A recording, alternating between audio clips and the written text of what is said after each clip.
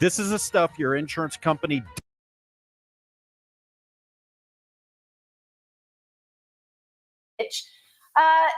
Donald Trump's great week has resulted in some serious Trump derangement syndrome. We're talking about on steroids.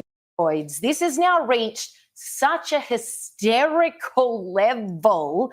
People are taking to social media to call for Trump's assassination. Most recently, it was a BBC reporter who took to Twitter to write, "If I was Biden, I'd hurry up and have Trump murdered on the basis that he is a threat to America's security." That's David Aronovich. I mean, this is someone that people, obviously mostly in the UK, watch on the BBC and know him to be a household name. And here he is calling for the murder of Donald Trump, but he is just one of many. Check out this actress.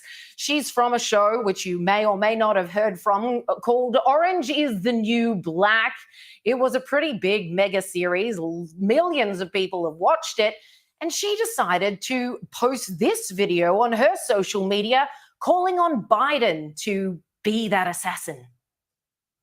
Joe, you're a reasonable man. You don't want to do this, but here's the reality. This is a war. This is a war now, and we are fighting for our country. And these are going to take it away. They're going to take it away.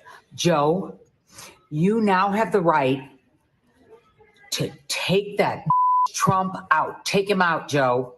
If he was Hitler and this was 1940, you'd take him out. Well, he is Hitler, and this is 1940. Take him the out. Like we needed any further proof that these guys are literally deranged, that they think that it's perfectly acceptable at this point to take themselves on social media, people with millions of viewers, and say, yeah, let's just murder this guy. Then there's the average Joe. I don't even know this fellow's name, but he thought he'd join in the sentiment. Since they say that a president is immune from prosecution for anything he does officially while he's in office, I think that Joe Biden should officially have Donald Trump killed off, and that would solve this problem of him being too stupid to run our country for 4 more years because he's brain dead. Speaking of being too stupid, that immunity only applies to things that you do as a core part of your business as president. So I don't think assassinating a political opponent, random on the internet, is actually going to cover Joe Biden in said immunity, should he in fact take Trump out. I mean, we've talked about Trump derangement syndrome for years now, since 2016 to be exact. But now we have people thinking that it's perfectly acceptable to call for his murder. This was entirely predictable. I mean, for years now, the left have been saying Trump's dangerous, he's a Nazi, he's Hitler, he's a dictator, he's a threat to democracy, he's going to steal our country. So these people, I mean, they're only joining the dots that the Democrats have laid out. And don't forget who the Democrats are. The Democrats are the party of moral relativism. When it comes to gender, when it comes to sexuality, when it comes to the unborn baby in the womb, they are the party of relativism. And it was only a matter of time before they would rationalize the murder of their political opponent to save democracy. And so these people are simply picking up the threads that the Democrats have been laying down for the last number of years. We're really surprised it's gotten to this point. And can I say, if Republican supporters were producing those kind of posts, there'd be calls for people to denounce it, to condemn it. But the Democrats have been completely silent while the supporters have been saying these kinds of things. Of course, look, it's amazing how quickly the left showed themselves up to be the totalitarian, dictatorial fascists that they really are when you scratch below the surface. I mean, they want to win by any means, and if that means wiping out, that in 2020. If that means wiping out your opponent, then they're on board with it. But I mean, this is just phenomenal content. Like, I just cannot get enough of this stuff because, again, it just screams to the world, yes, please go and vote for Donald Trump. Because if you've got the choice between Trump and all these people who want him killed, well, they want him killed for a reason, don't they? And that bloke at the end that we showed, the absolute numpty, who said that it'd fix the problem about whether or not Biden's capable of being president and he's brain dead and whatever. Killing Trump ain't going to change the fact that Biden is brain dead. It's just going to guarantee that we've probably got a brain dead president for another 4 years. You're the brain dead one, buddy. But this is seriously how people think. Like the lefties are just like, yep, it's totally justified to knock him off. From the top, right? Check out this tweet from Joe Biden himself saying, well, Trump has promised that he's going to be a dictator from day one. We must stop him. Attached to that, there he is. He's going to be a dictator from day one. He's vowed it himself. What complete and utter nonsense. So if you're a regular Joe and you support Biden, or you've been a Democrat voter your whole life, maybe your family has been too, you're reading these kinds of tweets and you're just taking it at face value. That comes from an interview Trump did with Hannity back in December, where Hannity said, what would you love to do? And Trump said, I'd be dictator for a day. I'd drill. And after that, I wouldn't be a dictator. It was clearly a joke. Yeah. And then Biden runs with it, not only as if it's true, but then uses it to foment the kind of nonsense that we've just been talking about. And as for your point, that people really believe this stuff, the actress that you showed, Liz, earlier, did you notice she begins with, like, she's about to tell Joe Biden, kill Trump, right? And she begins with this, Joe, you're a reasonable man. What the hell? This is a reasonable request. I think I'm just going to posit that maybe she was taking whatever drugs that Biden should have been taking before the debate, and she was sort of cooking on another planet by the time she got around to recording that video. This brilliant device keeps your home cool in summer, even during heat waves and power outages. It's smaller than a lunchbox, cools any room within 3 minutes, and uses 98.7% less energy than your AC. It was invented by a former NASA engineer from Houston, and it's now taking the U.S. by storm. Steve designed this device after a citywide power outage left him, his wife, and elderly mother without AC in the searing summer heat. With inside temperatures reaching 90 degrees, Steve took matters into his own hands. The result is an ingenious invention that's destroying the $5 billion AC industry, helping families around the country. Having worked on cooling systems for deep space rockets at NASA, he reverse-engineered the existing aircon unit in his house and was able to build a more efficient cooling device. It sucks in the surrounding hot air, passes it through a liquid compressed cooling cartridge, and then blasts cold air back into the room. Immediately after he turned it on, temperatures in the sweltering hot living room plummeted from 93 to 63 degrees in just 3 minutes. Amazed at the results, Steve put his prototype through controlled. This was a security breakdown from start to finish. And, this was the primary goal, the primary mission of the Secret Service is to prevent this type of action and then react as swiftly as they can to get them out of the danger zone. Neither happened here. So I don't want to issue harsh judgments, but it was definitely a security breakdown.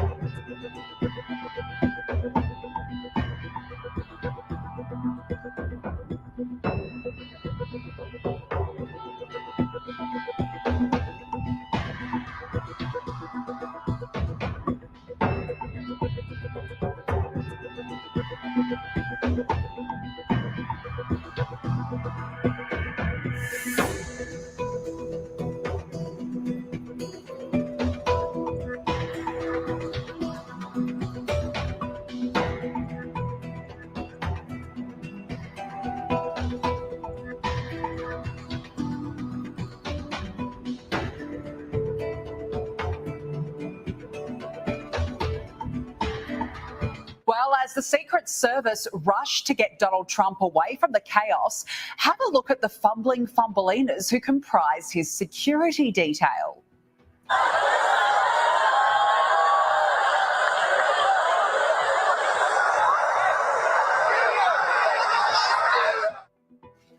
Joining us from the USA is host of the Brad versus Everyone podcast, Brad Palumbo. Brad, what's going on with these Secret Service agents? I mean, they can't holster their guns. They're more concerned with securing their sunglasses than securing Donald Trump. They're running around like chooks without heads.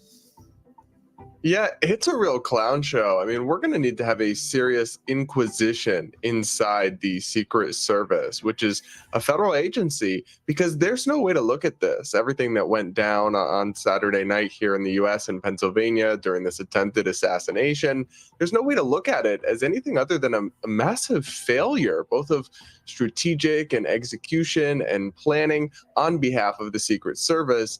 And also, former presidents don't get the same level of Secret Service protection that they do as actual presidents.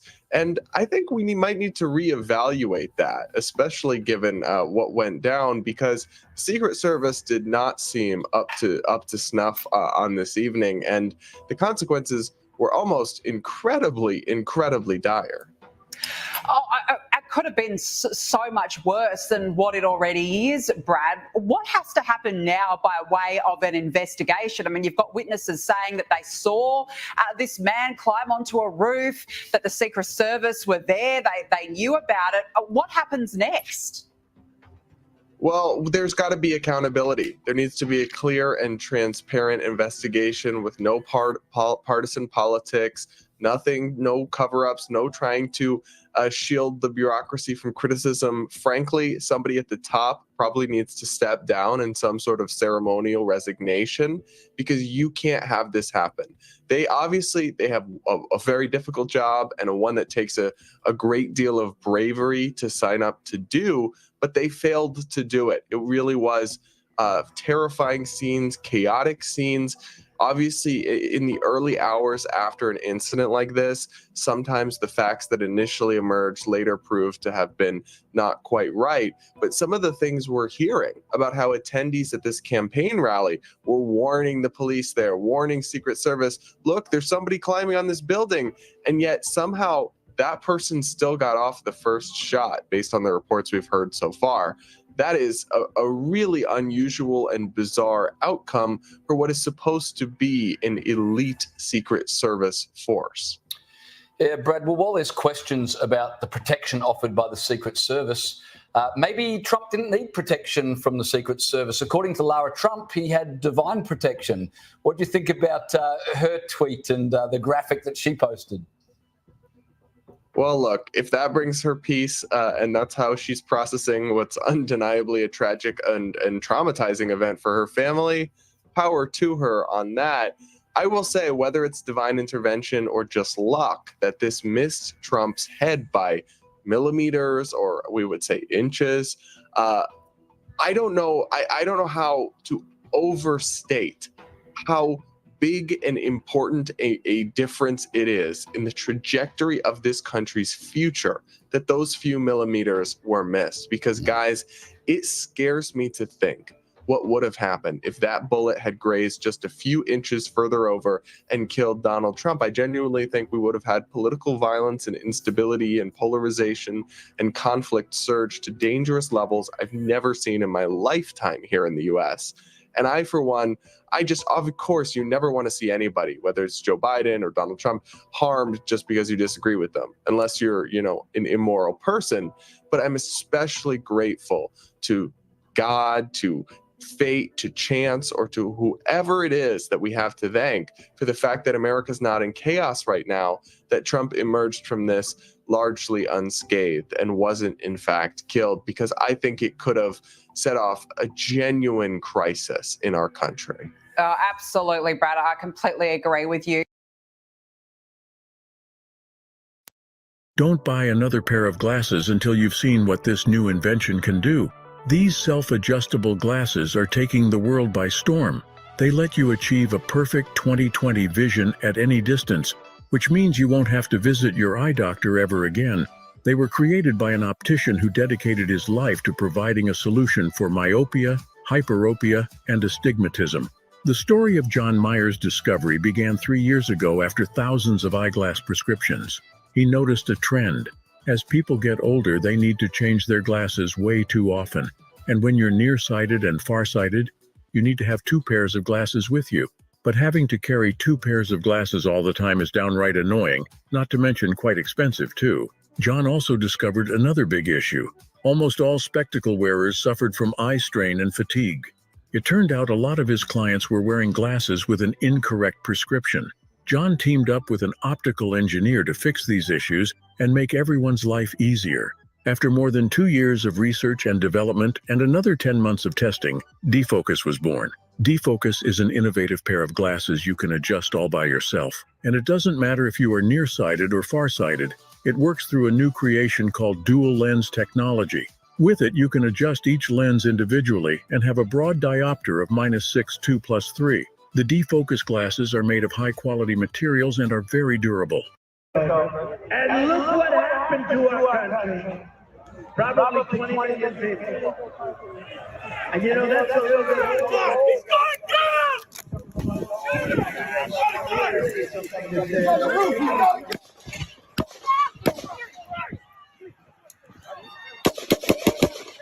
Stay over here.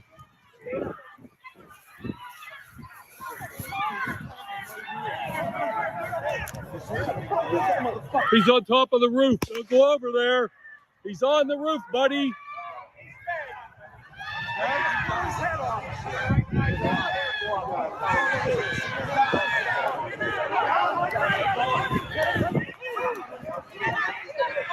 He's dead. I just seen his hair go up. They shot him in the head. Holy fuck.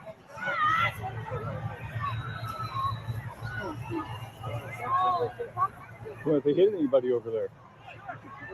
Did he pull up the shot? He number of shots. I thought that was us. No, that was him. The first 2 shots were him. No shit. Then we have to get down. Draws my fucking holy fuck. Let's watch the guy get killed. Did he fit? This is cool. Let's go. Holy shit. Let's go. He's on the roof right there. He's right there on the roof. Just on the other side of the floor. I believe the activist dispatch are much more still.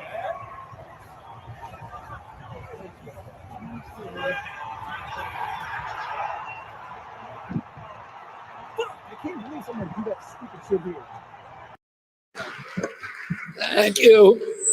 I'm very pleased to be back here at Freedom Fest. When I spoke here last year, it gave me such a morale boost to be around so many people who share my passions for the Constitution and for freedoms and the rights that our Constitution preserves.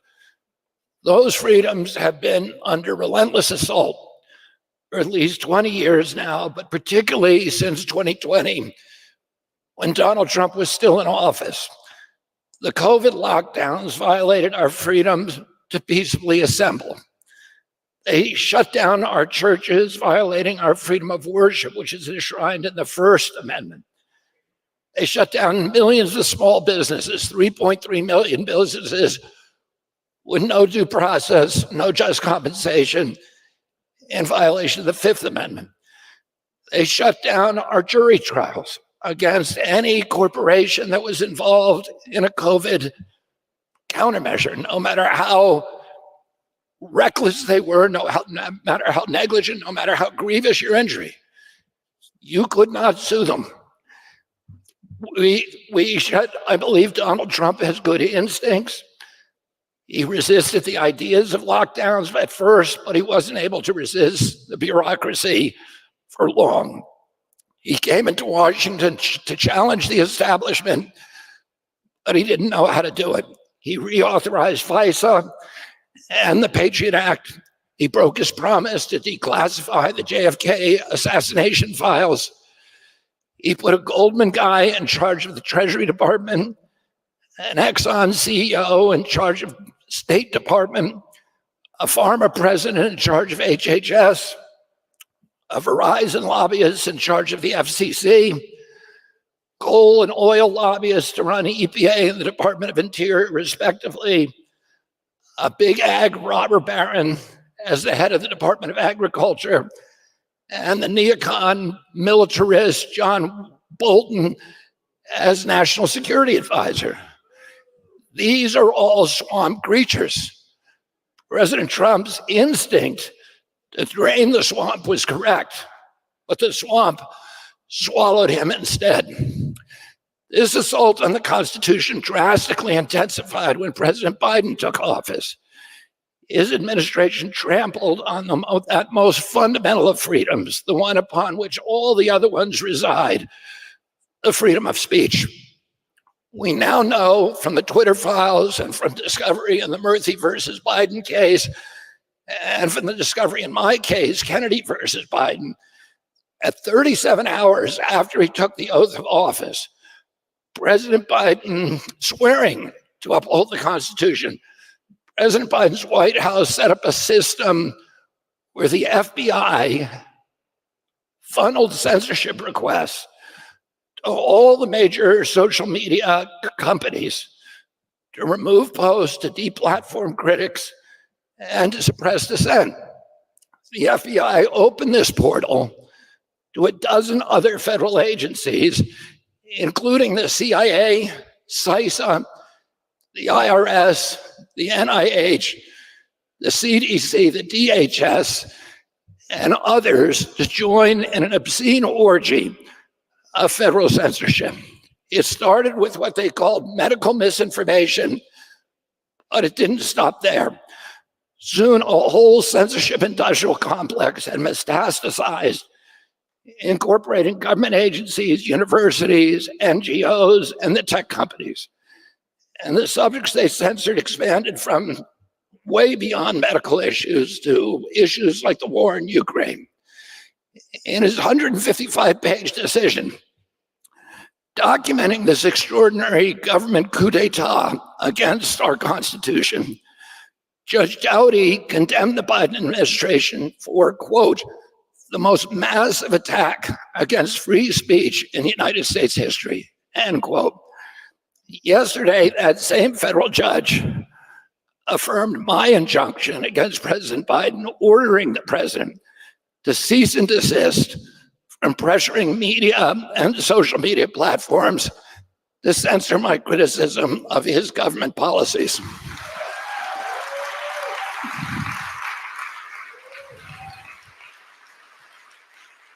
Please raise your hand if any of you read about that decision in the mainstream media. Yeah, none of you. That is not a coincidence.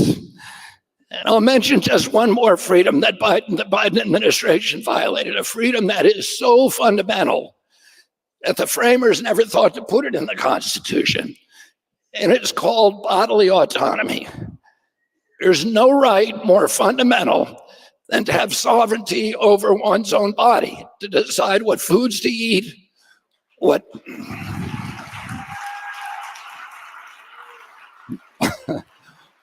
medicine to take.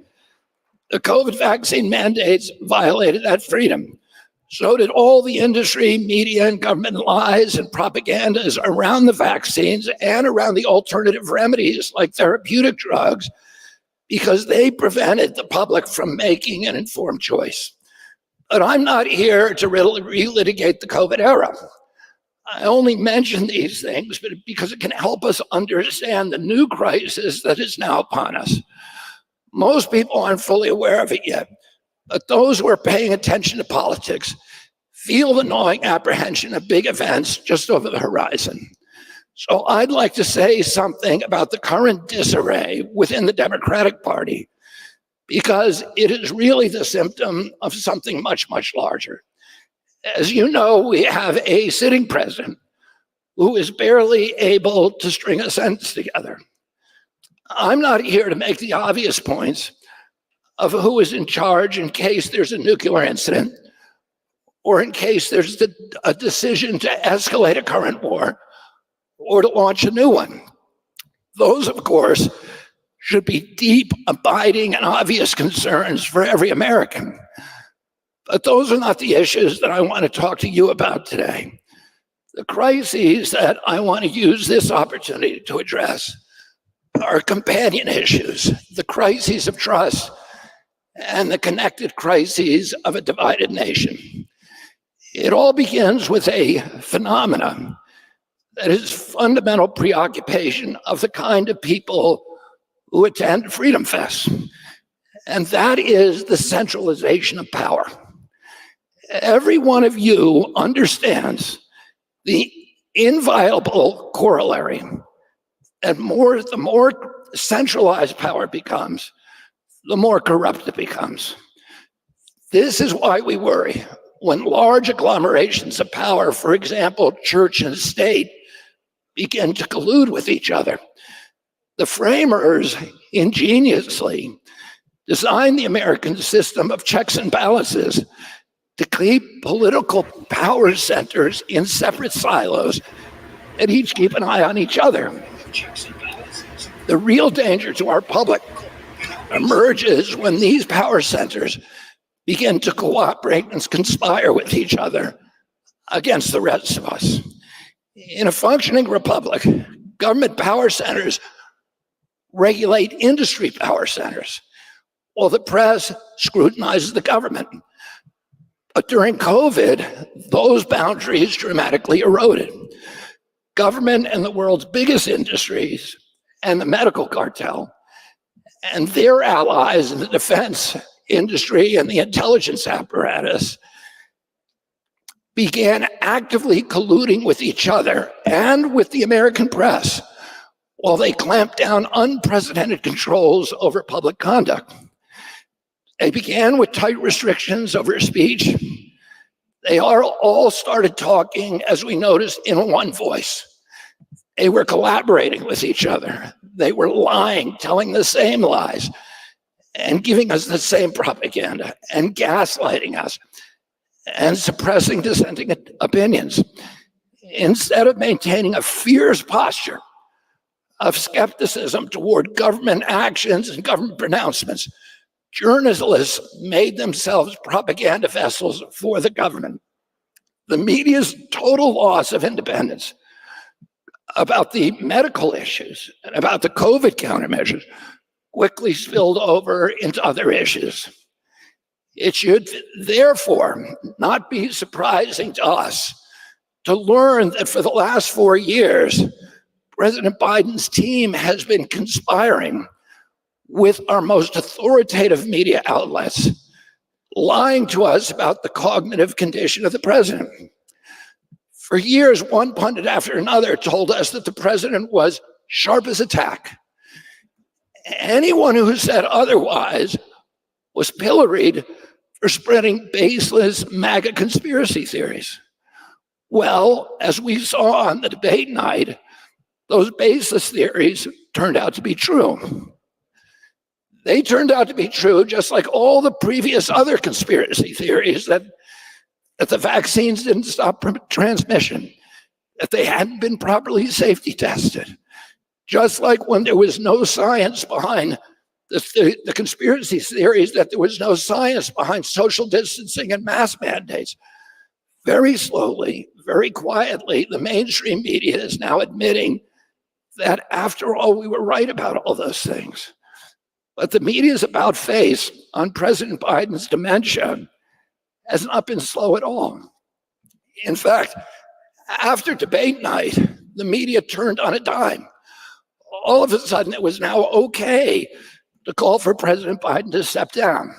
We all got national whiplash as one narrative after another whirled out of the media spin machine. President Biden had a cold. He had jet lag. He just had a bad night. His cognitive absentia doesn't matter because he has a great team around him. Each day, the media offered a new truth, contradicting the truth of the day before. Are you shocked that the media can say the very things that it ridiculed just a short while ago as right-wing disinformation and now is saying that they're true? I'm not shocked. I was not shocked by that debate performance. I expected that debate performance. I was shocked that people were shocked at that debate performance.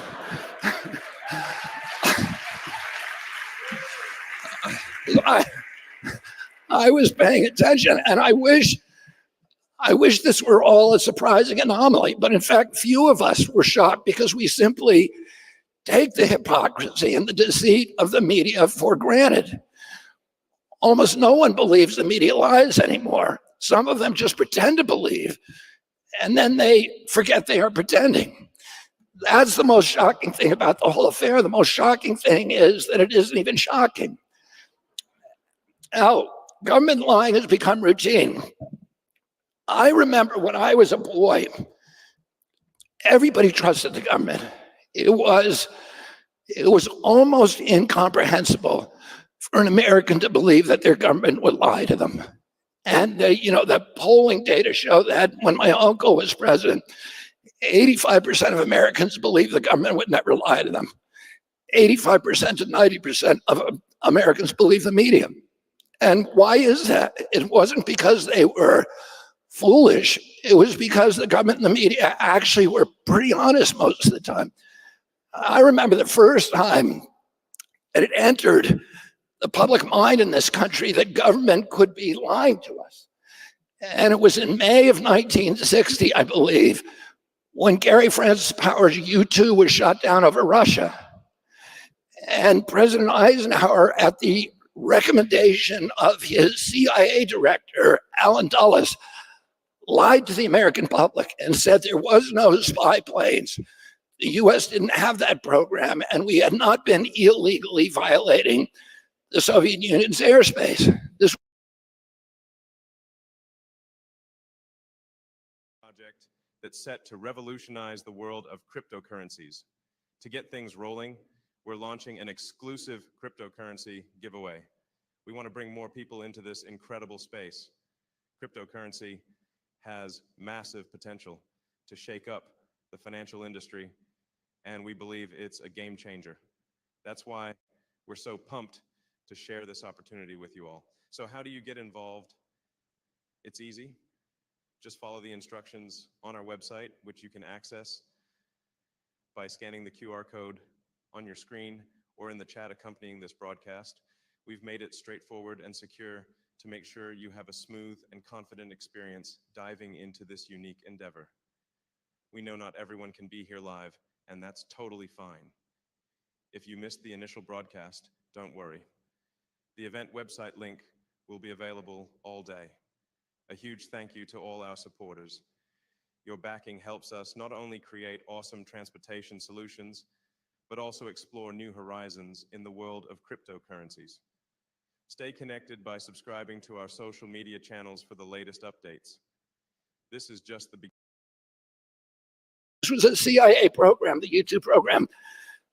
The planes flew so high, 90,000, 100,000, 120,000 feet, that they were invisible to the naked eye and they were invisible to radar. And we believe they were impossible to shoot down. But the Russians, because they had a mole in Langley, succeeded in shooting one down. And the pilot, Gary Francis Powers, was supposed to kill himself. He had an arsenic shot, but he didn't do it. And the Russians held him without telling anybody they had him. So after Eisenhower told the American public and the people of the world that there was no program, the Russians produced Gary Francis Powers. And everybody in the world took a big gulp, and everybody in our country and said, holy cow, the government lies to us. And then when my uncle was killed in 1963, the Warren Commission published its report, and 60% of the American public had doubts about that report. And then 10 years later, in 1973, the Pentagon Papers were published.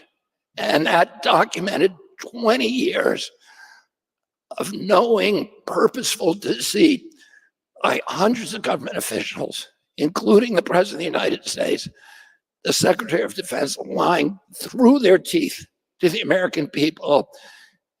And 56,000 Americans' kids died as a direct result.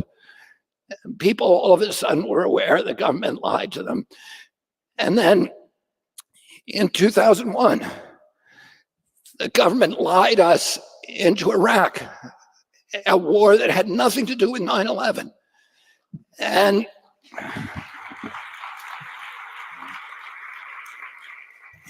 they did it this time with media cooperation. And that was unusual. And the New York Times subsequently apologized publicly for the reporting of its CIA-affiliated reporter, Judith Miller, who was allowed to tell these lies day after day on the front page of the paper that got us into that war. So at least the CIA, at least the New York Times apologized for it. But that war, think of what it cost us, $3.6 trillion. Iraq has left worse off than we found it. It's a incoherent battle between Shia and Sunni death squads. We pushed Iraq into a proxy posture with Iran, the exact foreign policy outcome we've tried to avoid for 30 years. The October 7th attack on Gaza are a direct result of that blunder that we did in Iraq of destroying the last bulwark to Iranian power. We created ISIS. We drove in the spillover war in Iran 4 million refugees up into Europe. We destabilized every nation in Europe for the next generations. Brexit is a direct result from that. BRICS ultimately is a result of it. And these are the results of a lie, of a collaboration to lie between our government and the media. But luckily, as I said, the media apologized for it at that time. But when COVID came along, we saw the same kind of disastrous collaboration. And this time, and the media again abetted those lies. We citizens have now learned to take nothing at face value, but instead to read between the lines. We're like Soviet citizens during the Soviet Union who understood that they could read Pravda, but nothing in it was true. Everything had to be discerned from learning the code words. What are they really saying? What is the messaging? What is the spin? Predictably, the public trust in government and the media has fallen to nearly zero. That's a national crisis that the Biden debate catastrophe has now made it impossible to ignore. How can you have a public without having the truth? And by the way, the crisis of trust isn't because we Americans are too cynical. It's because our government and our established institutions have abused the trust that we once gave them. And that's why the most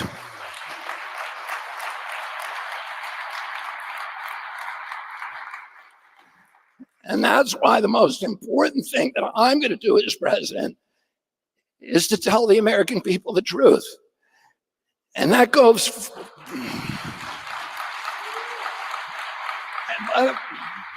and by the way, when I launched my campaign a year ago in Boston, I said, we just had a giant medical experiment done on the American people.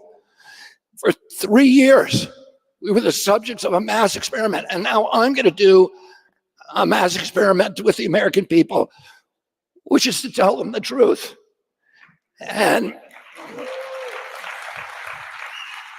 if there is an appetite for the truth,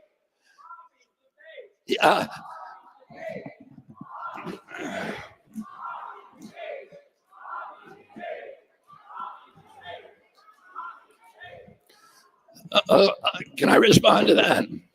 Yeah. I've been in the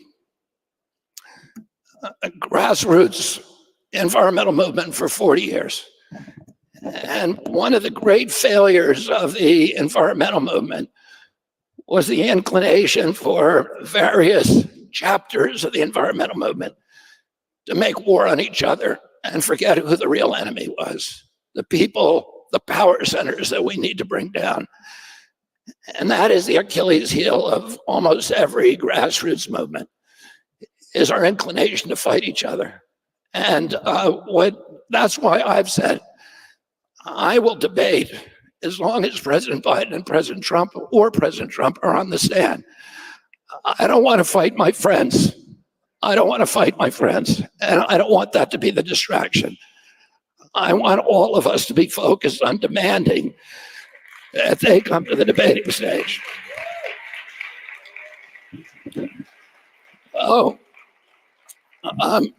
I made this promise. I said that if there's an appetite among the American people for the truth, I'm going to be president in November. And the first thing that I'm going to do on my first day in office is to issue an executive order declaring that any federal official who tells a lie in conjunction with his official duties will lose his job.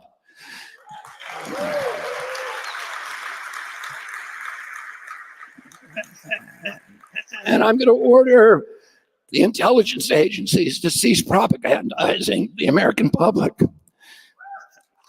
And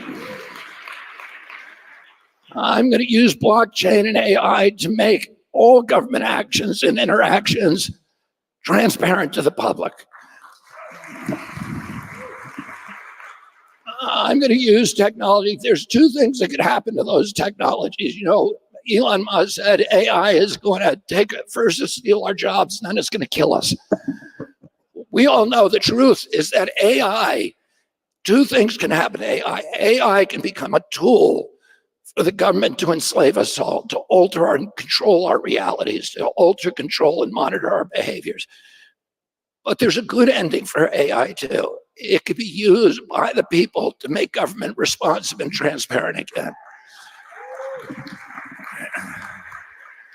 And blockchain has a very, very strong role in doing that too. And that's why we need to support those, keep them here in our country, and keep them. And we need to elect a president who understands the potential and the peril of those technologies.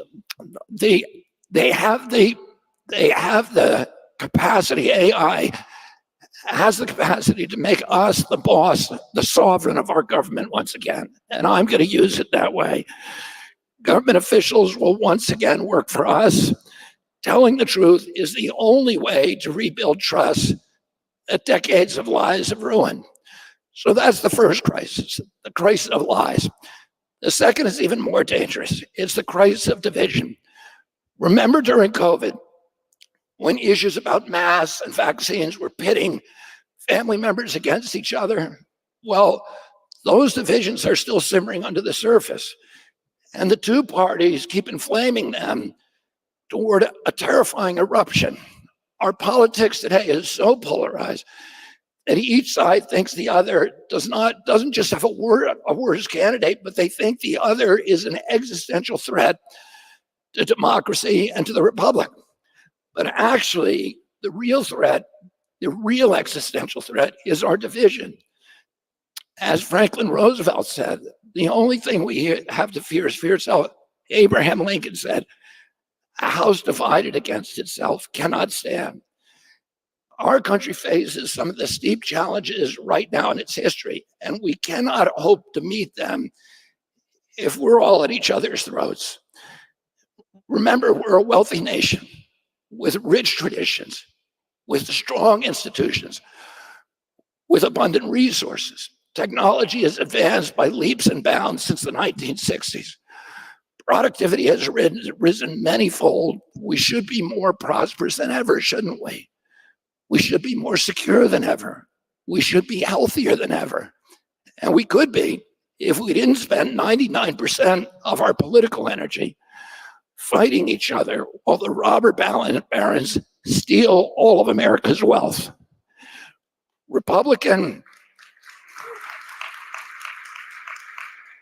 The Republican and Democratic administrations are both helpless to reverse our nation's decline. More than half of our citizens can barely afford their essential cost of living. We die 5 years earlier on average than if we had born in any other developed nation. We have more children living in poverty than any developed nation except Romania. We spend double what they do, what other Western nations do on healthcare, but we have the worst health outcome of the top 79 nations. Our infrastructure is in disrepair.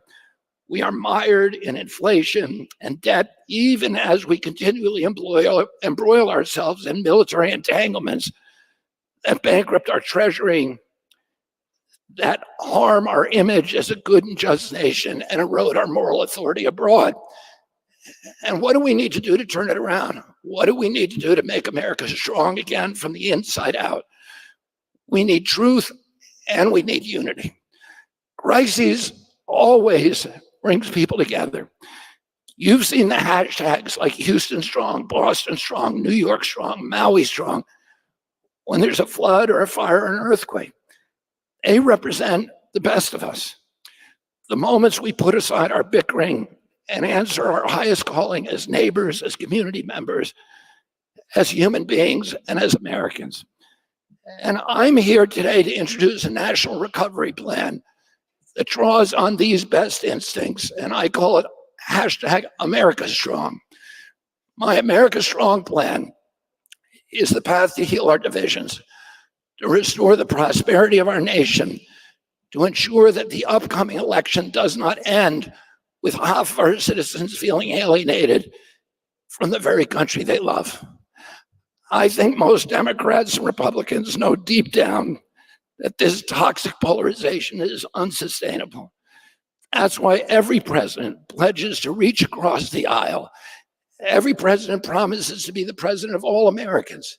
I believe they're sincere, but they're helpless to follow through because, in fact, they start out already on one side of the aisle or the other. They are elected as the champion of one side and the nemesis of the other. So they exclude the losing party from government for 4 years as they dole out cabinet positions and bureaucratic jobs to their most partisan supporters, and they pay back favors. As for their opponents these days, electoral defeat might mean legal prosecution and prison. Our country is already in a kind of a civil war, a cold civil war. And you know, the Biden administration has weaponized government beyond anything in our history, including denying me Secret Service protection. And I'm not trying to make it personal, but it's just a symptom of this.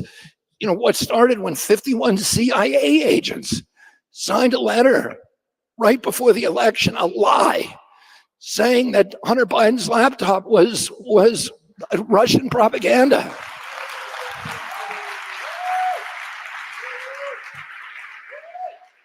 They were actually tampering with the election and then blaming the Russians for tampering with the election. But it began earlier than that. It began when President Trump promised that if he got elected, he was going to appoint a special prosecutor and lock up Hillary Clinton. It's not good for either side. We can't let them do this. They're weaponizing it against all of us. And that's why I look back at Abraham Lincoln, who led our country through the original Civil War, when we were even more divided than we are today. Lincoln did not do a victory dance and exclude his defeated opponents with gleeful cries of elections have consequences. He committed himself instead to what he called a team of rivals, a government representing all Americans, those who seem to have won and those who seem to have lost. He knew that otherwise the Civil War was never, ever going to truly end. My hashtag American Strong platform is a commitment to lead a unity government, 4 years of truly nonpartisan government representing all of our people and not just the victors.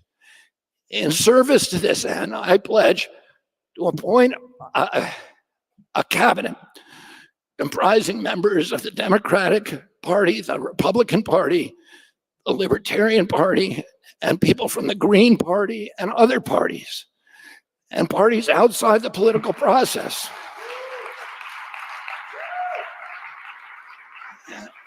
And I pledge to you to convene a cross-partisan advisory committee to propose and select Supreme Court justices.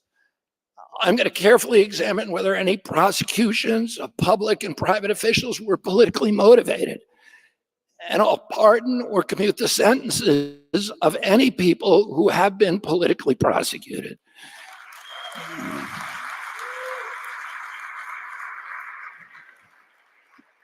This includes Ross Ulbricht and, of course, Edward Snowden. And I'm going to grant Julian Assange a real, full, and unconditional pardon.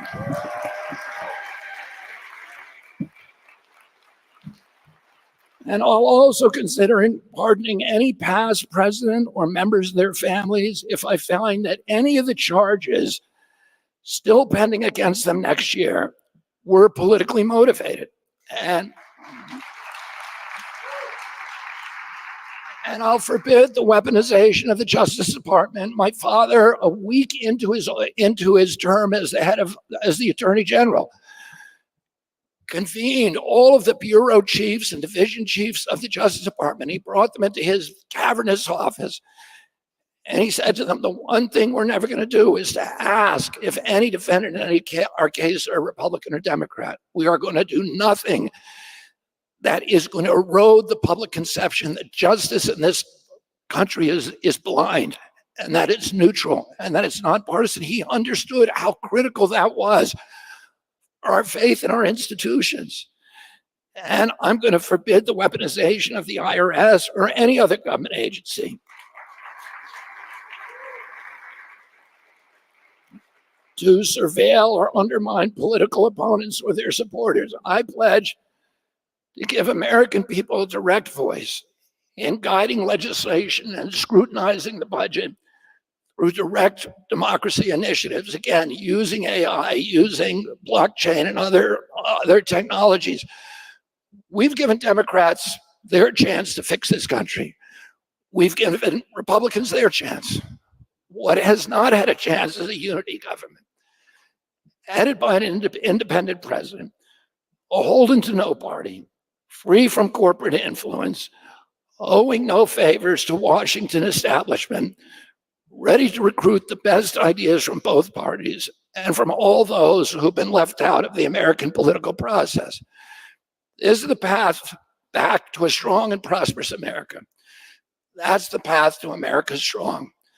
The presidential debate left no doubt that neither President Trump nor President Biden is prepared to unify our nation.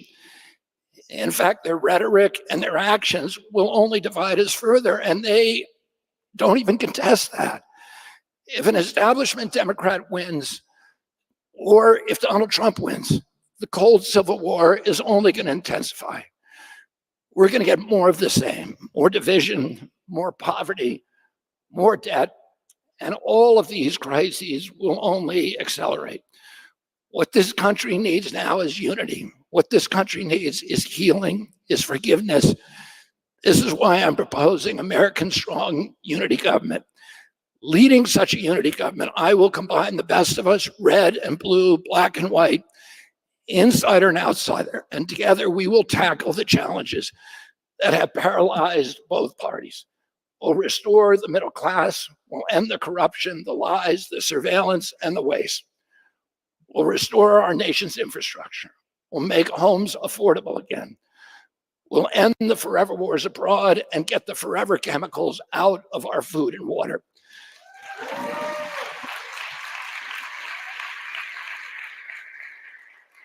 We're going to reverse the twin epidemics of chronic disease and addiction. We cannot do any of these things if we're limping along as a divided nation. That's why I call on all Americans to join me in stepping across the partisan divide and coming together in a unity government so we can once again be America Strong. Finally, let me tell you why I've chosen to unveil America Strong here at Freedom Fest. It's because national healing isn't going to start with the Democrats or the Republicans. It isn't going to start with those who have already taken a side. It starts with those who have stepped away from the sides. It starts with those people who've declared themselves independent of the political warfare. It starts with those who have served a higher ideal than merely defeating your opponent to gain power. And what might that higher ideal be? What is the ideal that lies at the heart of our nation? What is our founding spirit? It is, of course, the ideal of freedom. It's the life, the liberty, the pursuit of happiness. Freedom has suffered grave injury in the past 4 years, but its spirit still lives on in our country. Many of us have held faithful to it, preserving the idea of free nation, so that when the moment of reckoning comes, it's still available for America to choose. That moment is here now, and now is the moment of reckoning. All of you who lived through the COVID pandemic and held on to your capacity for critical thinking, held on to your love of the Constitution, held on to this critical skepticism that we're supposed to have toward government officials in a democracy. My father told me when I was a kid, people in authority lie.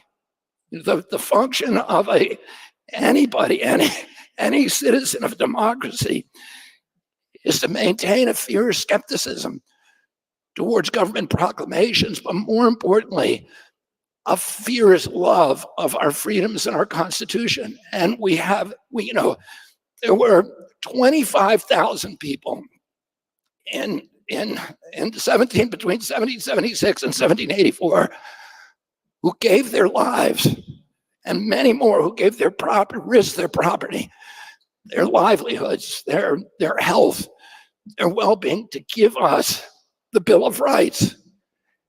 And in one short year, we let, in many cases, unelected public officials to take them away from us. And we have to make a recommitment. We need something to happen. Why did that happen?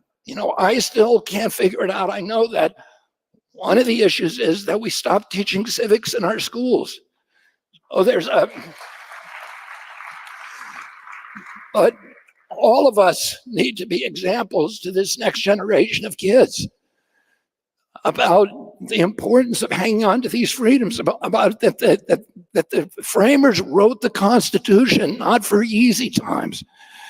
They didn't write the First Amendment to protect convenient speech or likable speech or politically correct speech.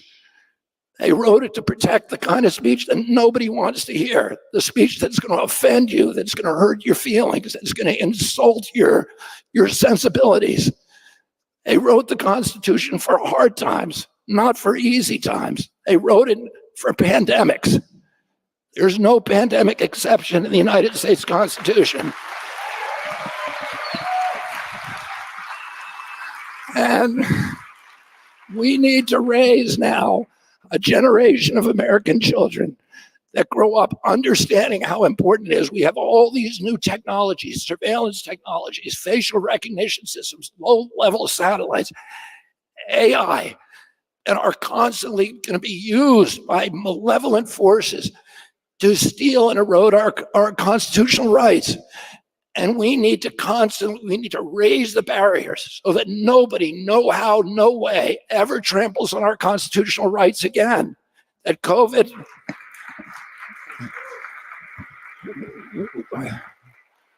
we need to raise a generation of children that understands that they need to fight for these constitutional rights to the death. They need to fight for them to the gates of hell. And then if hell freezes over, they need to fight them on the ice. And that's the generation. That is the civics lesson that I'm going to teach the American people as President of the United States. And that's why I feel that I deserve your support. And I'm so grateful to be here with so many people who feel the same love and passion for our constitutions and our freedoms as you do. God bless you and God bless America.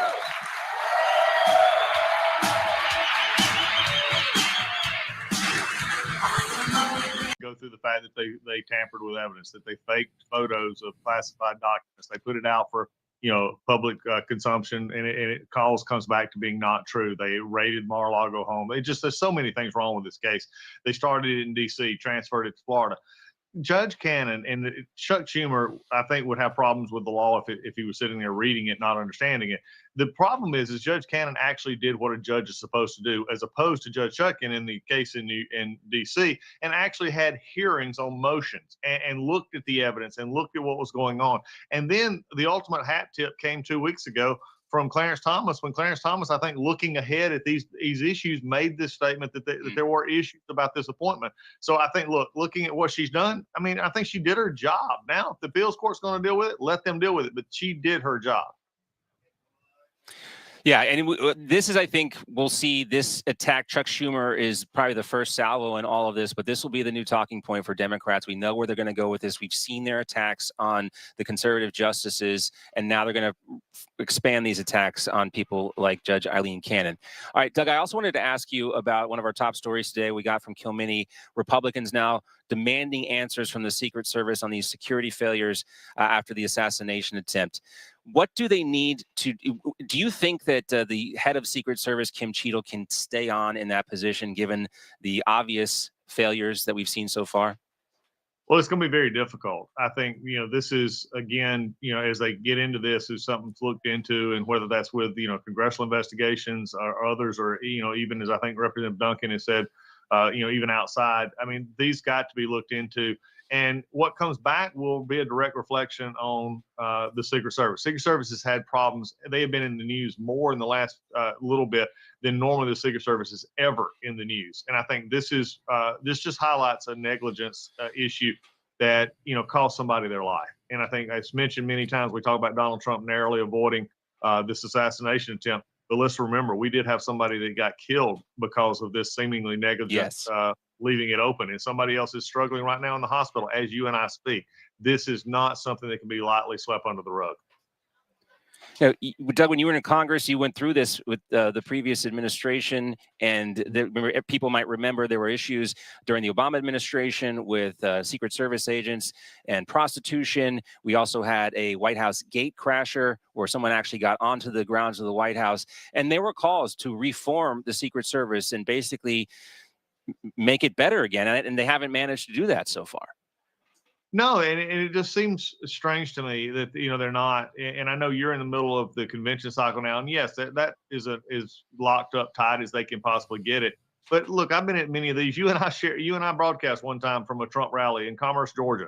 I mean, everywhere around there were actually security to making sure that you could not get a direct line of sight, that they could actually be using not only the Secret Service but other law enforcement agencies to make sure the place was secure.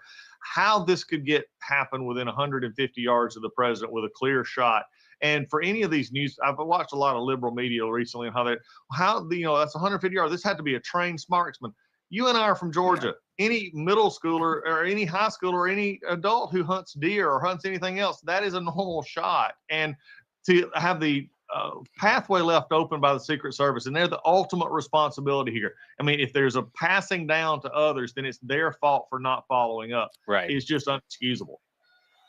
I think that's one of the most glaring things about this is you have the Secret Service trying to blame the local authorities, and it looks like they're trying to pass the buck around. And it's one thing to be doing all this DEI stuff if everything is running according to plan, but obviously it's not in the Secret Service. Last May, Kim Cheadle spoke about her hiring philosophy at the agency, and this is what she said.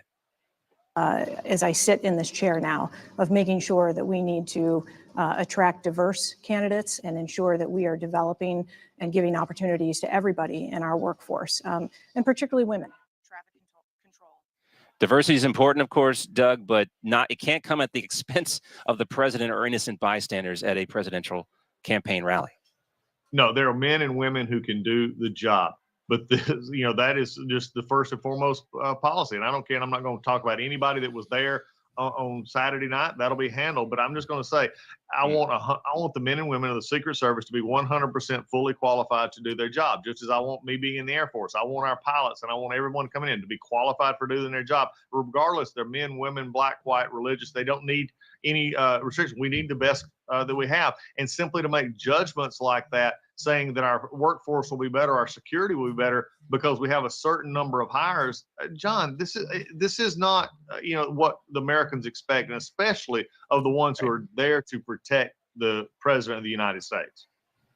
Yeah, it's a critical time. Our nation's on edge about so much. The last thing we need is more political violence, and the Secret Service have a huge role to play in this. And the most of the agents you meet and the uniformed professionals you meet, they are truly professionals. But this reeks of a problem of leadership at the top, like so many other things. Congressman Collins, great to see you. Hey, John, it's always good to see you. Have fun up there. I will. We'll have a lot of fun. All right, we're going to continue talking about everything going on here at the convention. But first, we are learning more information about the 20-year-old suspect who tried to assassinate former President Trump. We'll dig into those details next. We also have Ed Henry, my N2 colleague, standing by. We're going to talk more about the VP. Rampant speculation going on right now. There's a lot of it. Stay with us.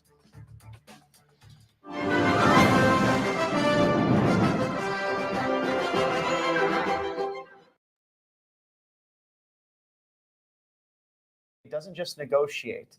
They also protect your assets from IRS seizures and manage your yearly returns for compliance. And we were talking earlier about just investing in your financial future. There are so many questions happening in the days and times we're living in. You want to make sure you're financially healthy. See the march. We did hear them speaking right there, upset at some of the messaging at the RNC. But this comes as former President Trump and President Biden are calling for unity, calling for Americans to come together. And you can see that the photographer right there repositioning the camera, as you can see a number of demonstrators right there are holding those signs. I'm going to raise the audio to see if we can hear anything. Earlier, there were speakers. Right now, obviously, you can't see a microphone right there, but I'm going to pot up the audio to see what we can hear. Let's listen in.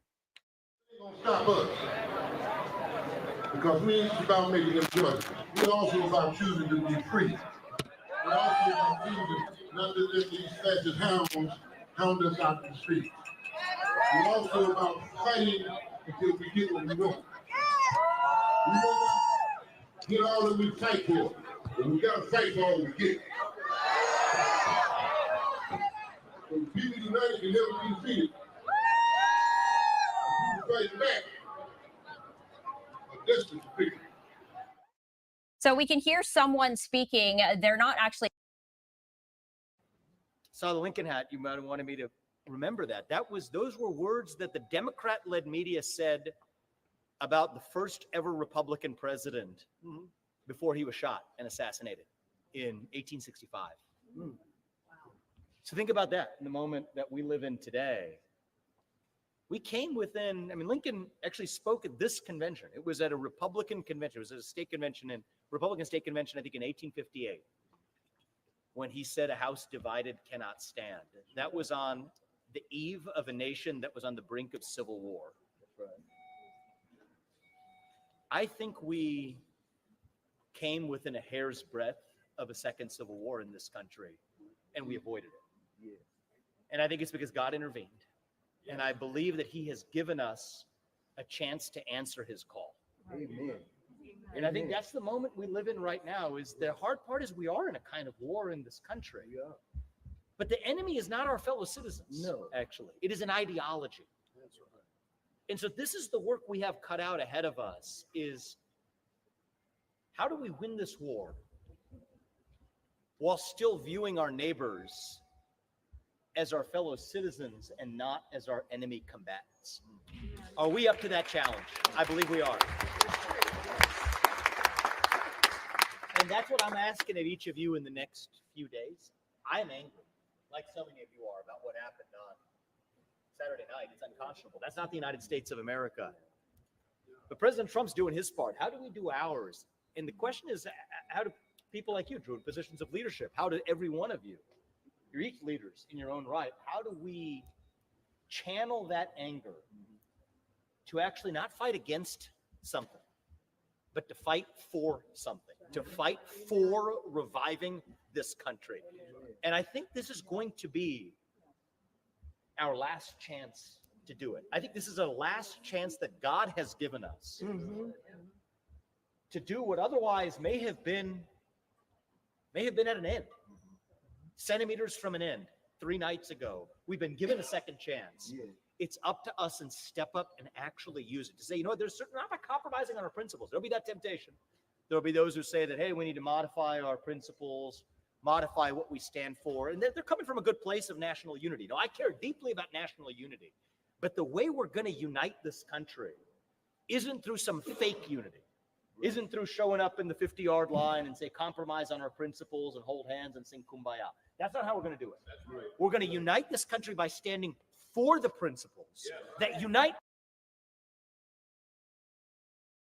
or even political party. It's not Democrats versus Republicans. It's 1776 in this country. And if we recognize that, then we're going to make sure it's not 1860 in this country. That's what 2024 is about. This is going to be a historic convention. I think our grandchildren are going to look at those images of Donald Trump on Saturday night. Our great-grandchildren will be looking at that, I hope, as the moment that we actually woke up as a country. And what a gift it is to be able to go through. I was in 11th grade when the 2 planes hit the Twin Towers. Right. I remember I was in U.S. history class, believe it or not, in 11th grade when another teacher stuck his head in and said, they got us, they knocked down the second tower. That for that moment, we at least paused and remembered who we were as Americans. We now have the opportunity to remember that when, for a centimeter's difference of God's intervention, we actually have a chance to reflect on that without going through a tragedy. What a gift that is as a country. So it's up to us. Is the left going to do it? You know, the case is strong to blame the left and the media and the Democrat machine. And that's what they're going to be doing. They're already blaming Trump, and look at what the media has already been saying. He was responsible for it somehow with his rhetoric. And so we're not going to play their game. We have a chance to take the road less traveled, and the road less traveled to say, we're not here as Republicans. This week, we're here as Americans. And if we revive that, our country's best days are still going to be ahead of us. Thank you, guys. I appreciate it. Good to see you, my man. We got buses. Get on. You keep celebrating. You keep celebrating the legacy of our main man right there. You've been standing in the tent. I said, you leave it. Thank Let you. me sing it. Thank you. You, It's good to see you. I want you to be the vice president. I will. I'm going to serve this country in whatever way we're called And you to. would do a good job. Vice president of the United States. We're going to do what I promise you is we're going to fight for this country. Do it. One seat or another. Do it. Yeah. Thank you. Hey. He's just going to turn around in a second.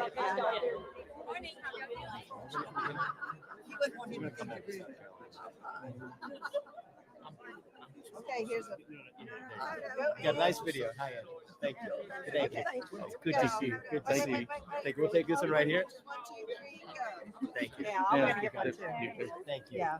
Thank you. Good to see you. I feel like I'm back in North Carolina. Looking forward to seeing you in the cabinet. Thank you. Thank you. We're going to get the job done one way or another. Yes, Thank we you. are. We're going to make America great again. Amen. Amen. Yes, sir. That's we're on our way. We're Thank on you. our way. That's right. Yep, me too. Hey, buddy. Thank you. You did it. Remember your name? Yeah, we met before. Good to see you guys. That was a good convention. Yes, absolutely. Thank you.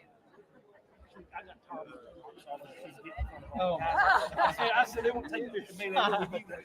Well, for good reason, but both of them. Yeah. Thank you for everything. I enjoyed it.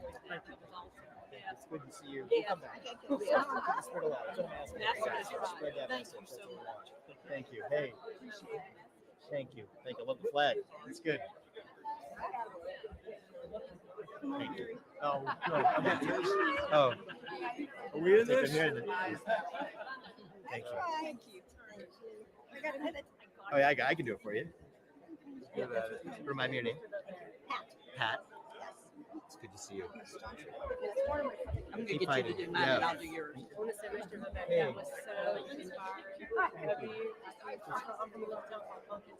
Oh, we didn't come there. We gotta come next time. Come up We should next time. Very Next time we inspiring. visit. I love Yep, absolutely. That's right. Thank you. Thank you. Thank you. I appreciate it. She's from Clemson. Yeah, from Clemson and cybersecurity. I'm very You are. concerned about It's very- election integrity. It's a very important time for it. Very Yeah. important time of it. Yeah. Actually, not enough people are focused on that. Yes, no. Our current Homeland Security Secretary is this guy by the name of Mayorkas.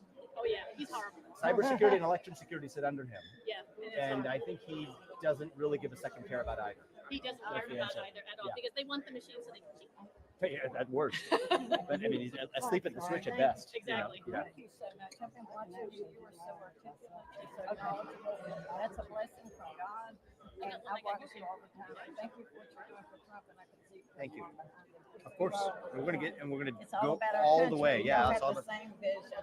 And thank you You know, so can I tell you, I much. talked to him. It was past midnight. Mhm. Night. He's just been shot. We just have a chat, have some texts, pick up the phone. He says, rolled. Is the water rolls off like a duck? A bullet rolled off like a water off a duck. You And know. they say he It's- made his 9 o'clock tea time today. Yeah, Is that yeah. hilarious? Yeah, no, it sounds like him. That's Yeah. exactly. That's our Anyway, man. Thank you, because you're helping this movement. It's obvious you have a heart and you have a heart for God. Absolutely. God puts us here for a purpose. He put Donald Trump here for a purpose. He put you here for a purpose. And the youth He that put you each of us put here for a purpose. along behind him. It's awesome. Amazing. Thank you. We're gonna keep doing that. Yeah, We're just thank getting you. started. Thank you. Thank you. Thank you. Thank you. Thank you. Yes, absolutely. Thank you for all you do. Yeah, I love you. I love this. Oh, I'm back down American. Good to see you. I do it. I love you, man. Okay. All right. It's good to see you guys. Thank you so much. Thank you for 1, 2, 3. Okay, and you're gonna get your own? Yeah. Okay. Yes. Amanda. Amanda, it's good to see you. Good to see you. Which county was it? Kershaw? Okay. And I have this. Come down there sometime. Yes. Help me get out of the way there. Yeah. Thank Thank you. you. Thank you Thank for you. everything you do. I appreciate it. Hi, Hey. Lieutenant Governor Abbott. Oh, Nice you to are. meet Good to see you. Well, we've spoken before. I We wrote you spoke up. before, and you know, I came to the event in Columbia with the governor. We didn't get to meet there, but tell him I said hello as well. I definitely will. Yeah, It's have you great to been? have you here. I've been great. Just working hard. Thank you. Thank you. Thank you. Thank you for all you've done. Thanks for everything. When were you elected? So we were elected in 2018. 18. And then so you're in the second term now? Yeah. Okay. Second term now, but finish on forever. Yeah. Take So- take the shackles off and make it happen. Absolutely. I know you are. Oh yeah. Thank you. Can we get a picture? Well, yes, and Yeah. thank you for what you do with the youth because Thank that's you. a That's big the, topic. that's the this whole ball morning. game. Oh, That's the yeah. whole ball game. It's the next generation. I know. doing it. Well, Thank you. absolutely. Speaking of the youth, look at how these roles what's your name? change. Salute. Oh, you do. She's my work Oh, daughter. is she? Good to see. I thought I was going to ask you your daughter. Good to meet you. I'm Thank not you. missing this. Hey, I good met to see you you. in North I Charleston. remember we saw you. That's Good to see you Andy, again. And I am not taking this chance of not getting a picture. Oh, thank you. Thank you, man. Love you I've guys. been praying. We'll come back. Thank you. Thank you. Pray for our country. Election integrity. Hey, Hello there. how are you? I'm Good to see I'm gonna you. give you my card. Thank you. Election integrity. Oh, that's and no one's focusing on the cyber aspects. Not enough, at least. So thank you. Thank you. Hey, Good to see you again. it's good to sir. see you again. It's good to be here. Right on my picture? Yeah, absolutely. Thank What's your you. name? Cindy Richardson. Cindy. Thank you. Thank you, sir. Thank you, I guys. go find Great to see Chris. you, man. How you doing, brother? What's your name? John. John. Good to meet you. Yeah, let's do it. Yeah, comes a picture. meet you. Really good to see you guys.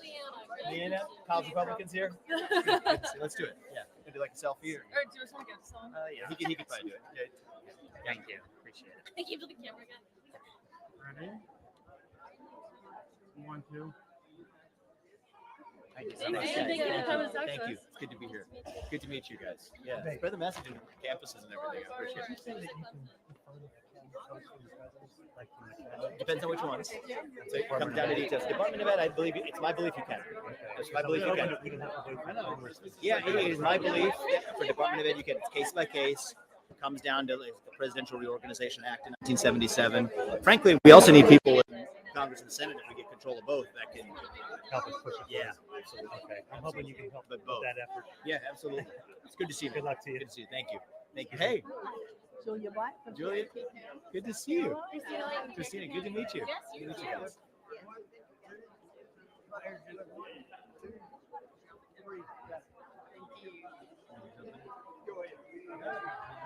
That's we appreciate what you're doing for us. I appreciate it. Thank you. very much. Thank you. Means a lot. Thank you. Thank you. Means a lot. Thank you. Yes, sir. Hey. Yes, let's do it. Let's do a picture. Yeah, let's go. How you doing, man? Good. How you doing? Thank you. Thank Spread the you. message down. Okay. Thank you. Addison. Woods. Good to meet you, man. Can I get a picture? Yeah, let's go. Let's do it. The lighting might be better. Actually, pretty good. And I'm with you. Oh, good. Yeah. Thank you so much, sir. Good to see you guys. Great to meet Yeah. you. Great to meet you. You're amongst young people, man. Can I get a picture with you? Speak your mind. That's all I ask you to do. Yeah. Would love that. Oh, you're small town. Which town? Cowpens. Battle with Cowpens, Revolutionary War. Really? Yes, We got to come visit. Is it USS Cowpens? Yes. Yeah, it's a cool little town. That's Oh, good. history. It's good to have a town that has history. It anchors itself. Yes, sir. Appreciate you staying. Give us into pride. Thank How you. vocal you are. Quick with it. I appreciate it. We're not going to stop. Can we get a picture? Yeah, let's do Hey, it. get in there. You take one.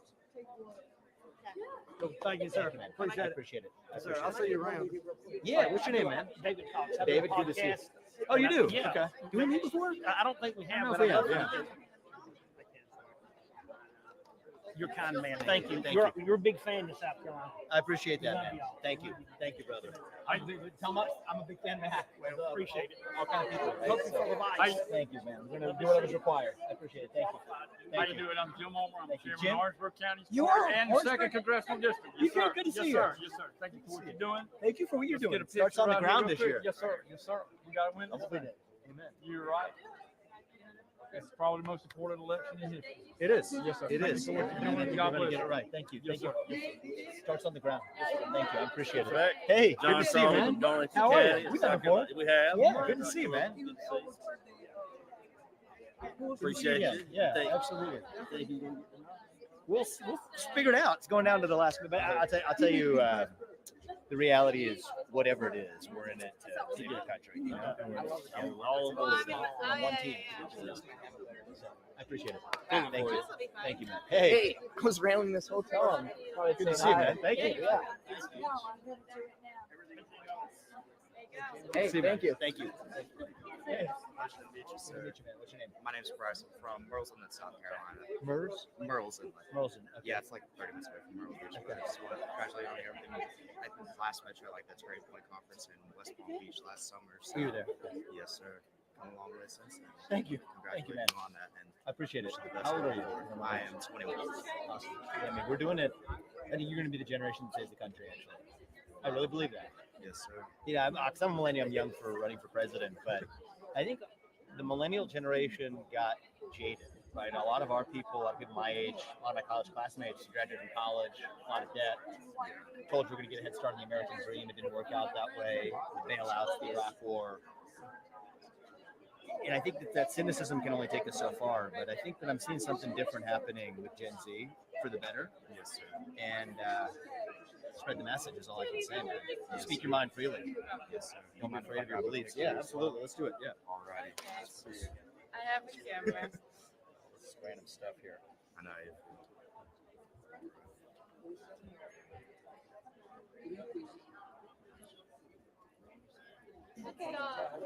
Thank you, guys. I appreciate it. Where are you from? South Carolina? Merle's Inlet. Okay, nice. Good to see you. It's so lovely to meet you and all the work that you're doing for President Trump. Thank you. We're not I gonna know, stop. I know this is it.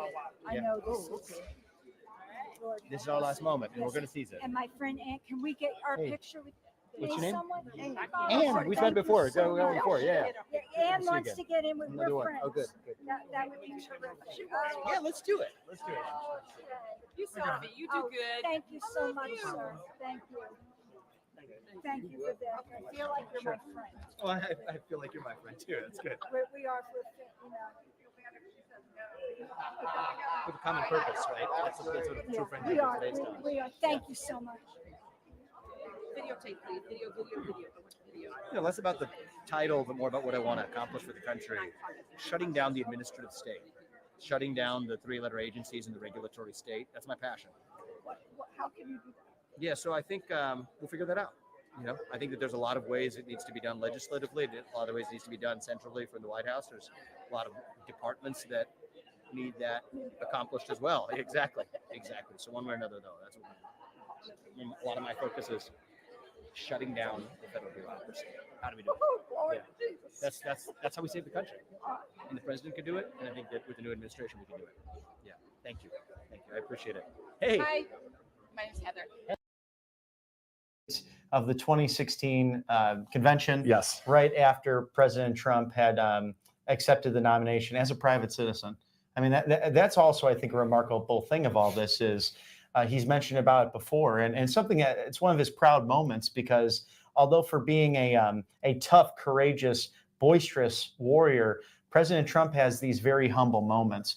Things going back to his apprentice days that he doesn't want to talk about, like the gentleman who changed his tire on his limo and he ended up paying off their mortgage when he found out that they needed some financial help. This man accepted the Republican nomination, a major party nomination, just 8 years ago as a private citizen. It's remarkable when you think about it. But it's a regular guy. It's a we the people position, right? And that bar has now been set as a president is, right, for under President Trump. So that's what we're looking for, of course, moving forward, is President Trump to win, but also in future elections in this country, that we would have people that are the real deal, that are not career politicians, that are just collecting just some dollars and some fame off of the people and not really working for the people. But we know, Bobby, let's talk about two things real quick. One, let's name some great politicians right now in Washington, D.C., which that only may take 5 minutes, unfortunately. But let's talk about that. And then I want to shift to another topic in a second about the global foreign policy with President Trump and how awesome he is with that as well, with, as you mentioned, Viktor Orban or Jair Bolsonaro with Brazil back in the day when he was the president as well in Brazil. But back to the political leaders. I'll name one, you name one, and let's talk about both people. Let's go with Matt Gaetz and share with us a thought absolutely.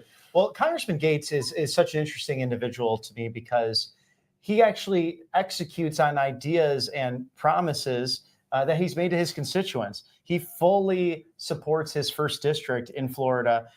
He does not sugarcoat them, whereas some, unfortunately, tend to do that or will make promises but break them. Matt Gaetz, I think, is a young version of President Donald Trump.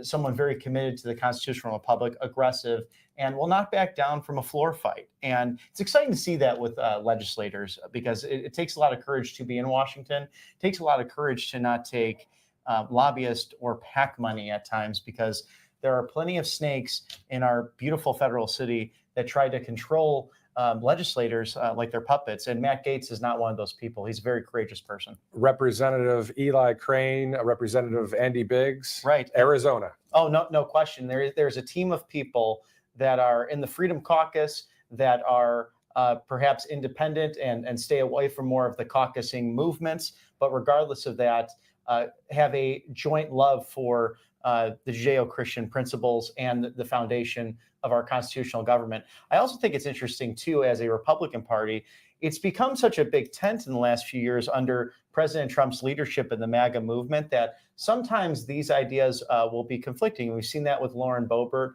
Marjorie Taylor Greene, but still those principles are the same. But why do they sometimes argue? They're working for their constituents. They're working for principles to make this government better. And sometimes there's going to be disagreements in a large setting.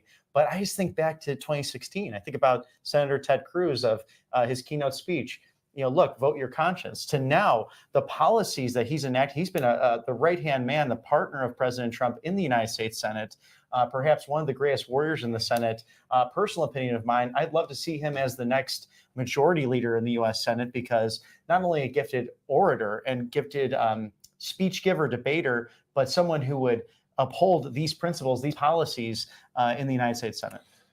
I'm also thinking about Representative Matt Rosendale out of Montana. Of course, you mentioned Representative Boebert. Of course, MTG, a rock star in the conservative movement. Senator Josh Hawley. Right. And also, let's just go back to Arizona real quick, as it's the 6th largest state in our country, right?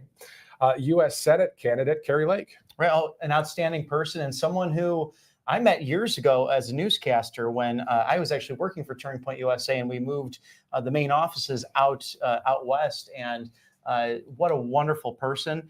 Did not know her political inclinations, and someone who was called to public service. And I think that's what's kind of neat about this recent movement. Again, people who have had extraordinary careers, whether it be in the news, whether it be in the medical field, who don't need to put themselves through, put their families through the onslaught of just the constant criminal investigations or the bigotry in some cases, but they have put their names forward to make America great again, make America great once again. We had some communication change at the RNC, which is kind of an exciting thing. That was, President Trump is full of surprises, and so is his team. Exactly. And that's going to be awesome today to see what time this all comes together when it comes to the vice presidential pick, but more importantly, of course, the official nomination for President Trump, and then secondarily, the vice presidential pick. I want to name a couple more people. Representative Byron Donalds. There's a number of people out there. Oh, absolutely. We have Senator Rand Paul. How extraordinary has he been, and a great gentleman and scholar in the use of the filibuster. One of my favorite moments was when he actually took on Senator McConnell, both in their own regards, masters of the Senate. But it was neat to see two senators of the same party, mind you, from the same state, battling over important legislation that affects all of us. Exactly. And other than politicians, we're looking at Franklin Graham will be speaking at the RNC, Lee Greenwood. We mentioned earlier, Alina Habba, the lawyer and also Trump campaign senior advisor.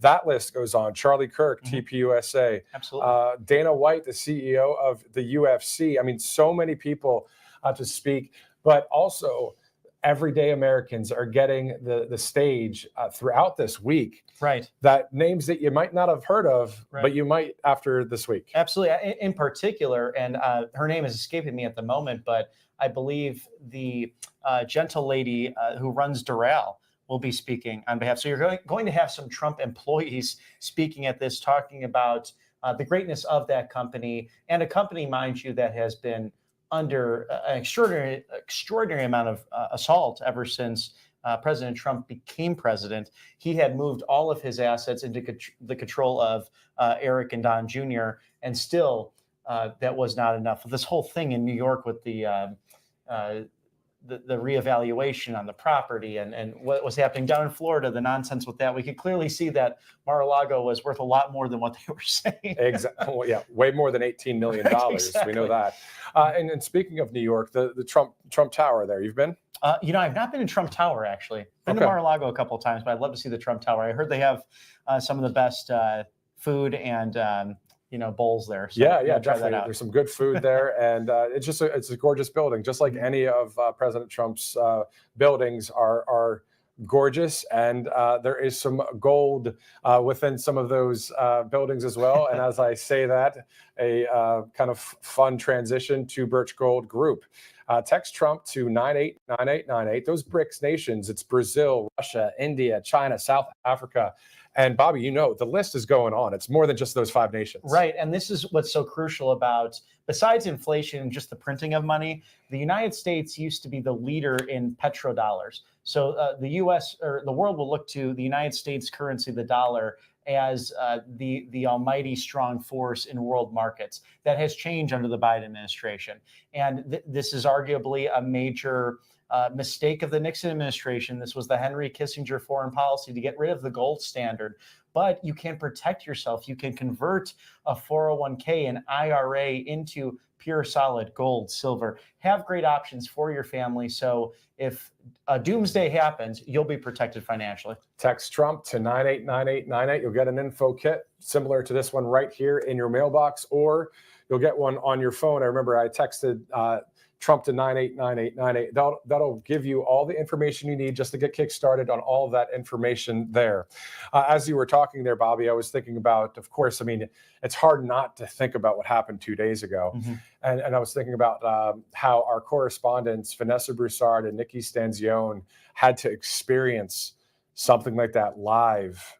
Right. And I texted both of them and I just said, I'm so sorry you had to experience that. But the courage, the incredible reporting, if you were watching live, they did an extraordinary job outside of the hospital at the event itself in Butler, Pennsylvania. And it's just such a pleasure to work with you, RSBN, and with great patriots like Nikki and Vanessa, who were in the line of fire. Everyone was that day. And sadly, we had patriots pass away as a result. They were killed because of a terrorist, quite frankly. And to have that courage to keep going, that's a very hard thing to do in the field. And it's just such a pleasure to have them as colleagues and to see how graceful they were in covering the immediate facts that came right out of what happened on that horrible day. Exactly. And I also sent a text to Vanessa, but also Nikki. She posted something on an internal communication here at the network, and she showed a video of the Patriots prior to the shooting. And then also Vanessa, when she was live there, and she'll be here in the studio on Wednesday and Thursday, she was showing the people. And the crowd was getting a pan shot from our camera, right? And you could just tell the amount of love there at that event. Right. And that was just really awesome to see that from Nikki and from Vanessa there.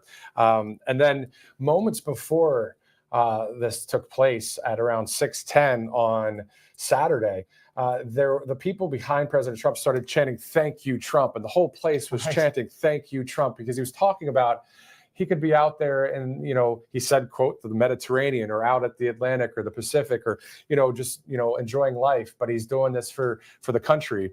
And then they started chanting, "Thank you, Trump." And then moments later, we saw what happened. But we know that God himself, I believe, 100% was involved in being able to push that bullet away. That's what I believe. Some say possibly luck. But at the end of the day, we know that we have a commander-in-chief that we hope will take office come January of 2025. As we approach the top of the hour here at Right Side Broadcasting Network, 1 o'clock Eastern. And then, of course, Bobby, 1:45 will be the start of the session. So can you talk to us a little bit before we get to the Birch Gold Group? We'll get back to them in a minute. But the fact that all the protocol and all the business that's happening today before we hear, Iowa selects Donald J. Trump. Oh, exactly. And they should be gaveling in right now if they have not already. The delegates have business to attend to regarding the finalization and the full adoption of the Republican National Committee's recommendations, the MAGA principles, and the platform of the GOP moving forward. And what I'm struck by is, having been involved in some of this in the past, that this was really driven by the delegates, by American patriots, by people really wanting to get involved in the system. Not just people from Washington, D.C., who were high-paid political consultants, lobbyists, who had legal mumbo jumbo, although important, all through a platform that really no one could understand at the end of the day and didn't want to take the time to. It was too long. We have 16 pages here of a very straightforward platform. Exactly. And then it gets narrowed down to those 20 promises. And as we know, the phrase goes, less is more. So less is more, as you know. And sometimes keeping it simple is much better, right? Right. You've got the 4 themes for this week, Monday through Thursday, right? So let's go over those themes again, and then let's dive into some of these promises. I'm sure we might have a commercial break coming up here in about a minute. So before we get to the 20 promises, let's just go over the themes, and then we can go to the commercial and we'll be right back here on Right Side Broadcasting Network with more interviews possible. Looks like we have some live interviews coming up as well. Just as we did the other day on Saturday.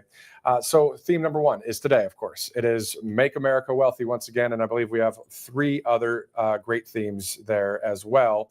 Bobby, we know that it is Make America Safe Again. Safe again. And then we have... we're going to wealthy and safe. And strong. Strong. And then great, right? And then great. So wealthy, safe, strong, and great. So today is day 1 of the RNC. So we are live here in Alabama. Thank you so much for watching. We'll be right back. We are with you, the American people. We're right there with you. We love you guys. Thanks for tuning in. We'll be right back after the break. What's up, guys? My name is Jaden Hurd, and I'm the host of the Let It Be Heard show here on RSBN channel. I would love for you guys to check me out. I'm on Spotify, Apple Music. Into the newsroom, the judge overseeing Trump's classified documents case has dismissed the case as the former president gets ready to appear at the RNC and announce his vice presidential candidate in a highly contested and tumultuous presidential election cycle. Former President Trump is in Milwaukee right now as this news comes down that the classified documents case has been dismissed. He's rewriting his speech after the events of this weekend, and now this big news about this case that had hung over the former president's head, one of several cases. I want to go to News Nation's Blake Berman with reaction to this. And again, this is just coming into the newsroom. Blake, good morning to you. The ramifications of this and dismissing this big case coming in at a critical time for former President Trump. Yeah, I mean, obviously this is a massive story in its own right. Look, let's zoom. This just dropped, so we're going through I'm going through it, as I'm sure you are and your team is as well. So let's just zoom out at 30,000 feet here for a second. There were 4 cases that were brought against Donald Trump, 2 at the state level, 2 at the federal level. We know that Trump will be sentenced at the end of September in the New York case. The Atlanta case is now essentially on hold for various sets of issues there. The Florida documents case has now been dismissed, and the election interference case now has to rework its way through the legal system because of the Supreme Court ruling, essentially. The point here is, Marnie, there was a belief when we were talking, if you and I were having this conversation, I don't know, 6, 8, 10 months ago, there were many Democrats, quite frankly, who were hopeful and leaning on the idea of 4 cases coming against Donald Trump before the November election. I don't think this case ever was going to happen before November, but now we definitely know that it won't. And so this is a major win for Donald Trump personally and for his team as he seeks re-election in, my gosh, what has been an absolute surreal few days here involving Donald Trump, Marnie. Right. And curious the timing of it. I mean, given what took place over the last 48 hours, we are now getting ready for the start of the RNC, Blake. The timing will be questioned here, right? It is at the start of the RNC, which is set to take place in 10 hours or so, give or take, 8 hours or so, give or take, here on the East Coast. Again, this case very likely wasn't going to come, or at least a possible verdict before the election. But, you know, in a time in which the conversation right now in this country, Marnie, is how can we lower the temperature? Let's talk about the ideas. Let's talk about the policy differences. And there are real policy differences among the top two, the 2 men at the top of the ticket. Democrat colleagues take partisan approaches. The Democrats in the White House, obviously, the Robert Hur tapes. Yes. They don't want to release those. We're going to pursue it because you can't flout the subpoena authority of the House. But I think we know why they don't want to release it after the 90 minutes of that debate that we saw a couple weeks ago. They're trying to run the clock out on that, right? I don't think we're going to see that on this one. I think this episode on Saturday is awful as it was, and we should remember, pray for the family that lost their dad, their husband.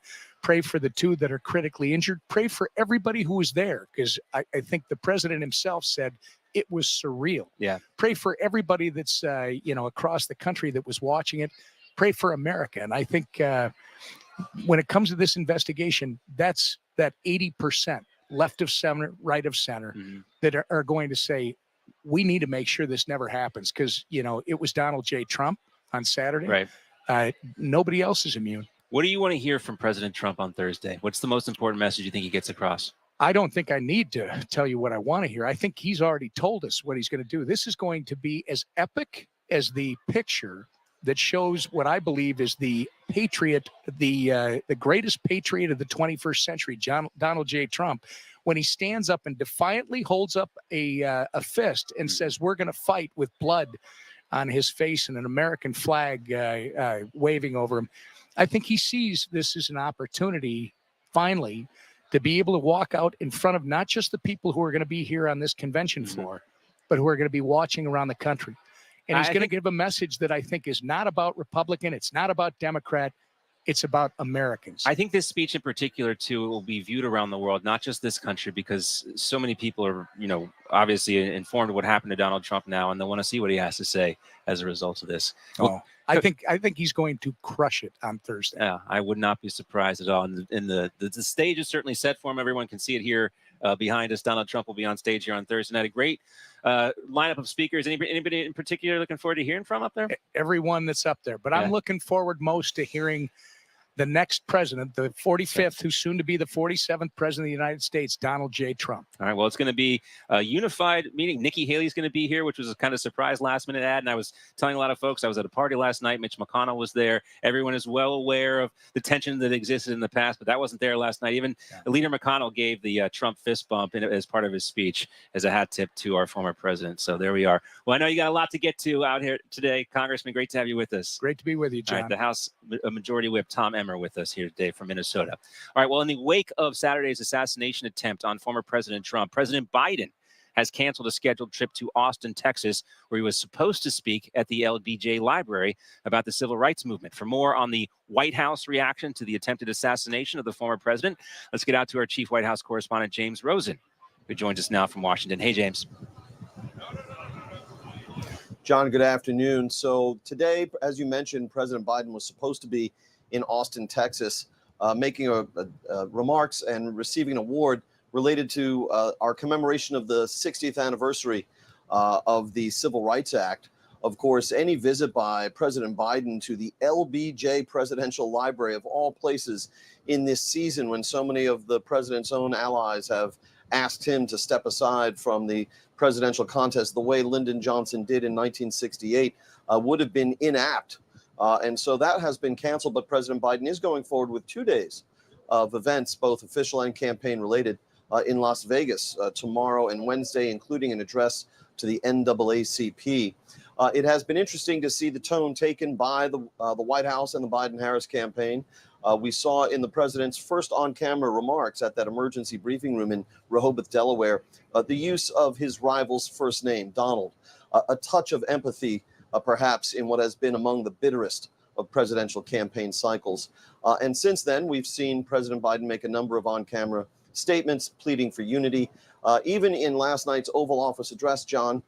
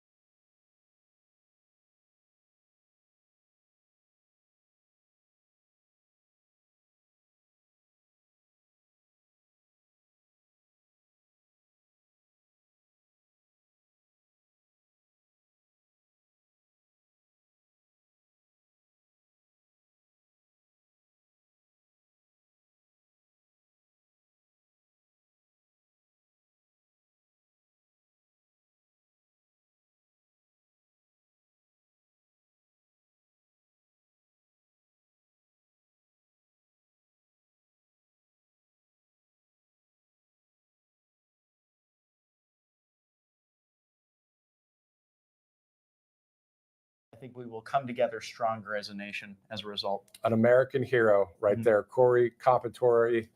Now, and want to thank, of course, is American Finance. Of course, if you're dealing with any kind of financial situations, whether it's debt or other things, this group right here will be able to help you save an average of $854 a month. That's quite the boast right there. But give them a try right there, because this is something that needs to happen. We're dealing with so much Biden-inflation and Bidenomics. Right. That we need this. Oh, no question. And you look at the average family of four and what they're spending just on groceries.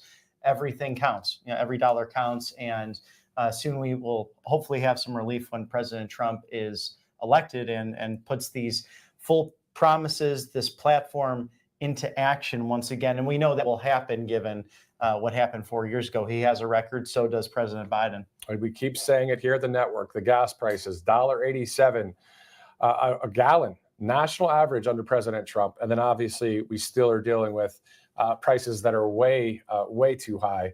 And on top of that, the consumer price index Any lodging away from home, up 45.1%. How about motor vehicle repair? 40.1% increase. Just looking at the list here, electricity, 31.6%. Wow. Think about it. Obviously, you live in Georgia. I'm in Alabama. We've got some heat down here, and I know you got some up there in the Northeast, out in the South, out in the Midwest, everywhere in the country. Northwest, might as well name all the sections of the country, but the electricity prices with the air conditioning. Oh, and these could be life or death situations. And for those who are living paycheck to paycheck, which is most of America, we need relief, whether it's at the pump, whether it's just to fuel your home, whether it's cooking, air conditioning. And that's the theme of Monday today, is Make America Wealthy Again. So I'm very excited to see the speakers presenting on this topic today, and everything that these policies go into the decision-making process that actually affect you at home, and how crucial that is, not only in Washington, D.C., but throughout our cities and our state capitals. Exactly. So we'll be getting to some more interviews here, and also some more analysis as we await the session number 1 to start there in Milwaukee.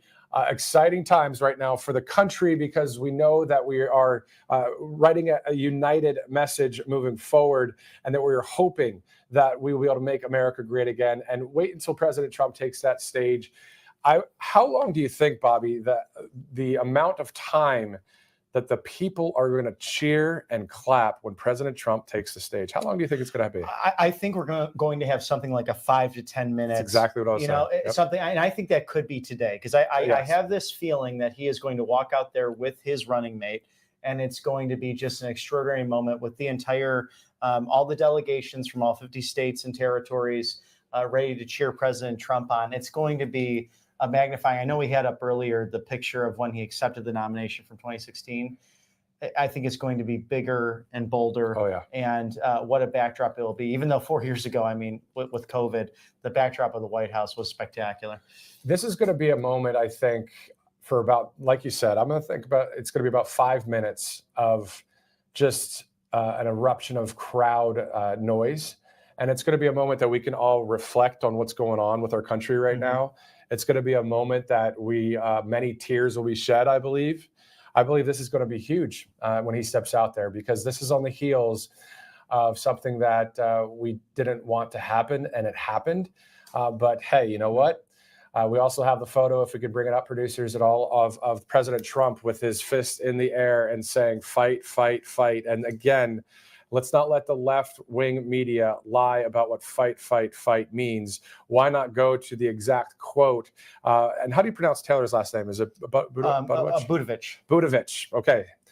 So the quote again: "By the grace of God, President Trump survived a coward's bullet, and before leaving the stage, he roared, 'Fight.' So we shall. We will fight by mobilizing the most epic political movement in history. We will fight by prosecuting the case against the worst president in American history, Joe Biden." This quote here from Taylor Buttigieg with MAGA Inc. He also says, "And we will fight by delivering President Trump an electoral landslide to provide him the opportunity to unite our divided country and make America great again." So if you want context on fight, there it is. It's so exciting. And what a team of people, team of professionals coming together to not only help the victims by starting the crowdfunding, the GoFundMe. It's raised almost $4 million right now for what took place, but to respond with such professionalism. And this has been President Trump's message. Even from the debate, he said the retribution that the so-called left-wing mainstream media is talking about is simply our success at the ballot box. That's the retribution. It's being successful. It's winning on a platform that's 16 pages long, if that. Talking about 20 major policy points broken up into chapters, broken up into congruent themes. And President Trump has always been one to never stop fighting peacefully and patriotically, something certain politicians and certain left-wing sources don't really mention. Exactly. And when you have the proof in the pudding, when you have the video evidence and the audio evidence of what happened on J6, President Trump said, quote, "to march down there peacefully and patriotically." Okay. Now, let me take that back and paraphrase. I know he said peacefully and patriotically. Did he say march down there? I have to look up the exact words, but he did say, quote, peacefully and patriotically. So that's the message that we've seen from 2016 to 2020. A lot of the left, they call him all these names. They say, oh, you're going to do this and do that if you're president again. If he was that guy, Bobby, he would have done it all back in the day. Oh, there's no question about that. And that's what's so concerning about we're looking at this question of how much staffing and who in Secret Service goes where with the former president. That also has to be relooked at, because if you look at the same January 6th committee of people like that was manufactured by Speaker Pelosi at the time, but you have Representative Benny Thompson, former Representative Liz Cheney. Thompson specifically wanted to remove all Secret Service protections for former presidents. That was directly targeted at President Trump. And it was unfair. It was uncalled for. And hopefully now we'll have something more robust. I mean, even when President Obama, President-elect Obama, in one Grant Park, Chicago, had a glass enclosure around him. Perhaps we need to move to that, because President Trump likes to be with his supporters. I think he gets a lot of energy from these MAGA rallies and vice versa. It's an incredible experience to engage with the leader of the free world. And we don't want that to end necessarily because of a would-be maniac assassin. But we'll see how this is now addressed with public policy to make sure that President Trump and visitors of the MAGA rallies are safe. Exactly. And I was talking to some buddies of mine yesterday about all of what went down on Saturday. And one of the things we talked about was that exact point. How will it look moving forward? And it looks like, if you just want to take a page out of President Trump's book, he pumped his fist and he went to that motorcade. And then on top of that, he posted on Truth Social right away about thanking law enforcement, but also keeping the family of the victims in your thoughts and prayers. And then on top of that, he says, you know what? I'm going to be in Milwaukee. This is the show must go on. And that's what he is doing. So I believe that there will be more events, obviously. And of course, there will be a lot of security out there, even more than what was seen on Saturday. And we're moving forward because that's what he wants to do. And I forget who said it, but basically that's what President Trump does. He keeps going, regardless. It might have been Paul Ingrassia, but that's what he does. He keeps going no matter what. Oh, he does. And it's very clear in this policy, too, of how clear it is, how many topics are directly talked about that he touched on in the first administration and will come back to address with a second Trump administration. And that's what's so interesting is the person he picks as his running mate. What's their expertise in this platform? I've been thinking a lot about that, too. And I'm sure, as he said, President Trump, that the person he selects, that man or woman, will be ready on day one, God forbid anything does happen. And unfortunately, you have to think about those things when something crazy happens like it did 48 hours ago. Is that person ready for the presidency? Someone like Kamala Harris is not. And clearly from the Biden-Harris ticket, there is a weakness. With this Trump and yet to be named person, there's going to be strength in that. So I'm very excited to see what takes place after the regular session of business today at the RNC. And you and millions of people. Right. I mean, we are all in it together. We're watching with you guys. Thank you so much for joining us here at Right Side Broadcasting Network. We are exactly 25 minutes away from the session one that is expected to begin at 1:45 Eastern. Of course, that is 12:45 here in the Central Time Zone. Thank you to all of you watching from all around this great country. We're with you. I know it's been obviously a very difficult past 48 hours, but we're here to be with you. And our thoughts and prayers are with the families and the victims of what happened in Butler, Pennsylvania, just north of Pittsburgh, some 48 hours ago, as you mentioned there, Bobby. We also wanted to thank one of our great sponsors. I believe he was saying the Wellness Company, or I'm not sure which one we have to thank at this point. The Free Trump book. Thank you. So we were talking before about how great this book is because, I mean, it's reversing the indoctrination of what students are learning out there too. Oh, exactly. And actually teaching American history. And what's great about this book is it's not just President Trump. It's about these policies that are in this platform, but also documents with the series of the Declaration of Independence, the United States Constitution, the idea of the Judeo-Christian Foundation, and the Bill of Rights. why we separated from England in the first place. All these questions are important, and with an electorate that may not know these things or can't answer these questions, it could lead to a nation in peril.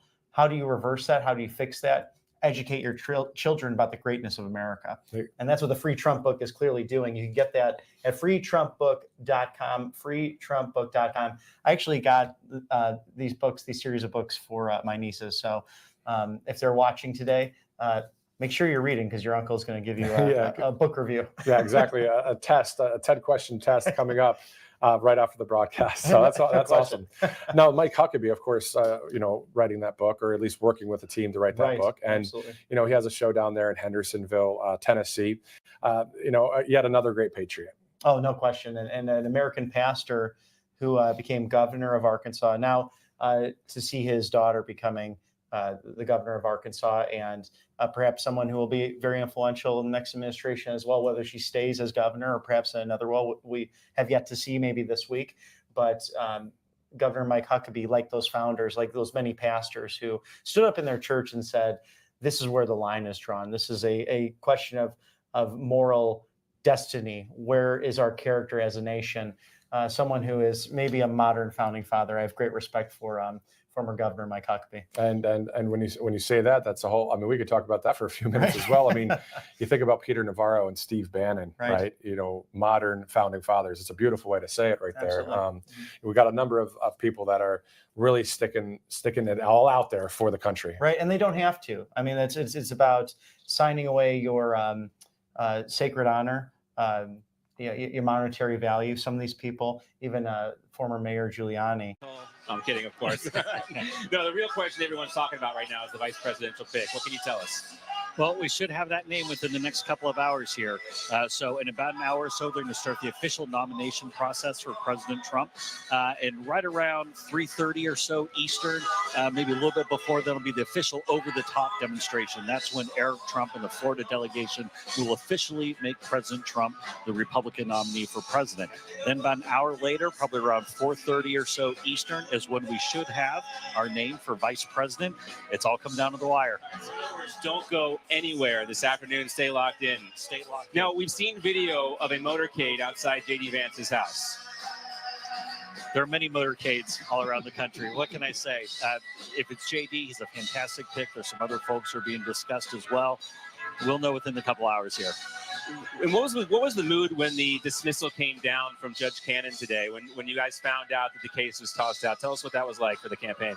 Well, it was huge. I mean, the fact is, these witch hunts have been coming after President Trump even before he announced that he was going to run again for 2024. With nothing short of ridiculous. I mean, we've seen this whether at the local level, federal level, obviously in Florida. We very much agree with Eileen Cannon's decision for what she did with this case. And it was good to see finally someone put their foot down and stand up to what Jack Smith and these out-of-control prosecutors in Washington are doing. Have you seen President Trump today? So we've spoken today. I have not seen him in person. He's in a different hotel, a little further outside the perimeter. I didn't want to risk leaving this place. I mean, you talk about being on lockdown. You leave, you might not get back in for hours. Have you seen him since the assassination attempt? Yes. So we flew to Milwaukee together last night. So I was able to spend a couple hours with him, talking through his speech. He's going to be making a lot of changes to that, really putting the direction on what we need to do to unify the country. Now, we're still going to be talking about the key issues that we have about what you have to do to fix the economy, go and secure the border, but also, too, I got a chance to chat with the president really about what he's thinking, what he's feeling right now in this moment. And as he said, we need to be resilient in our faith, but also defiant in the face of wickedness. This is very personal to him. You don't come within just a millimeter, just that close. If you don't turn your head the exact direction at that second, then we'd be having a much different conversation right now. Forever. It would for anybody. Yes. You can't go through something like that and not be completely changed. And so what we're going to see coming out of this, I think, is the person who can unite the country in advance of November. Of course, I think the success that he'll bring will unite us. But pre-election, I think he can do that as well. How is the ear? What can we expect to see when he first emerges? What will it look like? Well, he has a bandage that's covering it, and so wouldn't necessarily want to go beyond that. But look, he's glad to be alive. That's the bottom line. I think we're all glad he's alive today. Jason, great to see you. Thank you, sir. We'll see you around. All right. We're going to take a quick commercial break. We're going to be right back. We're going to talk to Congressman Burgess Owens. He's here with us as well. Stay tuned. Hi, folks, we're back. If you've been injured in an accident that's not your fault and you don't have an attorney, listen up. We have legal professionals standing by to answer your questions and tell you what your case is potentially worth. Pick up the phone, call now. Hi, folks. Joe Namath here. And if you're having a hard time hearing, call MD Hearing because they changed my life and they can change yours too. I was wearing expensive hearing aids for years until a good friend of mine told me about MD Hearing. I bought a pair of the hearing aids with no doctor visit, no prescription, and no hassle. I got fitted right over the phone, and I've never had a better pair of hearing aids. I'm even wearing them right now. Paper audits, we have voter verified ballots. We engage in a number of safety procedures that ensure that you can trust the results of our elections and that we have election officials from both parties who are ready to stand and verify that going into November. So you will hear from us in the coming weeks about the steps that we will take to ensure that every citizen knows that our elections are secure and that they can trust that process. So I'm going to turn it over in just a moment to Commissioner Sabir in just a second, but I will also make a comment along the lines of what many of our leaders have said, which is that what happened on Saturday continues to be investigated. It's very important that we not fall into divided ideological camps, trying to find selective information and exacerbate the divisions that already exist in our country, but to let law enforcement do its work to discover what happened, why it happened. What is clear to many of us is that a weapon of war should never end up in the hands of a 20-year-old as it did on Saturday. So that is an issue that we will also work together as a region. All right, everyone, you are watching Live Now from Fox. We are going to take another 2-minute break. When we come back, we are going to continue to talk about the attempted assassination and hear from a former Secret Service agent, his insight and analysis on this horrible, horrible day in America's history that happened on Saturday. We'll be back in just 2 minutes on Live Now from Fox.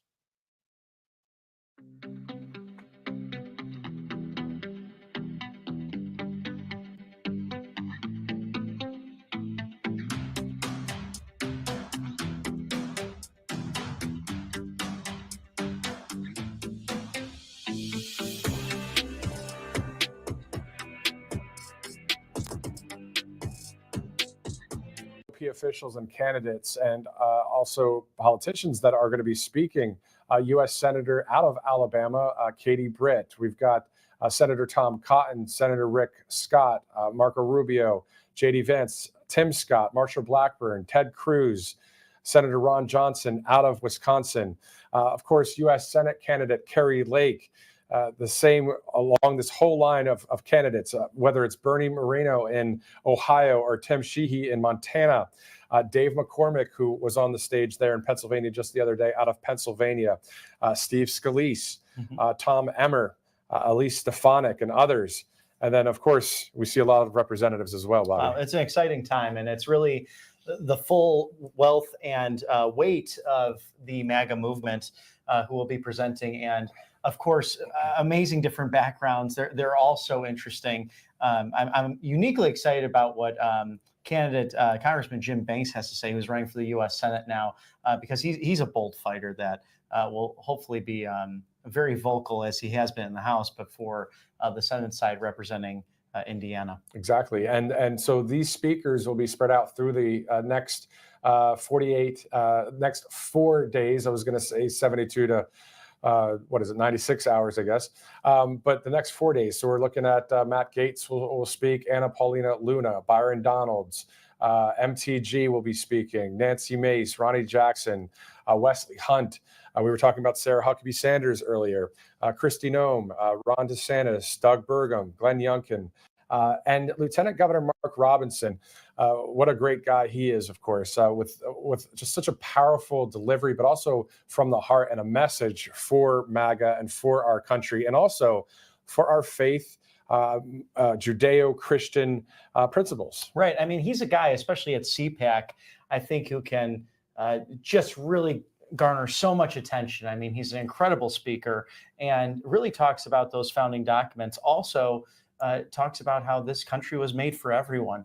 I mean, he is one of the greatest fighters, I would say, against the far left ideology and the these different projects that are being put together to go against our times and our traditions. Exactly. No question. And a few more I wanted to read off here that will be speaking. Dr. Ben Carson, Peter Navarro will be in Milwaukee. Can you believe it? That's amazing. Now it says here, now hold on now. It might be on a Zoom or it might be in person. I don't know yet, but we'll see here with the RNC.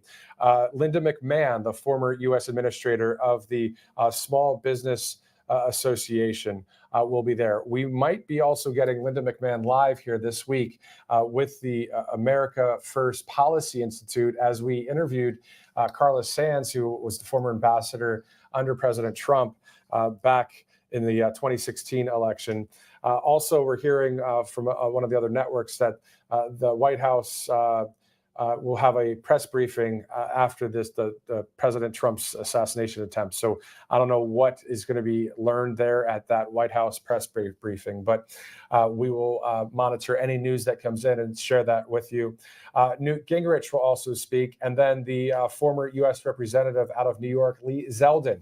So a huge list of people. That's not all the speakers. That's just a lot of the highlights. Of course, Donald Trump Jr. and Eric Trump, Laura Trump, the co-chairman of the RNC, and Kimberly Guilfoyle. So obviously, Bobby, a whole slew of speakers. Today's wonderful. Oh, it is. It really is. And it's about making America wealthy again. I'm excited to see the speakers today highlight those different policy points. I think one of the biggest ones that will be driven home is the fact that we were energy independent just 4 short years ago, that we can drill here in America, that you shouldn't be forced to have to go an electric route, whether it's with your stove, whether it's with your automobile. You should have that freedom of choice. And what I see in this platform is so much, not only the defense and of the dignity of the individual, but also the defense of their individual property rights. Exactly. And also, speaking of that too, protecting our seniors. That's another highlight of this making America wealthy again. They should be able to stay in their homes. They should get the Social Security that they paid that money into. It should be a return on their investment. And President Trump is fighting hard to make sure that happens. So this should be a highly, I mean, each day is going to be big policy days, but this one is going to be a large day for that. As today's theme is Make America Wealthy Once Again. As you mentioned there, Bobby, we can talk about some of those 20 promises. Make America the dominant energy producer in the world by far. How about stop outsourcing and turn the United States into a manufacturing superpower? Oh, and it's exactly. It's so smart to do, because we've seen with people like President Biden, when he was a senator, fully welcome in China to global and world trade, regardless of their human rights violations. And a lot of our manufacturing plants went over to China as a result. And it was for cheaper products, but sometimes not as high quality products. And that's why we're so lucky to be on air and so fortunate to have great sponsors who are American-made companies hiring veterans who are trying to remedy this. And we saw that with the Trump administration the first time around. We brought manufacturing back to the United States, and even European companies. Many manufacturers are here, in South Carolina and the Southeast United States, hiring people and having quality products for the American people. And it's just a good populist policy that he'll be presenting this week. Exactly. And to all of your point, a great segue to Bellwood Designs. Right. Responsible gun owners know it's important to keep their firearms secure, especially if you have kids around. But if your firearm isn't close to you when you need it the most, what good is it? Right there, you can see that product made right here in the US of A, bellwooddesigns.com. You can get percentage off there with the RSBN promo code. So this is something you can put your firearm in that kind of box there that says "We the People" on it. That's awesome, right? Out of the Constitution and the Declaration of Independence and that kind of thing. So you'll have that in a very efficient, quick spot if you need it. Oh, no question. That's the response time of police, and we love our police. It's about 6 minutes in the United States. So if you have your gun locked up in a case off to the side, it may be too late in case there's an intruder. But this is a great opportunity to have it safe, but also authority on this earth. Well, Congressman, great to have you with us. I will really let you go this time. I wanted to ask you about that stuff too, but let's get back to the festivities out there. Great to see you, sir. Thank you. All right, that was Congressman Burgess Owens from Utah. We'll be right back after this.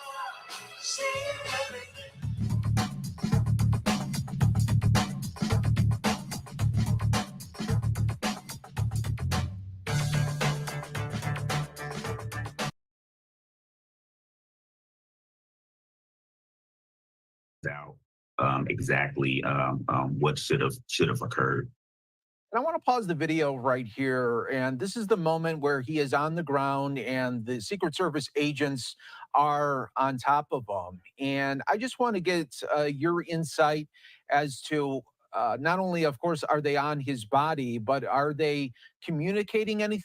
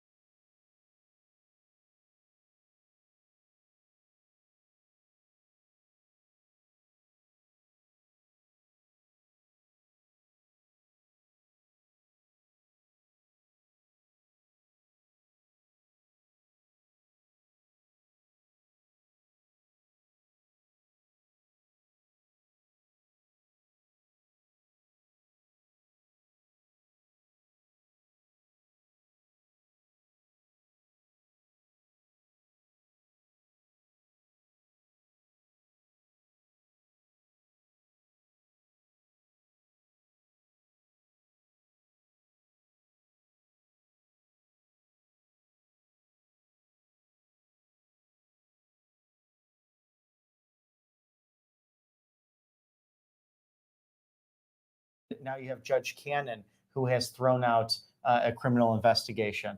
We're now seeing some live looks of the delegates in Milwaukee, Wisconsin, getting ready for business. What a moment for these delegates, especially if it's their first time. Yeah. So in the matter of just how a week can change so many things in American society, we've seen something that's truly historic. As I mentioned before, you're exactly right about that. I mean, this is going to be, again, I believe, a 5-minute standing ovation with cheers and clapping when President Trump takes the stage there at that arena in Milwaukee.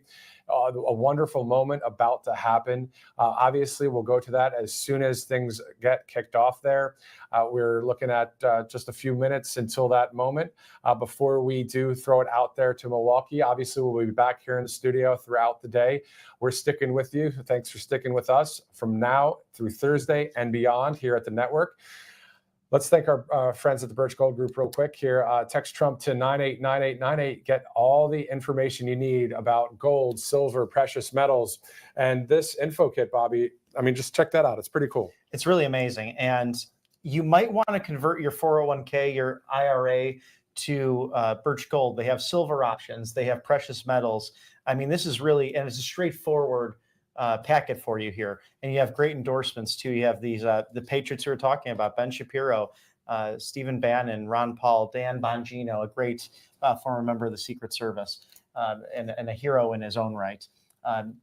Make sure you're financially secure in these trying times. And the best way to do that is diversifying in precious metals and gold. So the Birch Gold Group is a great go-to. Definitely. Text Trump to 989898. You'll get that information into your phone right away. If you text that now, you'll get a text reply right back to you. And then they'll give you a call a little bit later today. They'll line up a call with you. You can ask them questions. You can ask them to send you this hard copy if you'd like. But at the end of the day, again, this is something that needs to be done. The BRICS nations are trying to come against the US dollar, and that's just not going to fly, right? So President Trump wants to make America wealthy once again. That's today's theme.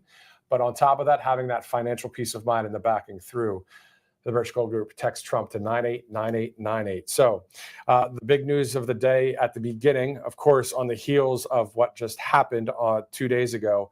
First is the fact that the people saw in Butler, Pennsylvania, Bobby, they saw, according to the video, that there was somebody on the roof. Can you believe it? I mean, how did that happen? Yeah, that's really remarkable. And, you know, we'll know more as days go on, as investigations happen. But clearly, Secret Service had a scope on this man. The threat was eliminated very quickly, but you had this moment, and it's been verified because we all get to carry these in our pocket, and it's a beautiful thing that you can hit record and see what's actually going out there.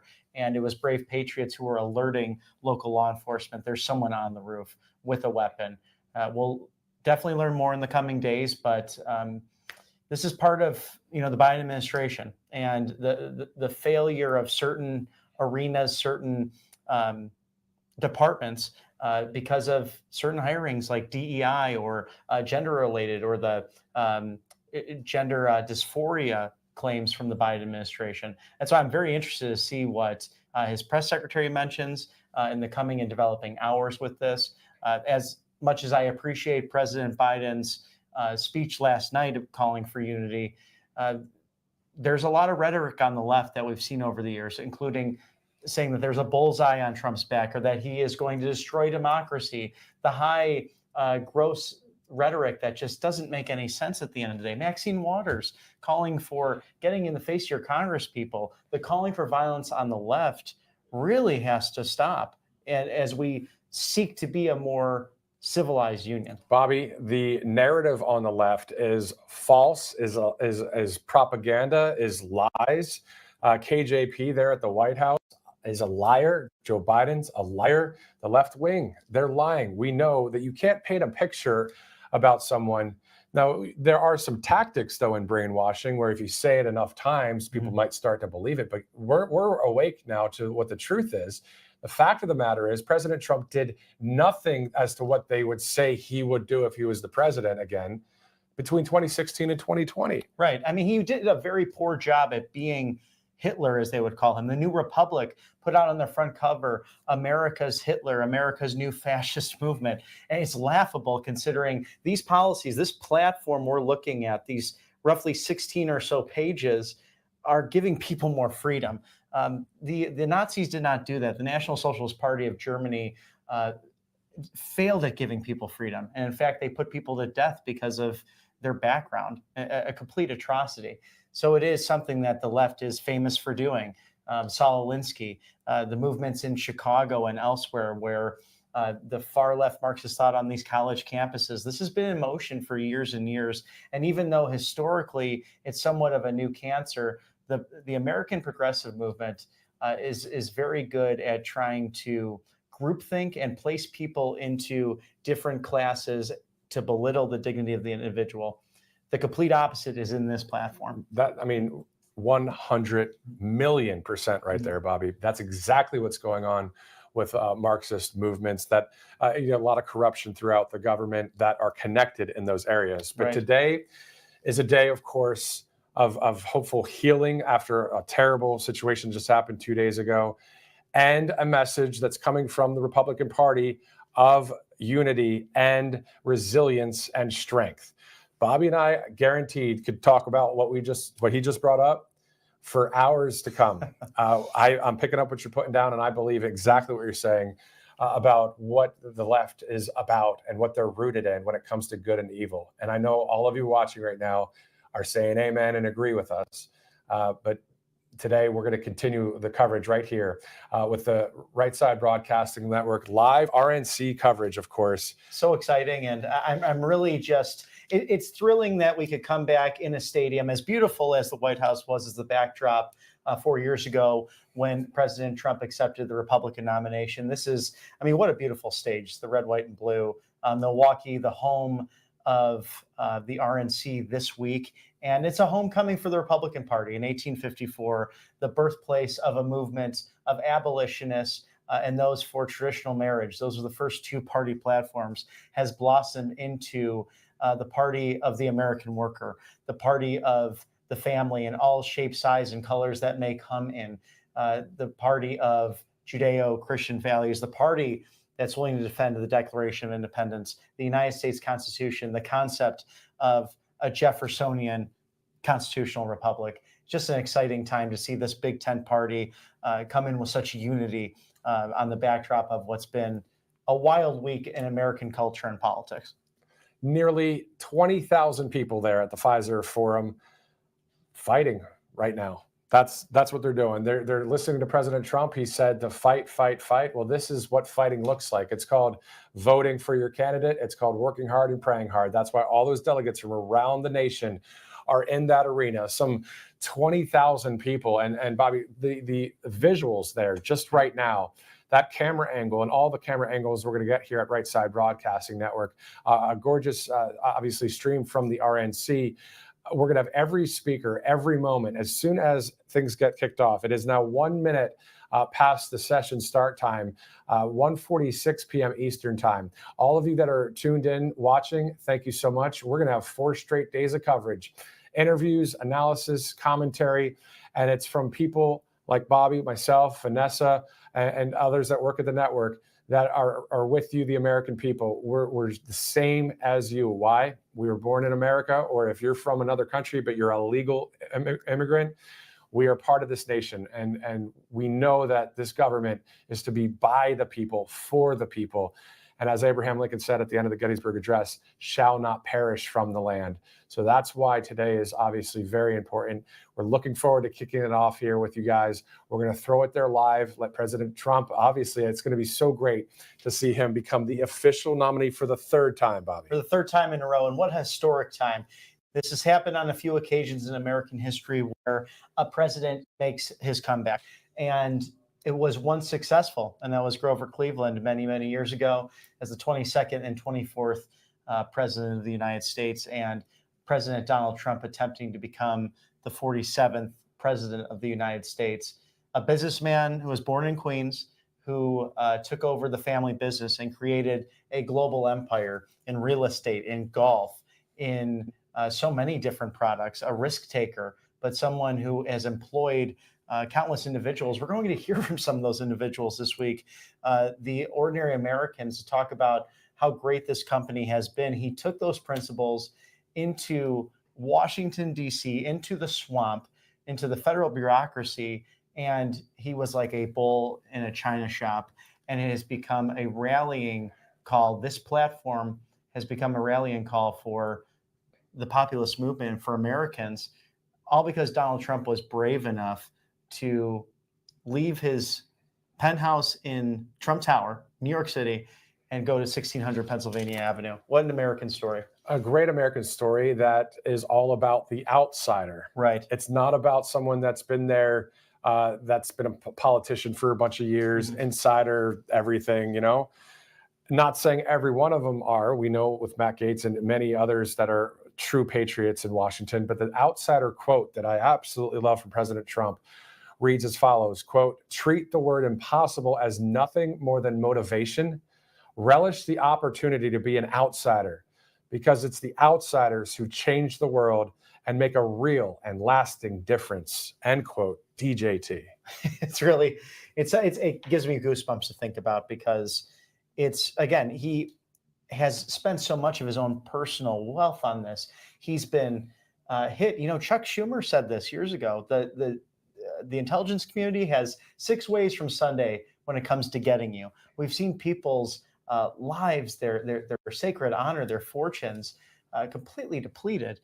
Families affected by this, but they keep on fighting peacefully and patriotically, of course, to make this nation great again.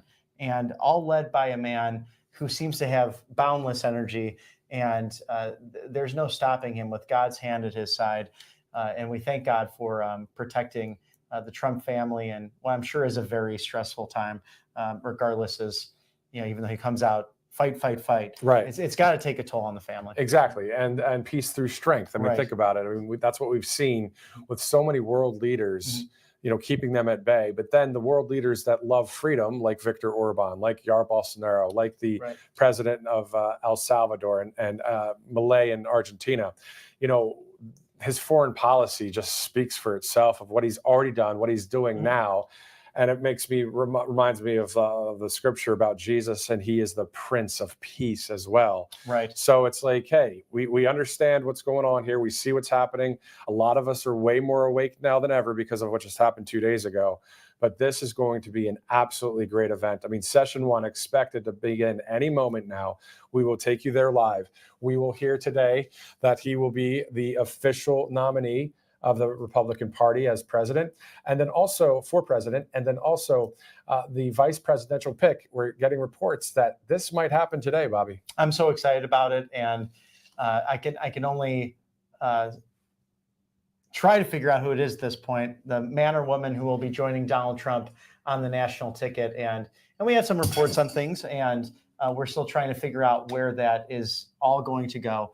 But very excited to see who that person will ultimately be. And Matthew, thank you for bringing up the point about so much criticism sometimes from other leaders, especially in Washington. They just had this NATO summit, this globalist movement. It's ironic how so many world leaders are saying, please vote for Donald Trump for peace and prosperity. Such an interesting thing. It's not just affecting our country, it's going to affect the whole world, but who we ultimately choose to be the leader of the free world. Exactly. I mean, let's think about Nigel Farage, right? I Right. mean, he's somebody that's on the same page. He's spoken at many either CPAC or AmFest events and that kind of thing. So that's the kind of leaders we want now, right? Right. And that's because of President Trump, though.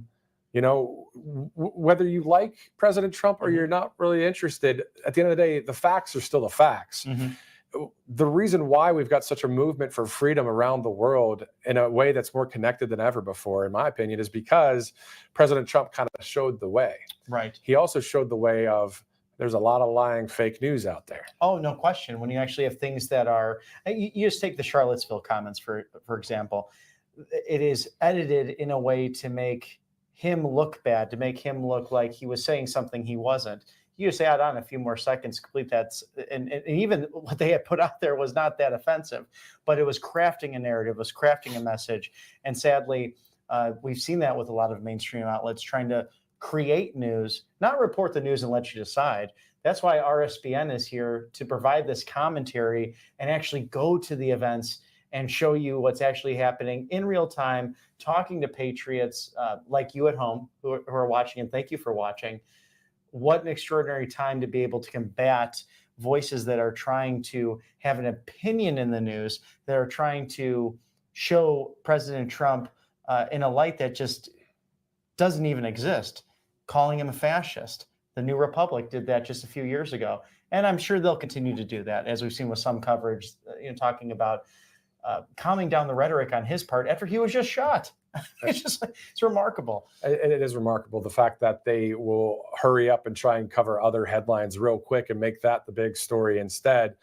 The big story, in my opinion, over the past, obviously, 2 days now is, of course, we know that President Trump is fine, is okay, is strong. And the story is the fact of how did it happen? How did the fact that the people there at the rally were trying to say to, I believe they were talking to law enforcement, they were yelling, saying there's somebody on the roof over there. There's video proof of this. Right. So that story, of course, is the huge 24/7 cycle story right now. And then the Judge Cannon throwing out or dismissing the case against President Trump down in Mar-a-Lago about the documents case, which is a bunch of lawfare anyway. And then, of course, the other big news story of the day is you're looking at it right there. Right. And he's acknowledged now, President Trump has said that I should be dead right now. I think this moment, this weight, if it wasn't, on his shoulders before, I mean, now it's a whole different story. And remember, only a few days ago, if the U.S. Supreme Court had not necessarily ruled on what was taking place, he was going to be sentenced in New York on Right. July 11th. He could have been accepting this nomination from a prison cell. So the last few days has been really a whirlwind. I know it's affecting my sleep patterns because those who are concerned about the country, like Matthew and I are, and RSBN, and all of our friends and family at home, and you patriots watching, this choice is perhaps the most important one we'll make electorally in our lifetimes. And politicians say it all the time. Been to plenty of political rallies. This is the most important one. No, this 2024 is going to be such a final battle, as President Trump speaks of. Yeah, it's a make it or break it moment, figuratively speaking. It is in 3.5 months. It is north of 100 days until the U.S. general election. A lot of work to be done, of course. We're praying hard, we're working hard. And there are a lot of groups out there that are conservative groups, but the conservative groups, what they're doing are working on election integrity as well.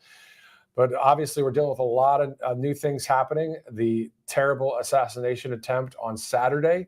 Then, so now we have the increased security that's happening there at the arena. Of course, you see all of those people there, some 20,000 people at the event there. And you were talking about President Trump earlier about saying wasn't supposed to be here in the sense of after what he dealt with on Saturday. Right. So the New York Post, there are some stories that I really like, and there's some that I don't. And what I'll just say quick about it is, at the end of the day, anything owned by the Murdoch family, you be the judge on that. But anyway, the point is, the doctor at the hospital said, according to the New York Post, said he never saw anything like this. He called it a miracle.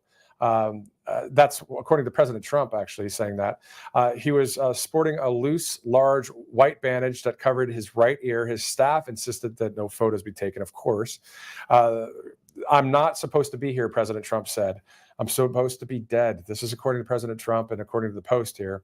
I'm supposed to be dead. Again, he said that.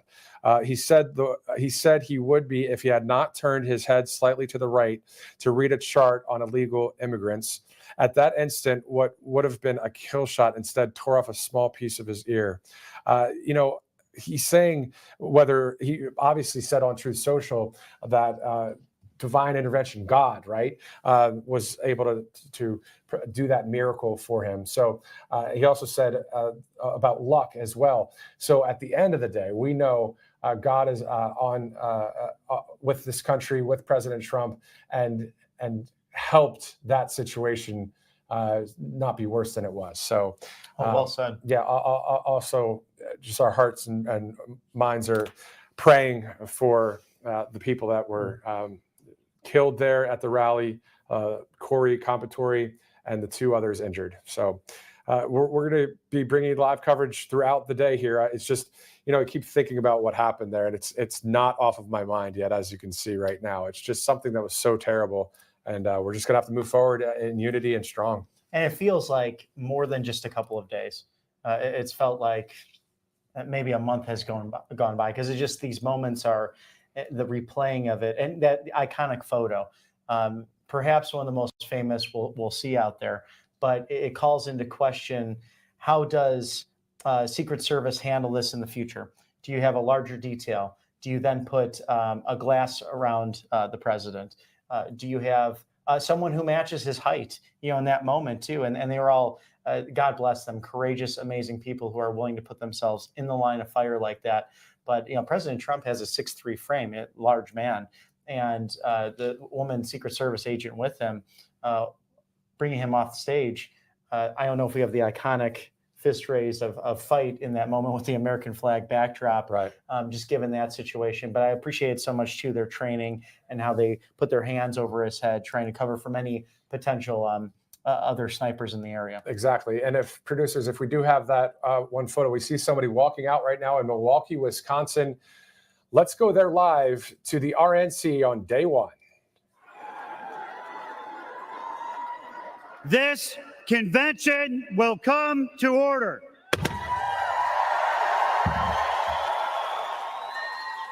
Delegates and alternate delegates, ladies and gentlemen, welcome to the 2024 Republican National Convention.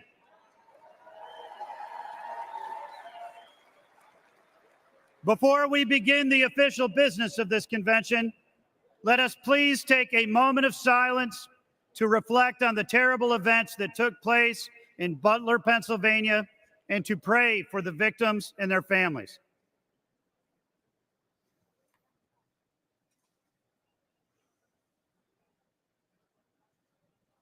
Thank you. Offering today's invocation, please welcome from the Greek Orthodox Archdiocese of America, His Eminence, Archbishop Elpidophoros.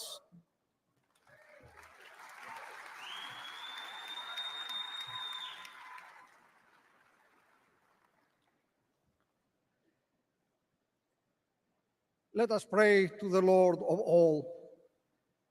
Almighty and eternal God, in peace we come before you and implore your infinite goodness. Look upon this gathering of our nation's political leaders and grant them illumined hearts and minds to serve their fellow citizens through this Republican National Convention. Grant unto the nominee President Donald J. Trump and to his advisors and counselors wisdom, grace, and the spirit of duty, that they may embrace all Americans' needs, shining the light of good government upon the venerable institutions of the world's best hope for everyone's life, liberty, and pursuit of happiness. Grant unto the delegates a powerful recognition of purpose to bear witness to divine providence, which has shielded this great land through the centuries and drives us to a more perfect union with one another, ever building on the labors of those pioneers of patriotism who went before us. Preserve, protect, and defend the servicemen and women who daily safeguard our freedoms, so that in prosperity and tranquility we can worship you, the Creator, Redeemer, and Sanctifier of the universe, and be the blessed people whose God is the Lord. Amen.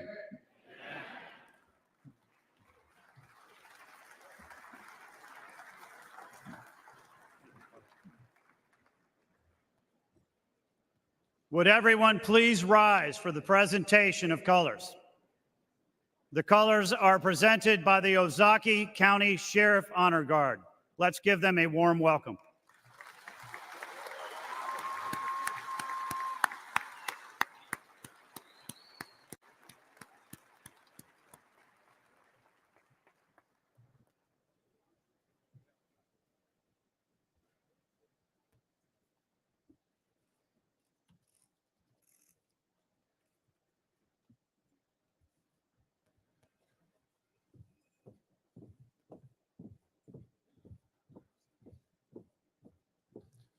Detail, halt, order, arms.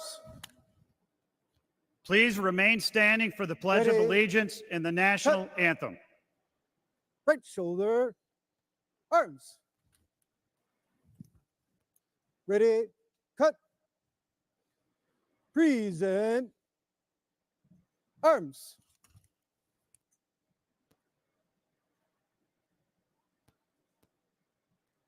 It is my privilege to introduce Debbie Krolitis to lead us in the Pledge of Allegiance.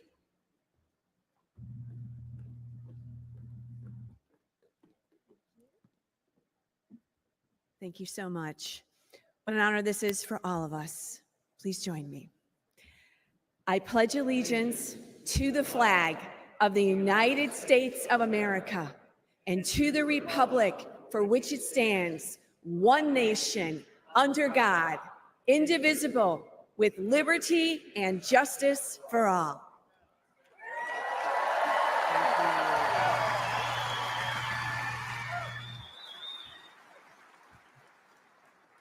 And now, to perform the national anthem, please welcome John Stanford.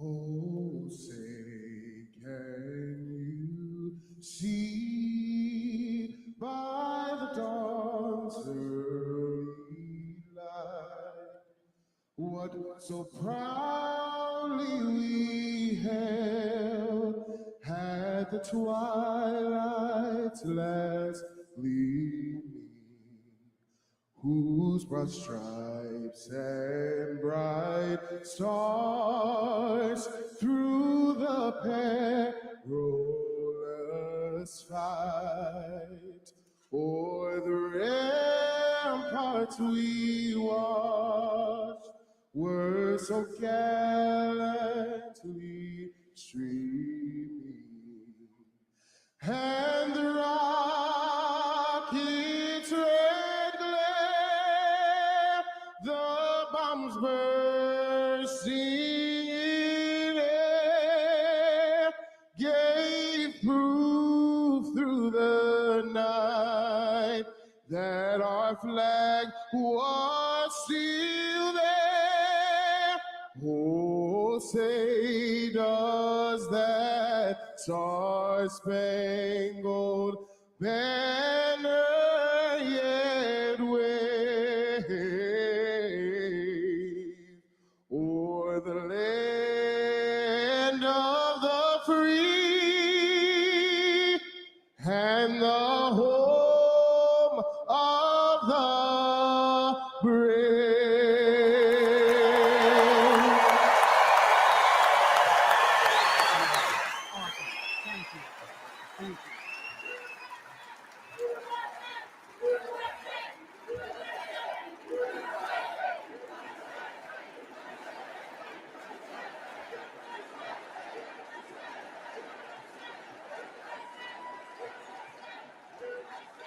Please remain standing while the colors are retired.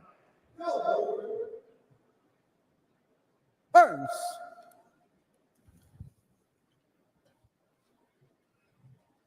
Order. Arms.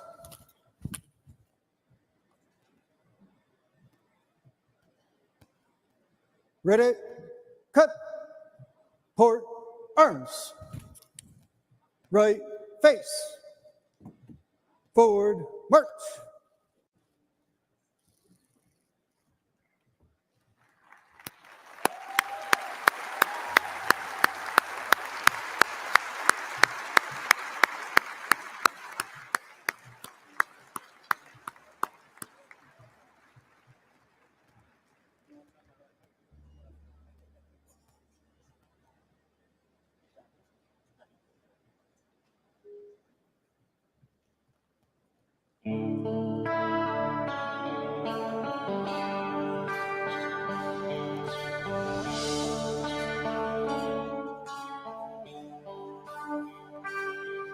If tomorrow all the things were gone that I'd worked for all my life, had to start again with just my children and my wife. Thank my lucky stars to be living here today, 'cause the flag still stands for freedom and they can't take that away. And I'm proud to be an American, where at least I know I'm free. And I won't forget the men who died, who gave that right to me. And I gladly stand up next to you and defend her still today. 'Cause there ain't no doubt I love this land. God bless the USA.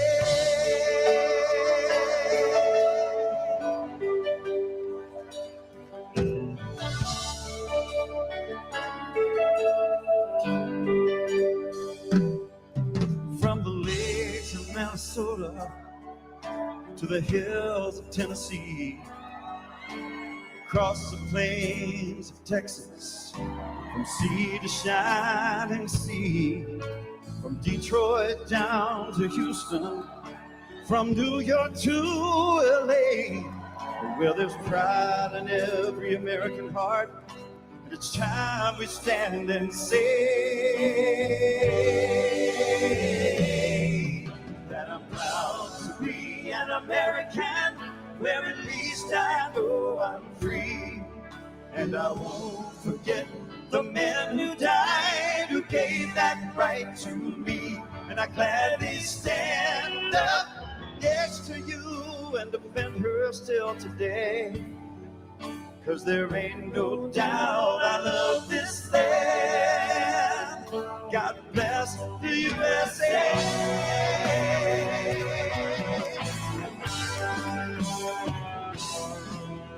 And I'm proud to be an American, where at least I know I'm free. And I won't forget the men who died, who gave that right to me. And I gladly stand up next to you and defend her still today. 'Cause there ain't no doubt I love this land. God bless the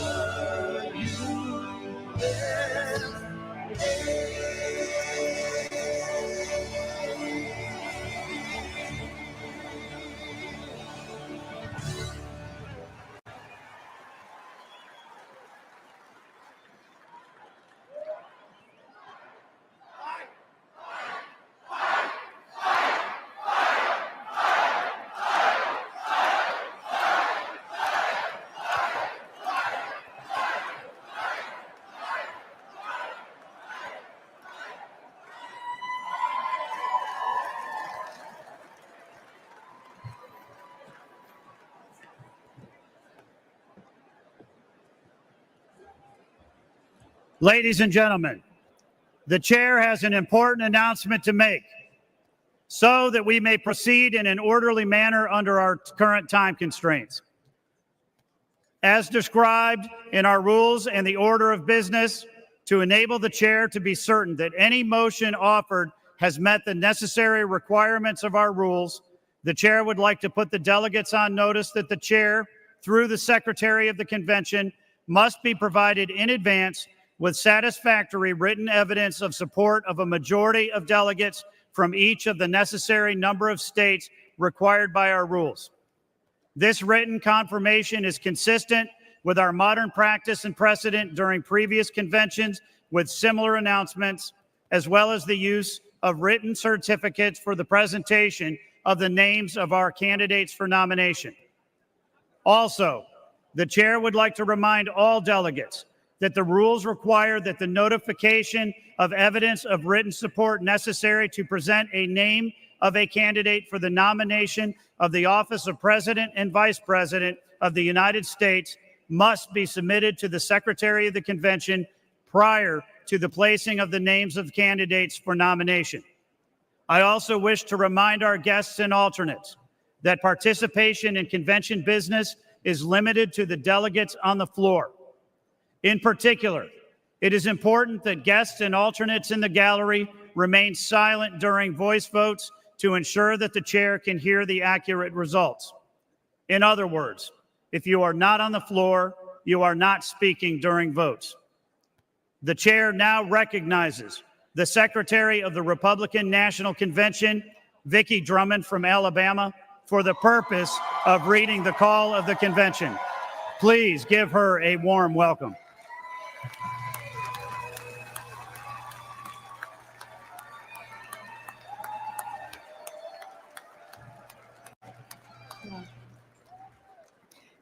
Thank you, Chairman Whatley.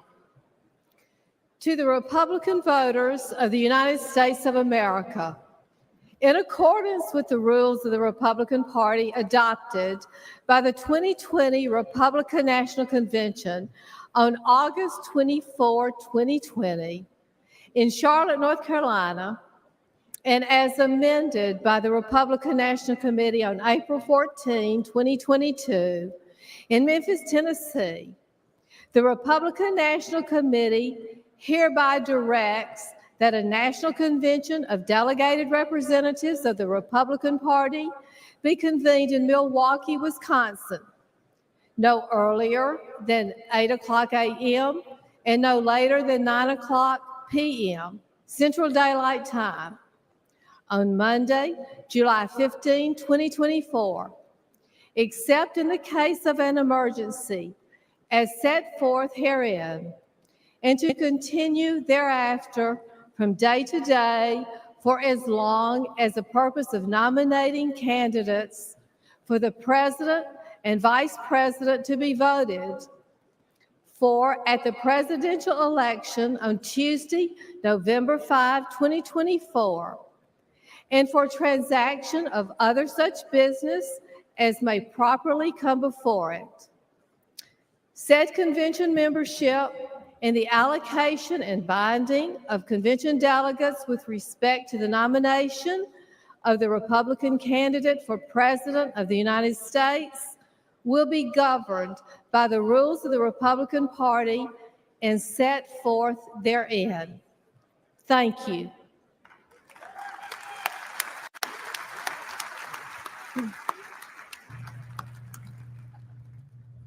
Thank you very much, Secretary Drummond. The chair now recognizes the delegate from Illinois for the purpose of making a motion.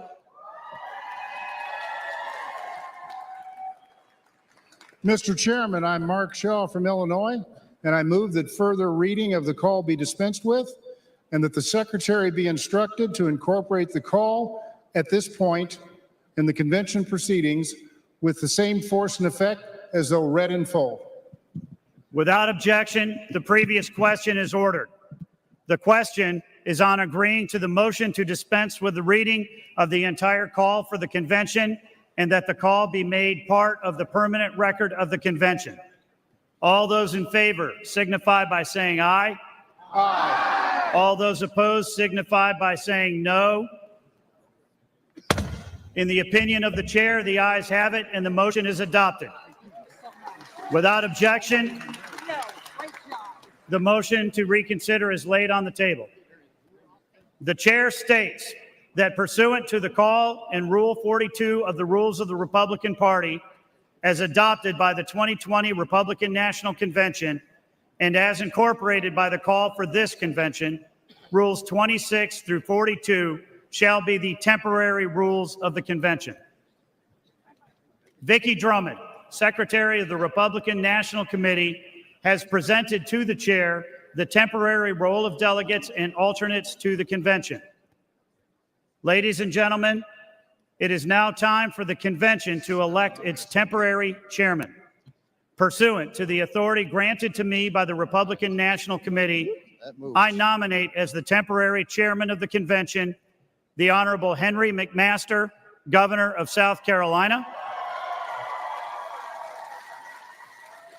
the Honorable Brenna Bird, Attorney General of Iowa,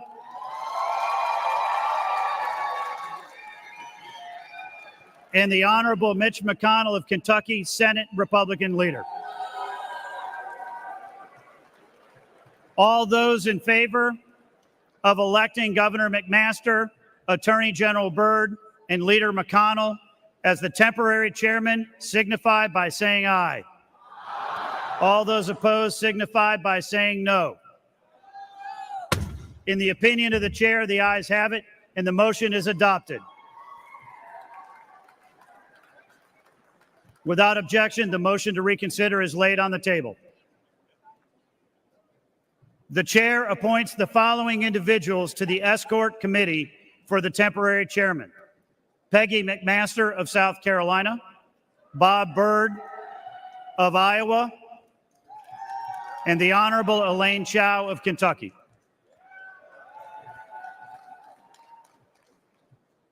The chair has been presented with the names of the temporary officers of the convention as prepared by the Republican National Committee. The chair now recognizes the delegate from Oklahoma for the purposes of offering a resolution. Mr. Chairman, I am Pam Pollard from Oklahoma, and I offer the following resolution for immediate consideration. Resolved that the officers presented and elected as temporary officers of the Republican National Convention. Mr. Chairman, I yield the balance of my time and move for the previous question of the resolution. Without objection, the previous question is ordered. The question is on the adoption of the resolution. All those in favor signify by saying aye. Aye. All those opposed signify by saying no. In the opinion of the chair, the ayes have it, and the resolution is adopted. Without objection, the motion to reconsider is laid on the table. Ladies and gentlemen, we are about to begin a very important part of our program. I would like to ask that the aisles be cleared and the delegates please take their seats. Thank you.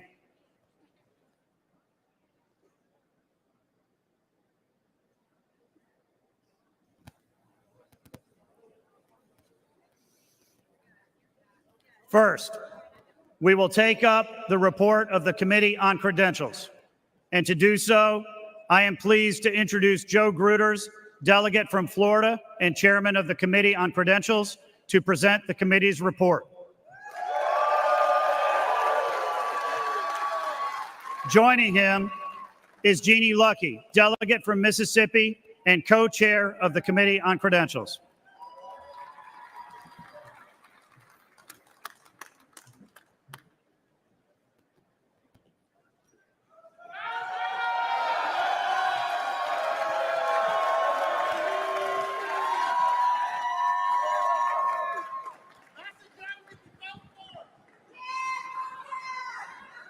Mr. Chairman, it is my privilege at this time to offer the following resolution and ask for its immediate consideration. Resolved that the temporary role of delegates and alternate delegates as presented to the convention become the permanent role of the convention, and that the role be considered as read. Thank you, Mr. Chairman, and I am honored to yield my time to the chairman of the Committee on Credentials, Joe Gruters. Let's go, Team Florida.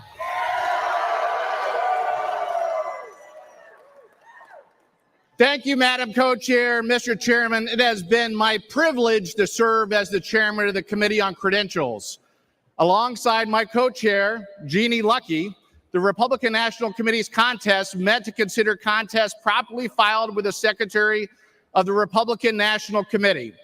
The committee issued recommendations which were submitted to the Republican National Committee on July the 10th, 2024. The Republican National Committee adopted the committees on contests recommendations, which were incorporated into the temporary rule and forwarded to the Convention Committee on Credentials.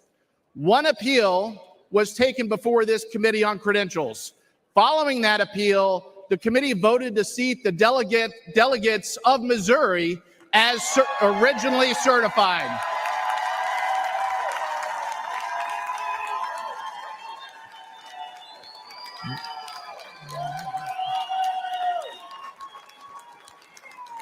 These changes were incorporated into the temporary rule.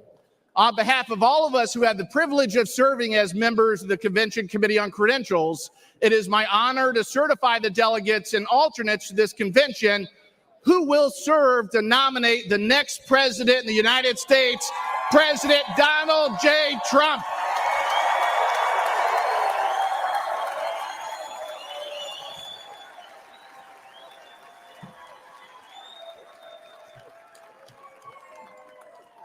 Mr. Chairman, I yield back the balance of my time and move the previous question on the resolution.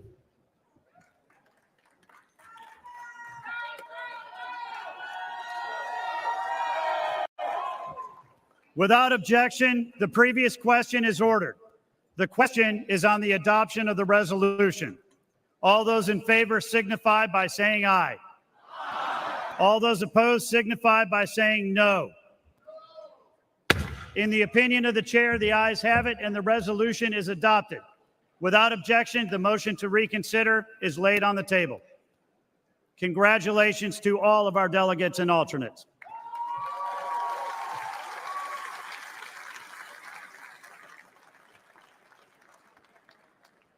The chair is now proud to introduce Jeff Kent, delegate from Washington and chairman of the Committee on Rules and Order of Business, to present the committee's report. Joining Mr. Kent are the co-chairs of the Committee on Rules and Order of Business, Brian Jack from Georgia, and Julianne Murray, delegate from Delaware and chairwoman of the Delaware Republican Party.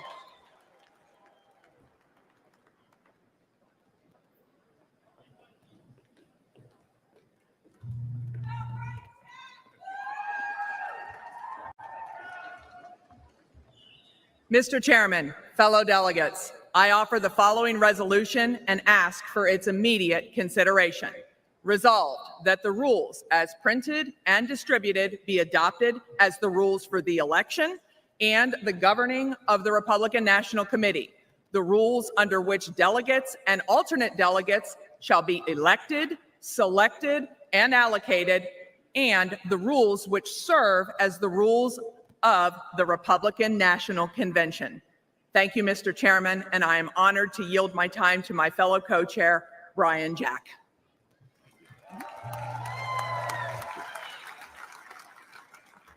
Well, thank you, Co-Chair Murray. My name is Brian Jack. I'm from Fayette County, Georgia, and I've had the privilege of spending the last 8 years of my life working for the greatest president of our lifetime, President Donald J. Trump.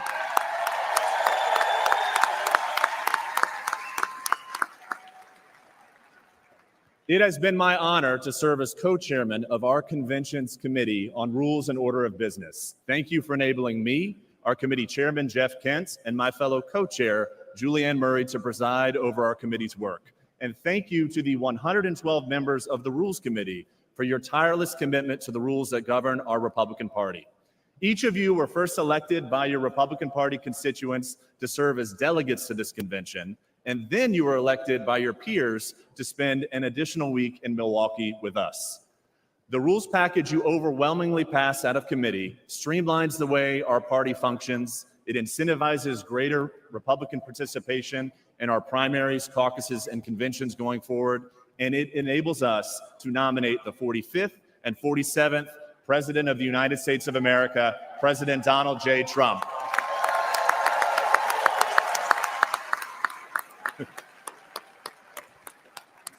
Congratulations on this committee's success, and I'm honored to yield my time to the chairman of the Committee on Rules and Order of Business, Jeff Kent. Thank you. Thank you, Mr. Co-Chair. Mr. Chairman and delegates of the convention, the report of the Committee on Rules and Order of Business has been printed and distributed to the delegates. These changes adopted by the Convention Committee on the Rules of Order and Business, and I am honored to have served as the chairman of this committee, and I am proud of the committee's work. Mr. Chairman, I yield back the balance of my time and move the previous question on the resolution.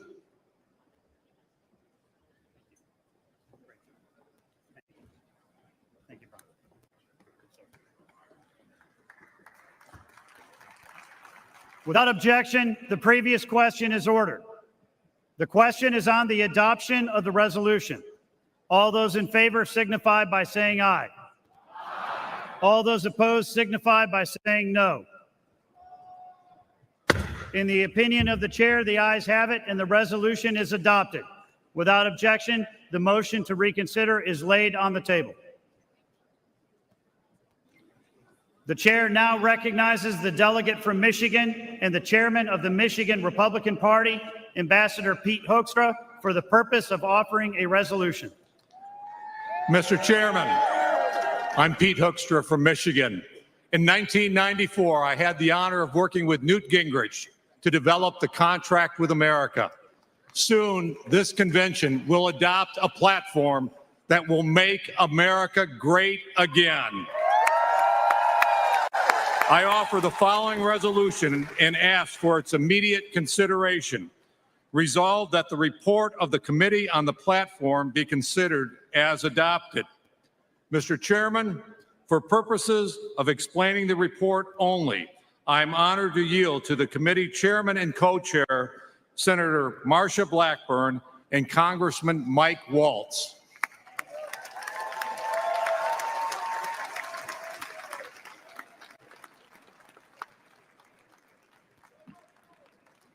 I now have the honor of recognizing the chairwoman of the Platform Committee, United States Senator for the great state of Tennessee, Marsha Blackburn.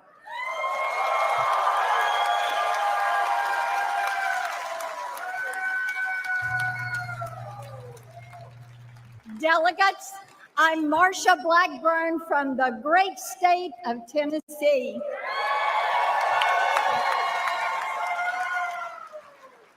Last week, I had the honor of chairing the Republican Platform Committee, and I'm here today to report on our work. I would like to thank all the delegates who served on the committee and helped us produce a platform that all Americans can be proud of. It's a different kind of platform. It is not a laundry list of special interest wishes, but a succinct, clear agenda and a promise to the American people. I talked with our next president, Donald J. Trump, and he personally reviewed, edited, and approved our platform because he knows our platform is important. Every American can read our platform and know what we believe and how we will make America safer, stronger, wealthier, and greater than ever before. This platform is built on the values of our founders and great Republicans, from Lincoln and Reagan to Trump, who are committed to freedom, restrained government, and peace through strength. The platform contains 20 promises, including securing our border, getting inflation under control, restoring our energy dominance, defending our Constitution, protecting our Second Amendment rights, securing our country, restoring our military strength, and keeping boys out of girls' sports.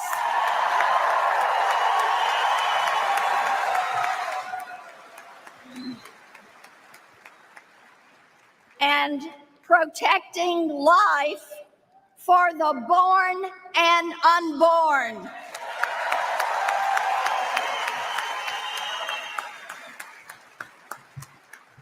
Our nation is in serious decline, taken there by the Biden-Harris policies that have put government first and the people last. The Democrats have forgotten who they serve.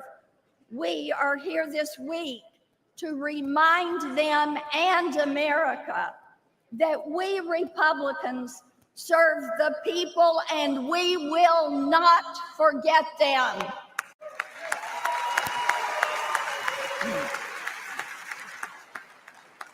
That's why our platform is dedicated to the forgotten men and women of America, and it will unite all Americans. It is of, by, and for the people. Our platform reflects the agenda of Donald Trump and the timeless values that have defined Republicans for generations. So let's unite and support our platform and our next president, Donald Trump.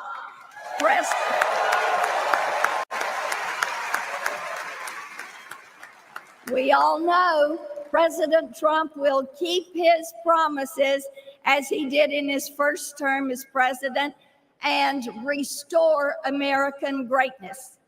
That is why we must return Donald Trump to the White House.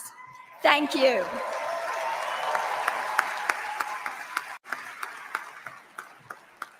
And now join me in welcoming the co-chair of the Platform Committee, the fantastic Congressman from Florida, Michael Waltz.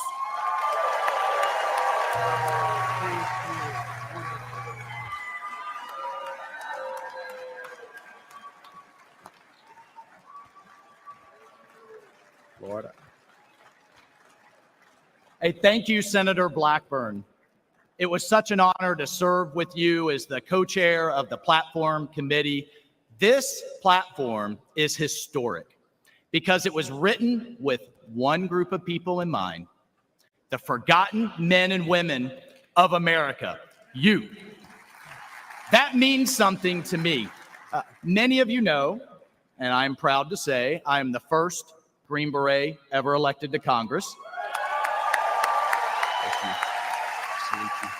And I'm also the son of a single mother raised on the wrong side of Jacksonville who worked 3 jobs just to get us by. Me and my family were the forgotten men and women of America. And now I stand as a testament to the American dream. And I tell you that under the leadership of the Republican Party, no American will be forgotten anymore. It's over. On the strong foundation of this platform and with President Trump and the Republicans at the helm at every level of government, we will overcome every threat facing this nation. We will close our disastrously open border. We will defend our justice system. We will restore our economy. We will unleash American energy and flood the world with clean, cheap American oil and gas. Drill, baby, drill. We will.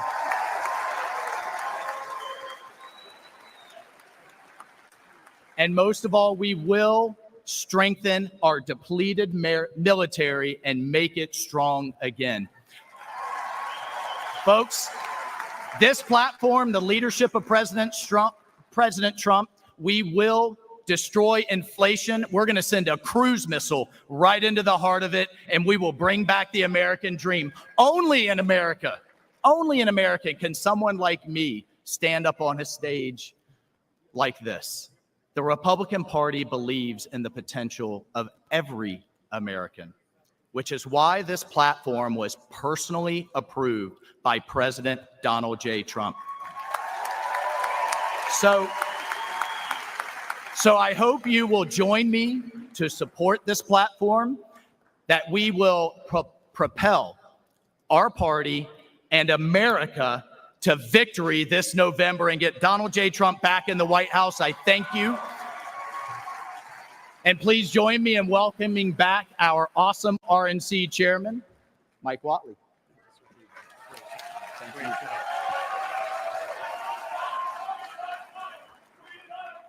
Thank you, Congressman Waltz. Now to the delegate from Michigan. Chairman, Mr. Chairman, I yield back the balance of my time and move the previous question on the resolution. Without objection, the previous question is ordered. The question is on the adoption of the resolution. All those in favor signify by saying aye. Aye. All those opposed signify by saying no. In the opinion of the chair, the ayes have it, and the resolution is adopted. Without objection, the motion to reconsider is laid on the table. Now, it is my pleasure to introduce the chair and co-chair of the Committee on Permanent Organization. Please welcome Chairman J.L. Spray, National Committee Man from Nebraska, and co-chair Jessica Milan Patterson, Chairwoman of the California Republican Party. The chair will now recognize co-chair Patterson for the purpose of offering a resolution.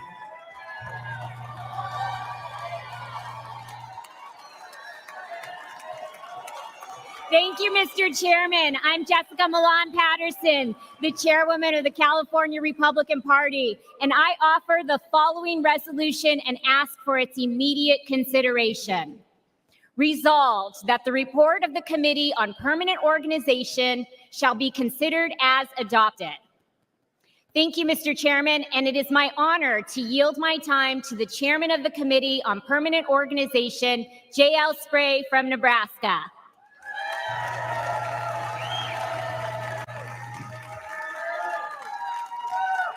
Thank you, Madam Co-Chair. Mr. Chairman Whatley, delegates, and distinguished guests, as the chairman of your Committee on Permanent Organization, I have the distinct honor to present to you the report of the Committee on Permanent Organization. I'd like to begin by thanking the members of the Committee on Permanent Organization, the staff and volunteers. The committee met last week to recommend to the convention the slate of permanent officers for the 2024 Republican National Convention. The committee unanimously adopted the slate as its committee report. Delegates, you can find a copy of that list in the order of business placed at your seats. You will see that the committee unanimously recommends that the permanent chairman of the convention will be Speaker of the House of Representatives, Mike Johnson of Louisiana.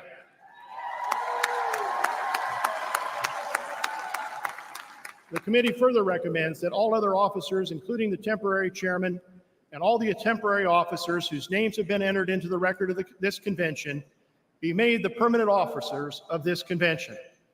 Mr. Chairman, I yield back the balance of my time and move the previous question on the resolution.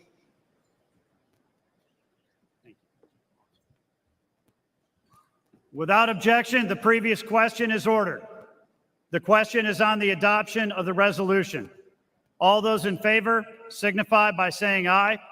Aye. All those opposed signify by saying no. In the opinion of the chair, the ayes have it, and the resolution is adopted.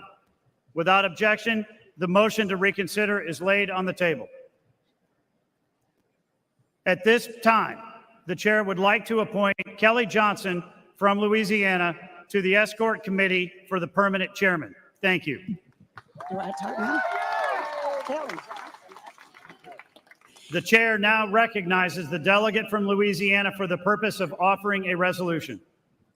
Mr. Chairman, I'm Gina Gore from Louisiana, and I offer the following resolution and ask for its immediate consideration. Resolved that those elected as the members of the Republican National Committee under the procedures of each state, American Samoa, the District of Columbia, Guam, Puerto Rico, the Northern Mariana Islands, and the Virgin Islands, and whose names have been submitted to the Secretary of the Convention, are hereby declared ratified to serve as members of the Republican National Committee from the adjournment of this Republican National Committee until the successor committee has been ratified by the next Republican National Convention. Mr. Chairman, I yield back balance of my time and move the previous question on the resolution. Without objection, the previous question is ordered. The question is on the adoption of the resolution. All those in favor signify by saying aye. All those opposed signify by saying no. In the opinion of the chair, the ayes have it, and the resolution is adopted. Without objection, the motion to reconsider is laid on the table. The chair now recognizes the delegate from West Virginia for the purpose of offering a resolution. Mr. Chairman, I'm Josh Holstein from West Virginia, and I offer the following resolution and ask for its immediate consideration. Resolved that the Secretary of the Convention is hereby directed to prepare and publish for the Convention a full and complete report of its official proceedings under the direction of the Republican National Committee, and is authorized to make all necessary clerical, grammatical corrections and to make technical and conforming amendments as necessary in reports, motions, and resolutions considered by the Convention to reflect its actions. Mr. Chairman, I yield back the balance of my time and move the previous question on the resolution. Without objection, the previous question is ordered. The question is on the adoption of the resolution. All those in favor signify by saying aye. All those opposed signify by saying no. In the opinion of the chair, the ayes have it, and the resolution is adopted. Without objection, the motion to reconsider is laid on the table.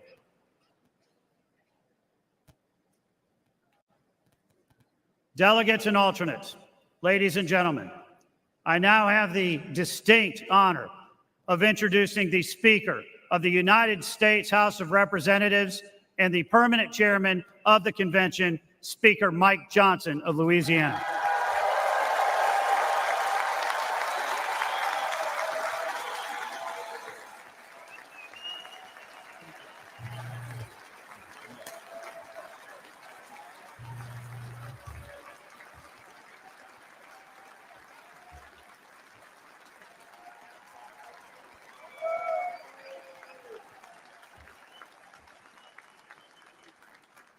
Good afternoon, everybody. It's such an honor to be here.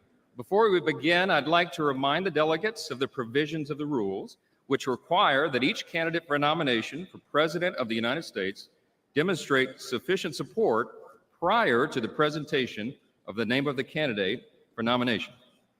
The chair wishes to inform the delegates at this time that it has been furnished in a timely manner and with evidence of sufficient support of the candidates who will be presented for President and Vice President of the United States in compliance with the rules of the convention.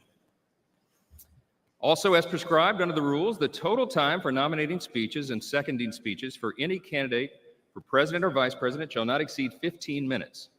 It has also been the custom at past conventions to permit the chair to recognize non-delegates for the purpose of making nominating speeches and seconding speeches. Without objection, the reading of the roll call of states for presenting the names for candidates for nomination is dispensed with, and non-delegates shall be permitted to make nominating and seconding speeches. At this time, the chair now recognizes the delegate from Iowa and the chairman of the Republican Party of Iowa, Jeff Kaufman, for the purpose of nominating. Please give him a warm welcome.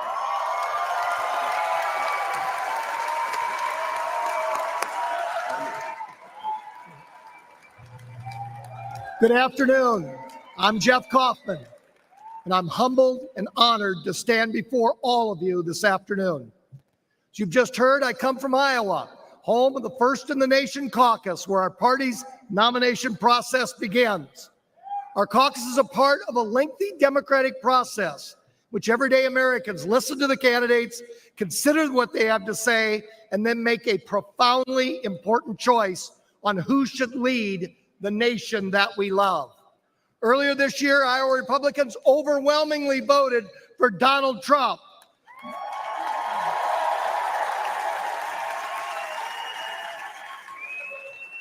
Then the vast majority of Republicans in primaries and caucuses across the nation seconded Iowa's good judgment in a nominee. Today is the final step before Election Day in this venerable and time-honored process. As we all gather here in Milwaukee, it's important for us to remember that this is a grassroots party.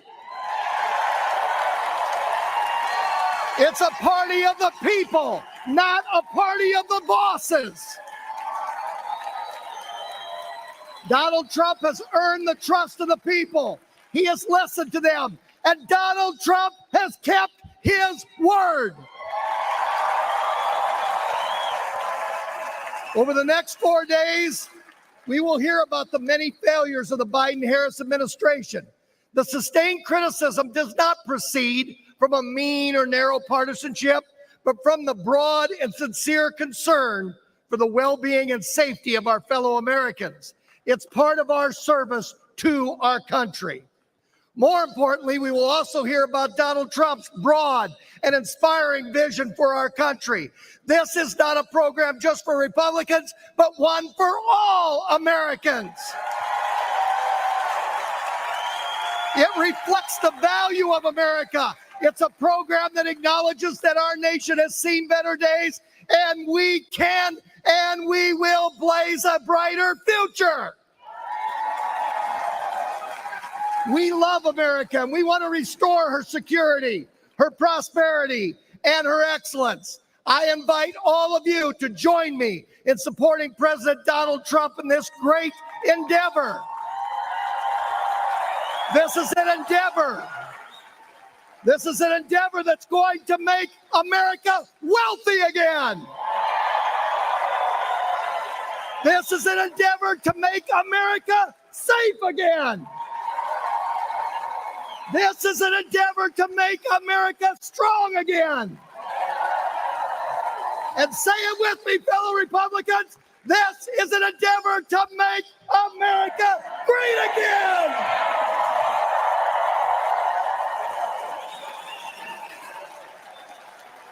So here we go. It is my honor to nominate Donald J. Trump for the office of President of the United States.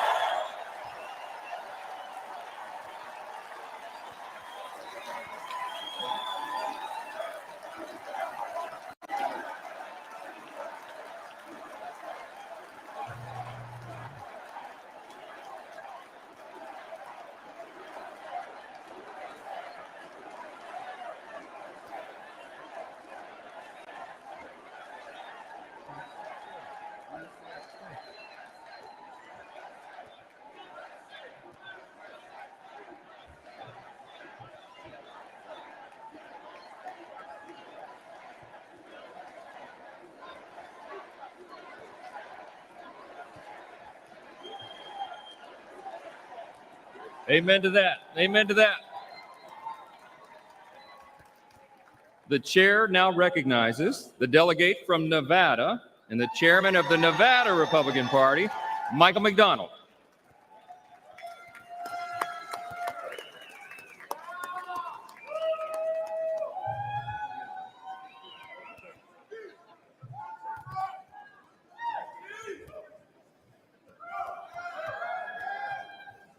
Good afternoon.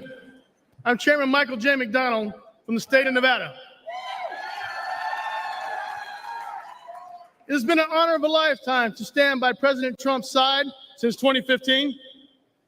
In Nevada, we held the first in the West Caucus, where we blew the Democrats' narrative apart. That you cannot have voter ID, that you cannot have paper ballots, I think you cannot have results of an election on election night. In Nevada, a state that is resilient on service industry,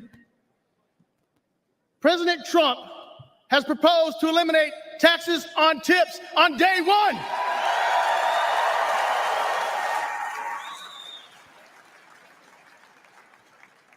Unlike the Biden-Harris administration and the Democrats that increased taxes on tips,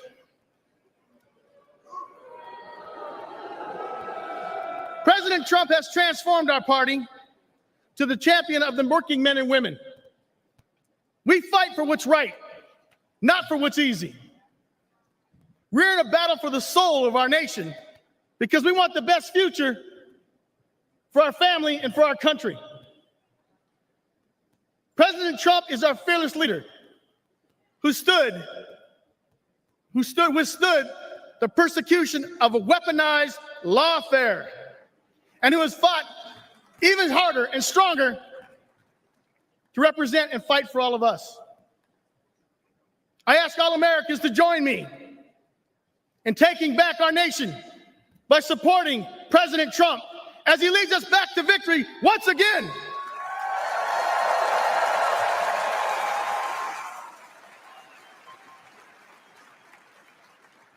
It is my honor to second the nomination of Donald J. Trump for the office of the President of the United States of America.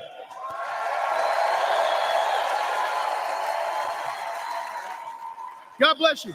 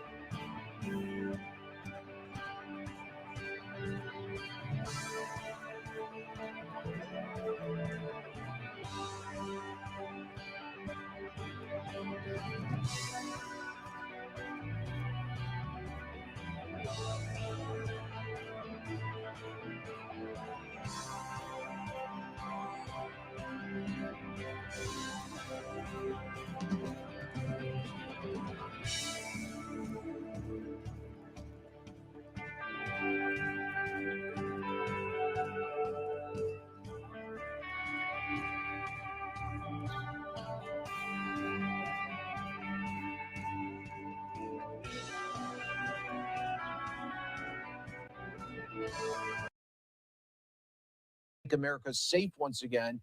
On Wednesday, it'll be Make America Strong once again. And on Thursday, to close it all out with the speech from former President Donald Trump, it will be Make America Great once again here. And we are learning from Eric Trump at 3:30 Eastern here. So in about 40 minutes, Eric Trump putting on X that he is honored to announce that at 3:30 Eastern, along with his family, he will cast the vote, which will declare Donald J. Trump the 2024 Republican nominee for President of the United States here. So we are getting closer to that moment. You are watching right here with us, RNC Day One.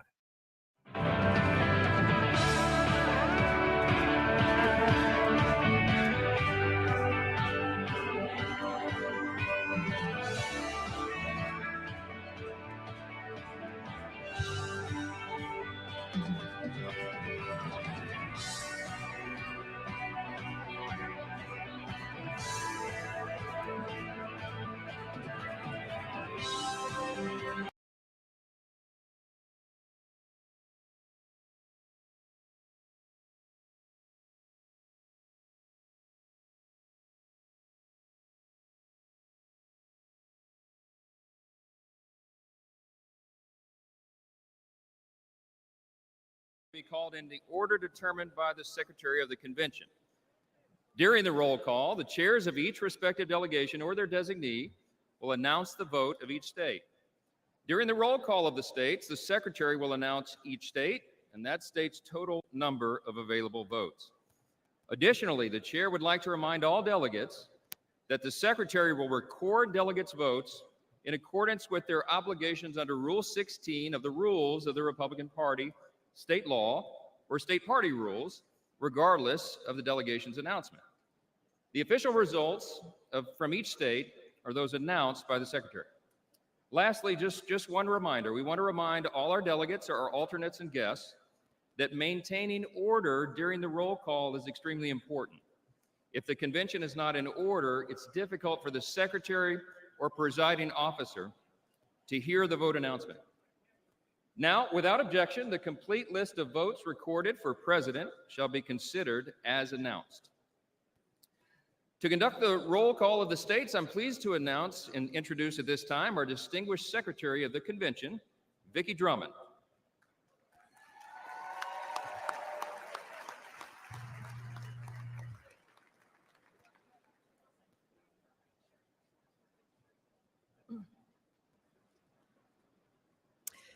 Delegates and alternates, let us commence with the call of the roll of the states.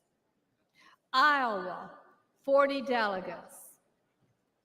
You gotta do it. Madam Secretary, I speak for the delegation from the great state of Iowa, the inspiring home of Caitlin Clark. And Madam Secretary, the great state of Iowa proudly cast all of its 40 votes for President Donald J. Trump.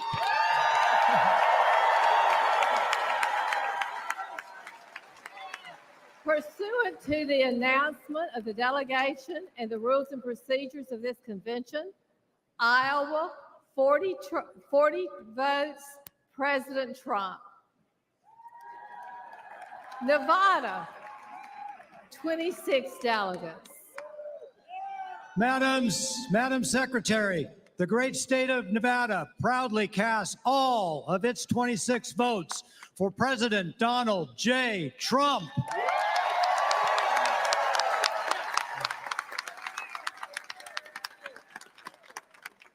Pursuant to the announcement of the delegation and the rules and procedures of this convention, Nevada, 26 votes, President Trump.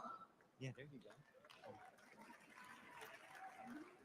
Oklahoma, 43 delegates. Madam Secretary, I'm Nathan Dahm, Republican Party Chairman of the great state of Oklahoma, the crossroads of... Yeah, there you go.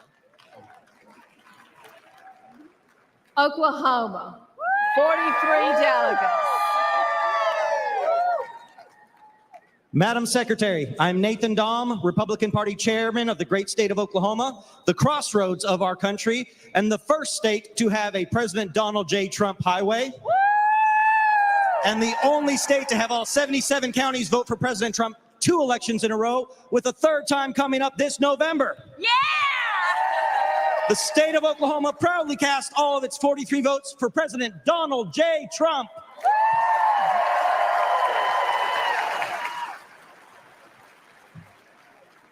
Pursuant to the announcement of the delegation and the rules and procedures of this convention, Oklahoma, 43 votes, President Trump. West Virginia, 32 delegates.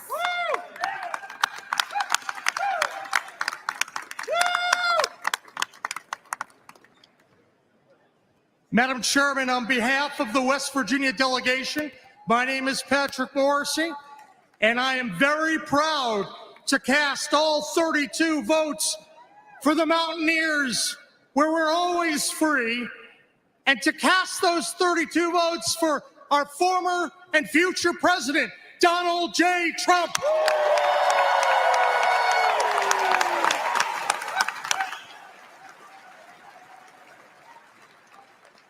Pursuant to the announcement of the delegation and the rules and procedures of this convention, West Virginia, 32 votes, President Donald J. Trump. New Hampshire, 22 delegates. Madam Secretary, my name is Corey Lewandowski, and I served as President Trump's campaign manager in 2016 for that historic victory. I stand before you today on behalf of the great state of New Hampshire, the Granite State, the first in the nation primary state, the state that delivered President Trump's first election victory way back in February of 2016. New Hampshire proudly cast all 22 votes for my good friend, the 45th and soon to be 47th President of the United States, Donald John Trump.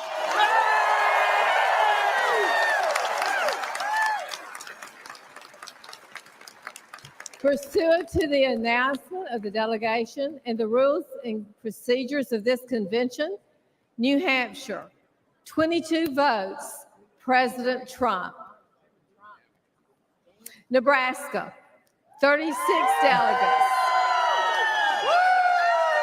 Madam Secretary, my name is Eric Underwood. I'm the chairman. I present the great state of Nebraska. The good life is our motto, where agriculture, beef and corn is the lifeblood of our economy, where our medical field and university are amongst the top in the nation. But it is our people that embody a Nebraska nice, modest lifestyle.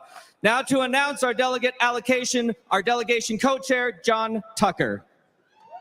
Madam Secretary, the great state of Nebraska proudly cast all of its 36 votes for President Trump.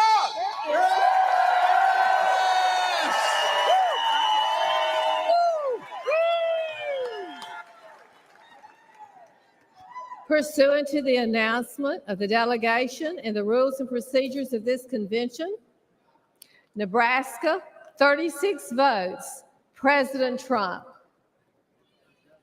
California.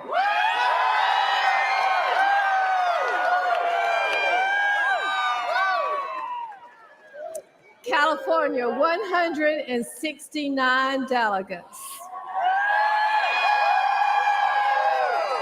California represents nearly 5.4 million registered Republicans, more than any other state in the nation. From its pristine beaches to its soaring mountains, from expansive deserts to the redwood forests, the Golden State is responsible for securing today's GOP House majority. It will be the state responsible for returning a House majority to Washington this November so that President Trump has a partner in Congress to support his common sense agenda. With the largest delegation in the nation, Madam Secretary, the great state of California proudly casts all of its 169 votes for President Donald Trump.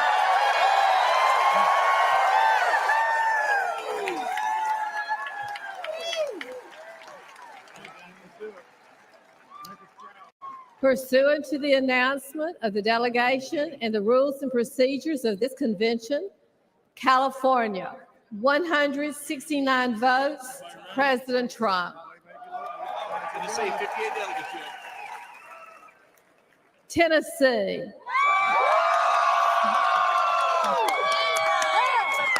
Tennessee, 58 delegates. Thank you, Madam Secretary. My name is Jack Johnson. I have the honor of serving as the Republican Majority Leader in the Tennessee State Senate. On behalf of our delegation chairman, the Honorable Bill Lee, the 50th governor of the great state of Tennessee, I am happy to report that from the mighty Mississippi, Graceland and Bill Street, to the Grand Ole Opry, to the Great Smoky Mountains, Rocky Top and Dollywood, to Rock City and Lookout Mountain and Bristol Motor Speedway and all points in between, we proudly cast all 58 of our votes for the next president of the United States, Donald J. Trump.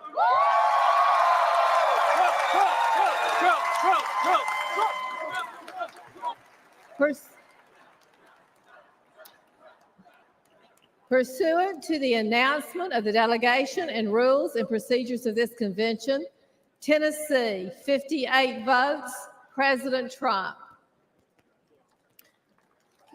Washington, 43 delegates. Madam Secretary, Washington State, the Evergreen State, where the people support law enforcement by allowing them to pursue criminals, where the people support families and children by putting into law a Parents' Bill of Rights,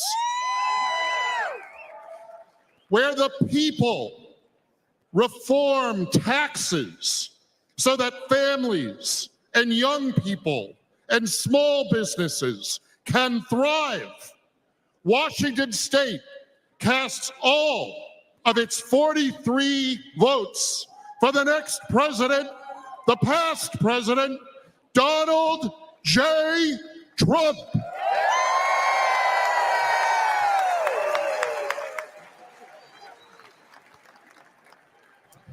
Pursuant to the announcement of the delegation and the rules and procedures of this convention, Washington, 43 votes, President Trump.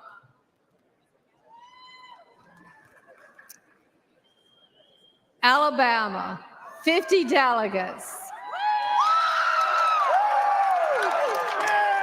Madam Chair, I'm Coach Senator Tommy Tuberville and proud to represent the great state of Alabama, one of the most pro-military and pro-veteran states in the country.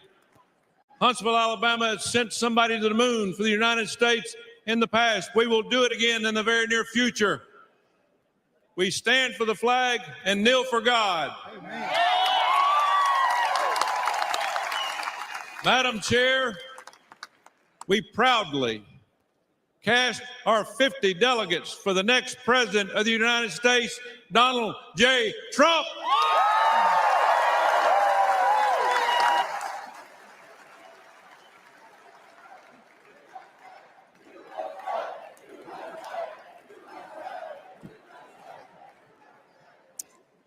Pursuant to the announcement of the delegation and the rules and procedures of this convention, Alabama, 50 votes, President Trump.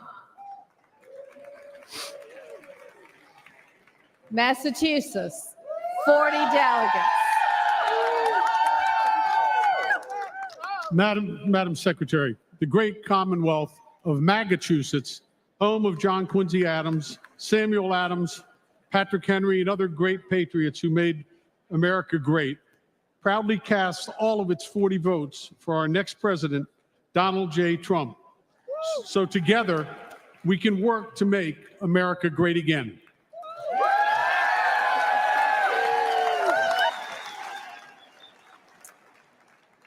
Pursuant to the announcement of the delegation and the rules and procedures of this convention, Massachusetts, 40 votes, President Trump. Indiana.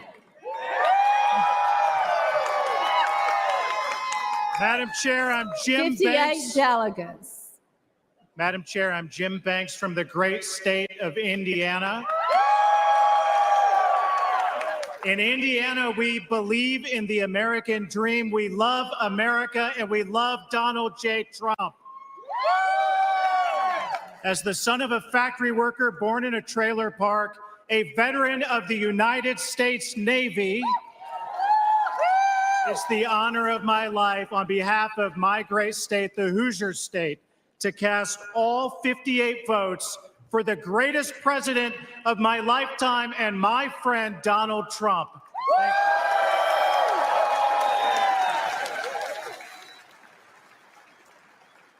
Pursuant to the announcement of the delegation and the rules and procedures of this convention, Indiana, 58 votes, President Trump.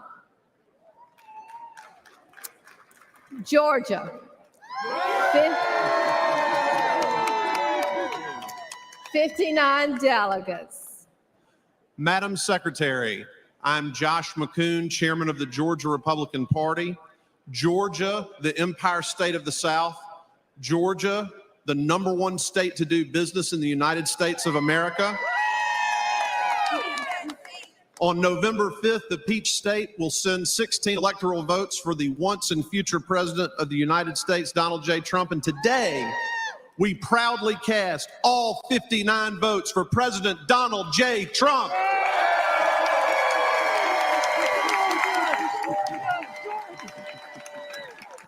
Pursuant to the announcement of the delegation and the rules and procedures of this convention, Georgia, 59 votes, President Trump.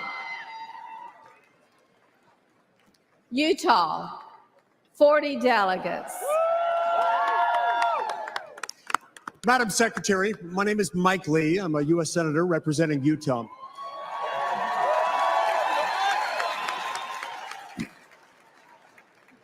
Utah is a place where we have big families.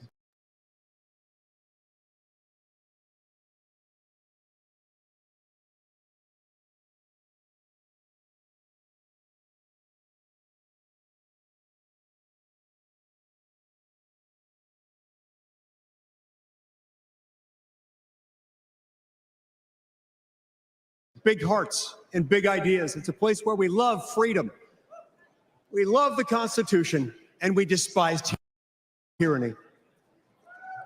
In Utah, from the Red Rocks to the snow-capped mountains with the greatest snow on earth, we know what heaven on earth looks like. Utah, the 45th state admitted to the Union, today proudly casts all of its 40 delegate votes for President Donald J. Trump and his newly announced running mate, my friend and colleague, J.D. Vance.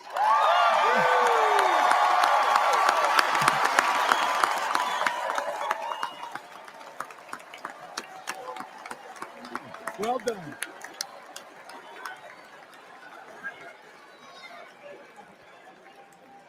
I'm wearing my glasses. Is that okay? Thank you. I need you to move over just a little bit. Pursuant to the announcement of the delegation and rules and procedures of this convention, Utah, 40 votes, President Trump. Maryland, 37 delegates. Madam Secretary, my name is David Bossie. Maryland, the old line state, the 7th state to enter the Union, known for the amazing Chesapeake Bay and Blue Crab, and the United States Naval Academy, the home of Fort McHenry, the historic site that inspired the Star-Spangled Banner, and the home of the next United States Senator from Maryland, Larry Hogan. Maryland, proudly casts our 37 votes for my friend, the 45th and 47th President of the United States, Donald John Trump.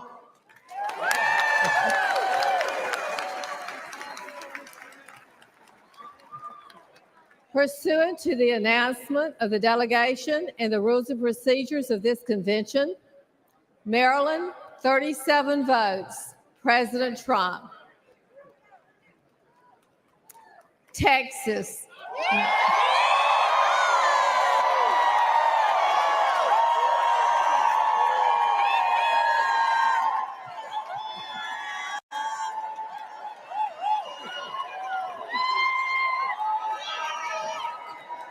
Madam Secretary,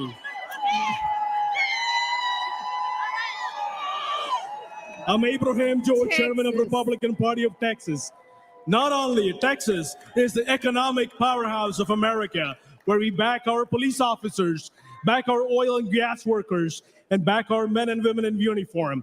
Not only Texas create more private jobs every month than Joe Biden could ever dream when he's sleeping at 8 o'clock. Not only we are a state where no Democrat has won a single statewide office since 1992. Behalf of our great Governor Greg Abbott, our Lieutenant Governor Dan Patrick, and our Attorney General Ken Paxton, and the Republican Party of Texas, and our entire delegation, we cast all 161 of our delegates for the 45th and the 47th President Donald J. Trump. Thank you, and God bless you, and God bless Texas.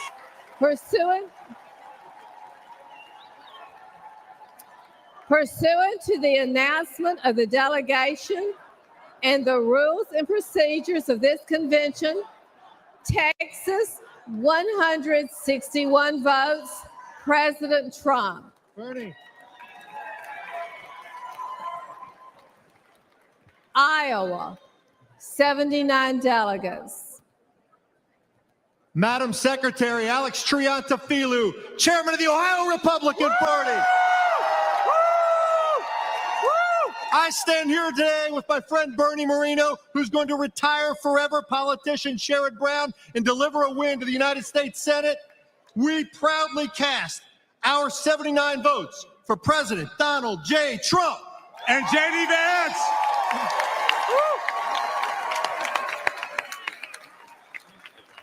Pursuant to the announcement of the delegation and the rules and procedures of this convention, Iowa, 79 votes, President Trump.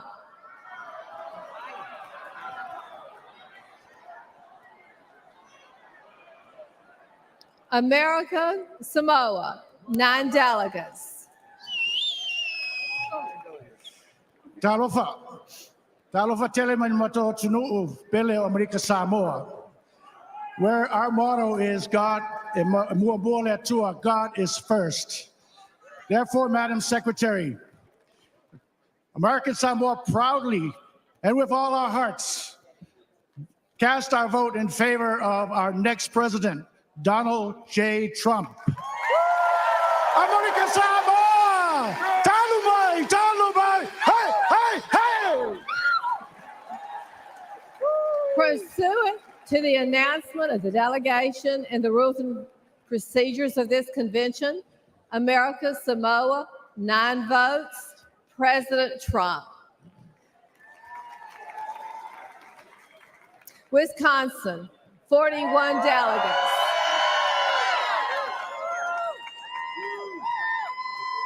Madam Secretary, on behalf of the Wisconsin delegation, we welcome everyone here to this 23rd Psalm place we call home, where 170 years ago, this great party was founded down the road in Ripon, Wisconsin, in a little white schoolhouse. Madam Secretary, the great state of Wisconsin proudly casts all of its 41 votes for Donald J. Trump.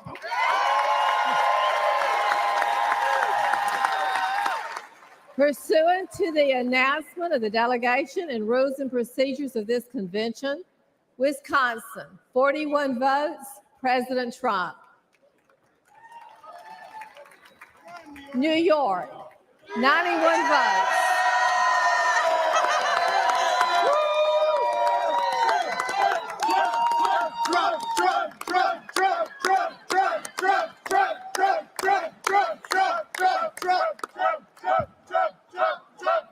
President Donald J. Trump will always be a New Yorker, and New York will always love President Donald J. Trump.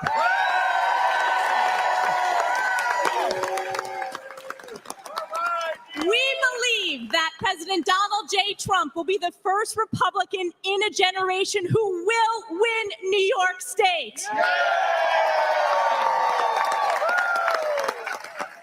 It is my honor, as representative for New York's 21st Congressional District, House Republican Conference Chair, on behalf of the 91 New York delegates to the Republican National Convention, we proudly cast all 91 votes for President Donald J. Trump.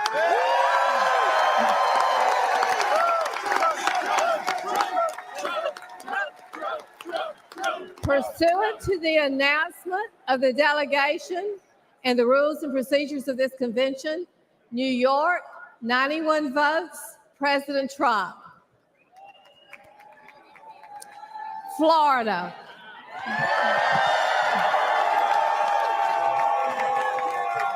Florida, 125 delegates. Madam Secretary, and everybody in this great city,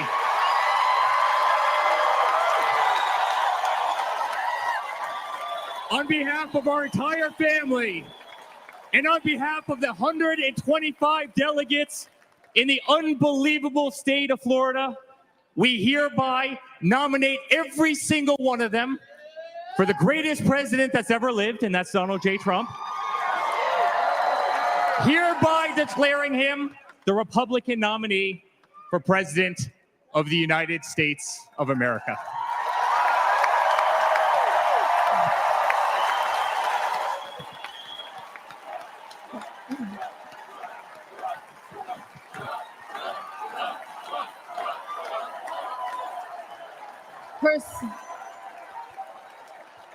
Pursuant to the announcement of the delegation and the rules and procedures of this convention, Florida, 125 votes, President Trump.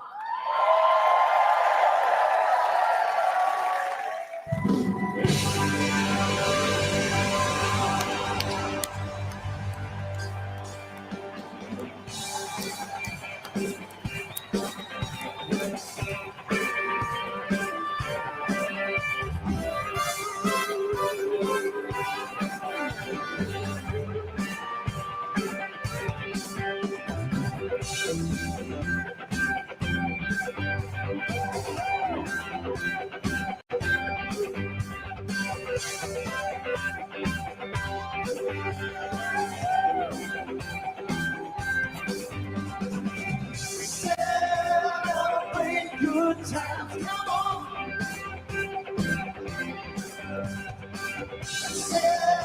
Celebrate good times, come on. There's a party going on right here. A celebration that's about here. So bring your good time and your laughter too. We gonna celebrate your party with you. Come on. Celebration. We gonna celebrate and have a good time. Celebration. Let's all celebrate and have a good time.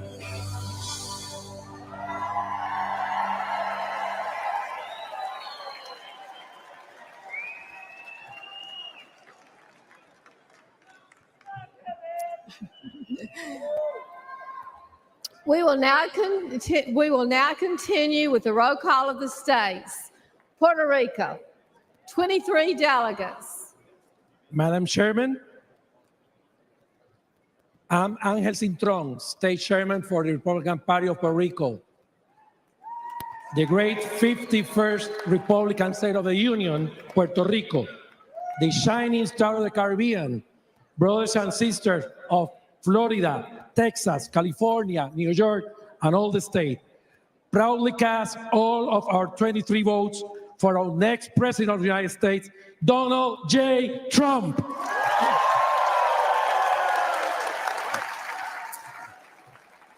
Pursuant to the announcement of the delegation and the rules and procedures of this convention, Puerto Rico, 23 votes, Donald Trump, President Trump.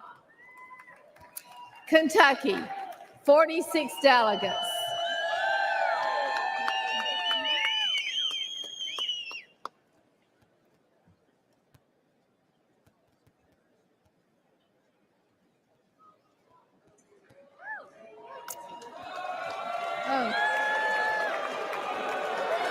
Madam Chairman. Madam Chairman, the Commonwealth of Kentucky proudly cast 46 votes for the next president, Donald J. Trump.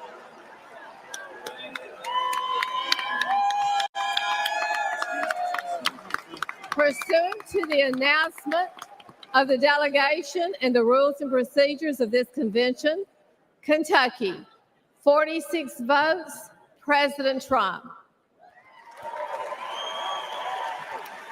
Hawaii, 19 delegates. Aloha mai kako. We are the delegation from the beautiful state of Hawaii. We carry with us the traditions of the father of the Hawaii Republican Party, Prince Kuhio Kalana-Aneole Pi'ikoi. And we carry his sentiment when he said, we are Republicans from the top of our heads to the bottom of our feet. Madam Secretary, the great state of Hawaii, pledges all 19 votes for the future President of the United States, Donald J. Trump.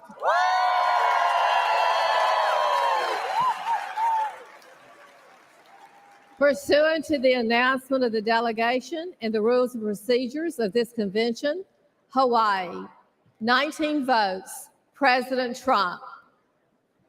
Kansas, 39 delegates.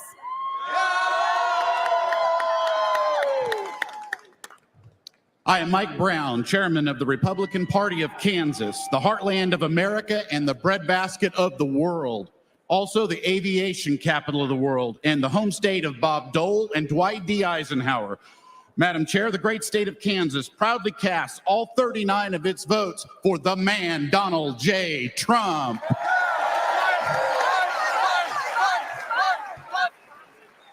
Pursuant to the announcement of the delegation and the rules and procedures of this convention, Kansas, 39 votes, President Trump.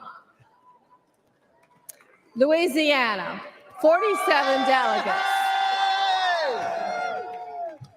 Madam Secretary, I am Eric Skermetta, Public Service Commissioner for the state of Louisiana and delegation chairman. Louisiana, led by my friend, Republican Governor Jeff Landry, home of the Speaker of the House of the United States Government, Mike Johnson, House Majority Leader Steve Scalise, host of the 2025 Super Bowl for the NFL for the 11th time, the state with the lowest utility rates in the country, and becoming a center for capital investment for the United States. Louisiana, the sportsman's paradise, casts all of its 47 delegate votes for the bold and brave Donald J. Trump.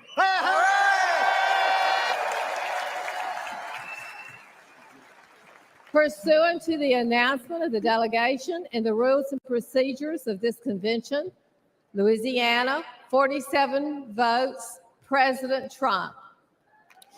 Delaware, 16 delegates. Madam Secretary, my name is Julianne Murray, and I am the proud state chairman of the Delaware Republican Party.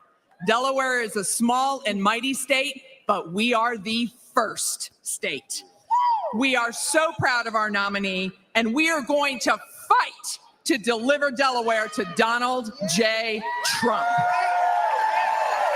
Madam Secretary, the great state of Delaware proudly casts all of its 16 votes for President Donald J. Trump.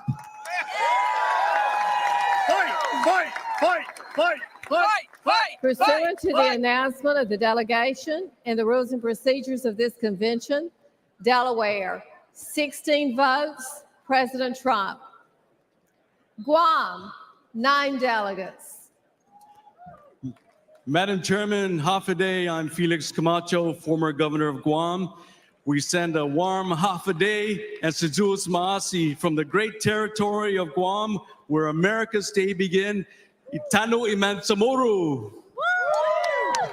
The home of the newest Marine Corps base, Camp Blas, and over 20,000 members of our armed forces, Army, Air Force, Navy, Marine Corps, Coast Guard, and Space Force, and over 23,000 veterans. So, Madam Chair, the great territory of Guam proudly cast all 9 of its votes for President Donald J. Trump. Sejus Maasi.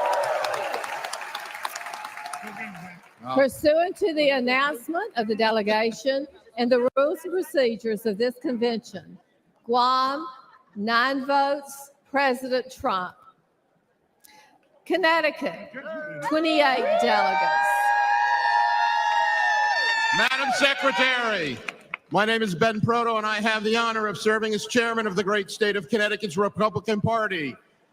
Connecticut, the Constitution state, the arsenal of democracy, and the home of the 2-time, soon-to-be 3-time NCAA men's basketball champion UConn Huskies, proudly cast 28 votes for the 45th president and soon-to-be 47th president of the United States, Donald J. Trump.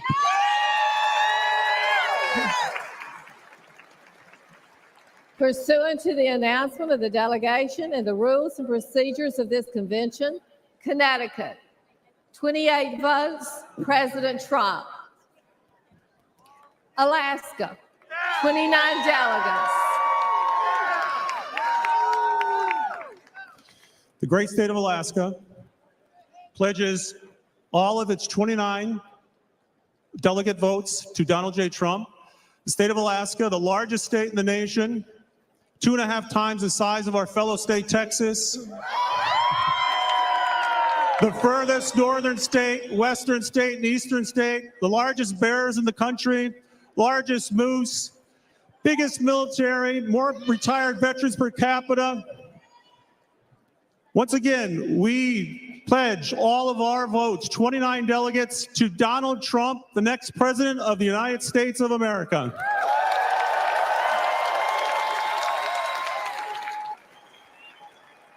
Pursuant to the announcement of the delegation and the rules and procedures of this convention, Alaska, 29 votes, President Trump. Oregon, 31 delegates.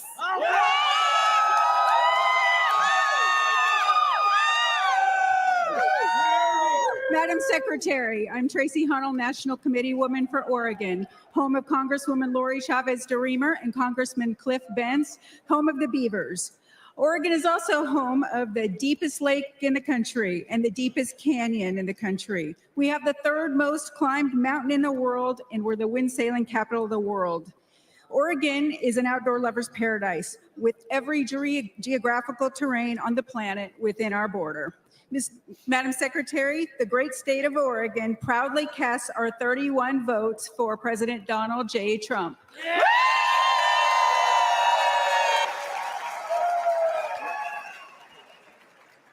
Pursuant to the announcement of the delegation and the rules and procedures of this convention, Oregon, 31 votes, President Trump. I love it. Mississippi, 40 delegates.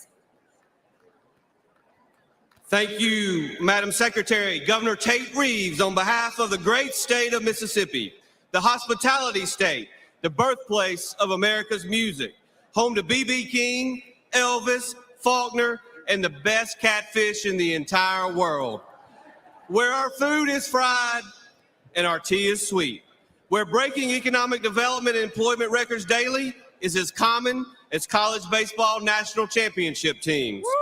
A Republican stronghold and a key piece of the Red Wall, from the mighty Mississippi River to the sweet Gulf Coast and everywhere in between. I am incredibly excited, honored, and proud to cast all 40 of our votes for the next president of these great United States, Donald J. Trump.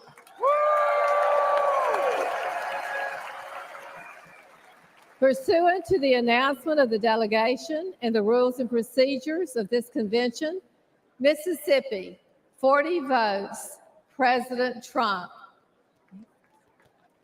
Northern Mariana Islands, 9 delegates. Half a day, John Tiro, Madam Secretary. I am Irene Hall, and I am the National Committee Woman and Delegation Chair of the Northern Mariana Islands. On behalf of the 9 delegates from my beautiful Commonwealth of the Northern Mariana Islands, we are so proud to cast all of our votes for our President, Donald J. Trump.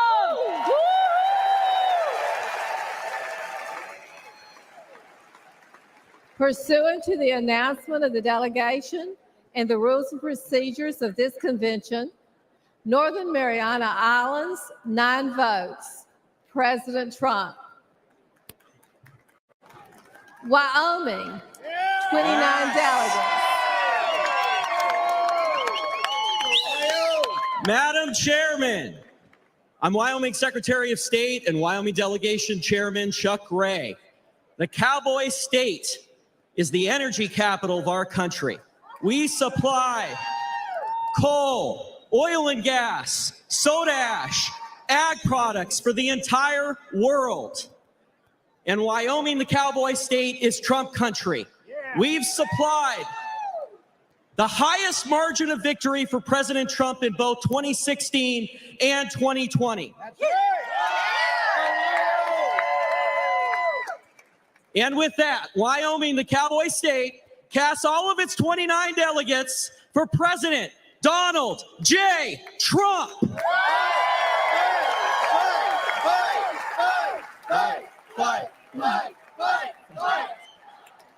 Pursuant to the announcement of the delegation and the rules and procedures of this convention, Wyoming, 29 votes, President Trump.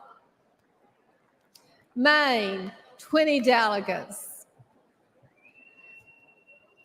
Hi, my name is Demi Kazunas. I'm a proud Army veteran, a dentist, a daughter of legal immigrants, mother and grandmother, and will be the next U.S. Senator from the great state of Maine. But today, as chair of the Maine delegation, the largest exporter of lobsters and blueberries, also known as Vacation Land, and we delivered one electoral college vote for President Trump in 16 and 20 out of all of New England. We stand here proudly with my delegation of 20 to cast all of our votes for the next President of the United States, Donald J. Trump.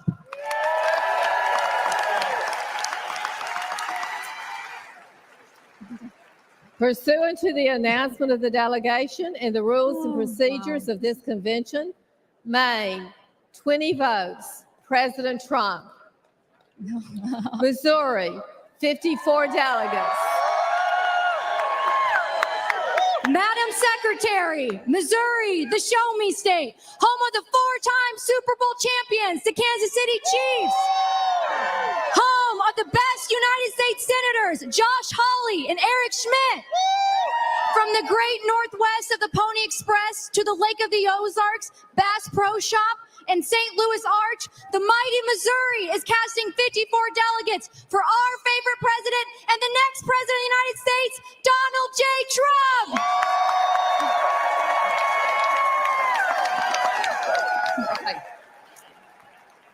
Pursuant to the announcement of the delegation and the rules and procedures of this convention, Missouri, 54 votes, President Trump.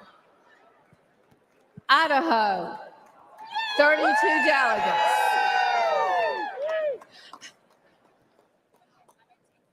I'm Dorothy Moon, chairwoman of the Idaho Republican Party, and also the delegate sponsor. I'm excited to have all of the delegates behind us, all 32 votes, to go toward Donald J. Trump. We are the gem state. We are very rural. We have a lot of mountains and rivers, and we also love freedom and liberty. And we love a fighter, and Donald Trump is a proven fighter, and we want him to be our next president with our 32 delegates. We need to be with him. Fight, fight, fight, fight, fight, fight, fight, fight, fight, fight, fight, fight, fight. Pursuant to the announcement of the delegation and the rules and procedures of this convention, Idaho, 32 votes, President Trump. All right. Hey, here we go. Illinois, 64 delegates.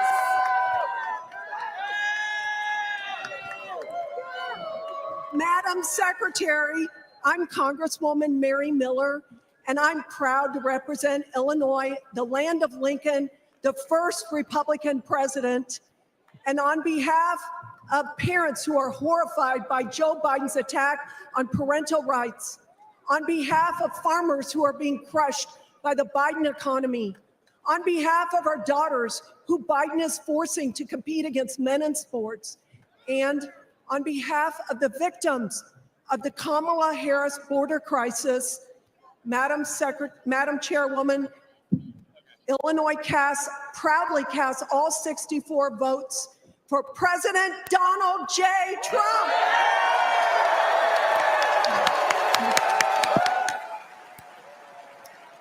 Pursuant to the announcement of the delegation and the rules and procedures of this convention, Illinois, 64 votes, President Trump.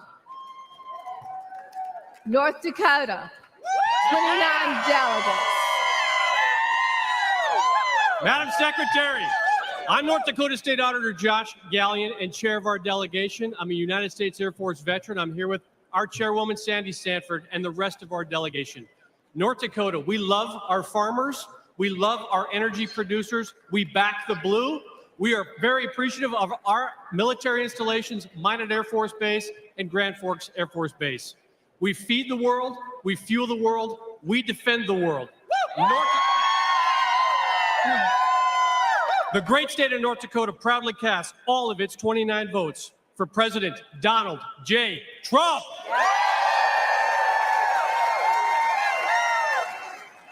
Pursuant to the announcement of the delegation and the rules and procedures of this convention, North Dakota, 29 votes, President Trump. Arizona, 43 delegates. Arizona needs to secure its southern border to prevent the atrocities that are happening and fix its broken election system.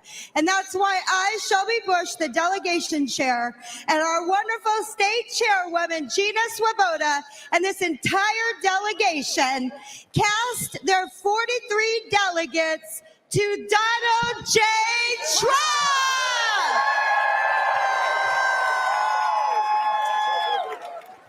Pursuant to the announcement of the delegation and rules and procedures of this convention, Arizona, 43 votes, President Trump. New Jersey, 12 delegates.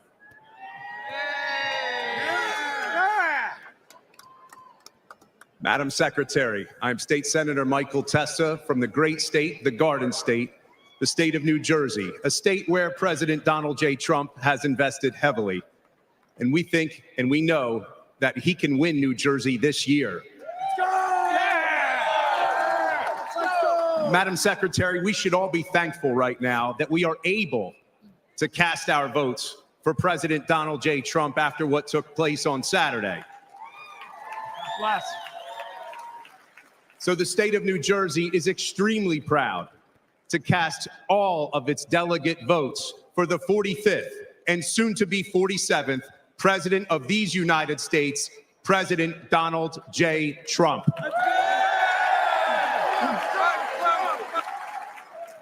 Pursuant to the announcement of the delegation and the rules and procedures of this convention, New Jersey, 12 votes, President Trump. U.S. Virgin Islands, 4 delegates. Madam Secretary, as chairman of the United States Virgin Islands, the land of welcoming people, beautiful beaches, tremendous culture, and the best rum in the world, proudly casts its 4 delegates for President Donald J. Trump.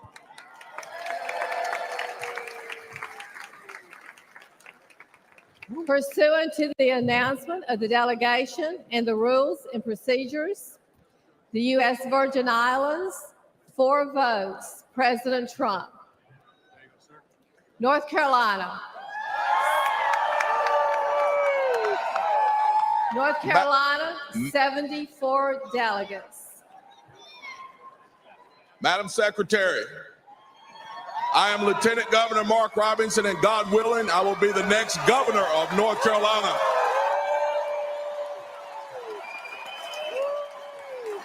North Carolina is the Tar Heel state. North Carolina is the home of the longleaf pine, and North Carolina is indeed, woo, the state that is and always will be first in flight. Mr. Chairman, on behalf of the state of North Carolina, I am directed that the state to cast 62 votes for America's Braveheart and the next president of the United States of America, Donald J. Trump, for president, and 12 votes in accordance with the rules. North Carolina, 62 votes, President Trump, 12 votes to be cast pursuant to the rules and procedures of this convention. Arkansas, 40 delegates.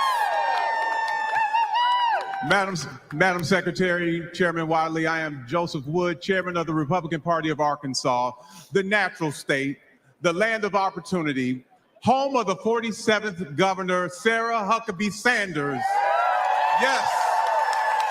Also home of the National Federation of Republican Women, Julie Harris, Johnny Cash, Al Green, and the Little Rock Nine Civil Rights Movement.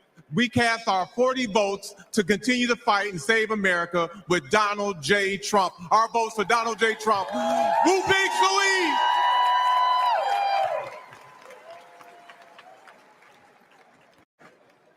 Arkansas, 40 votes, President Trump.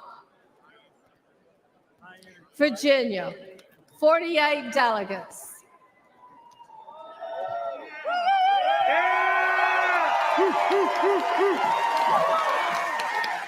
Madam Secretary, on behalf of the great Commonwealth of Virginia, named last week by CNBC as America's top place to do business.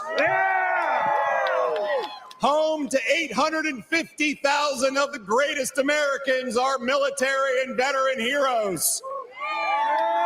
Home to Washington, Madison, Monroe, the first governor of the Commonwealth of Virginia, the voice of liberty, Patrick Henry, and home to Thomas Jefferson, who penned the most immortal words that we hold these truths to be self-evident, that all men are created equal, that they're endowed by their Creator with certain unalienable rights, and among them are life, liberty, and the pursuit of happiness.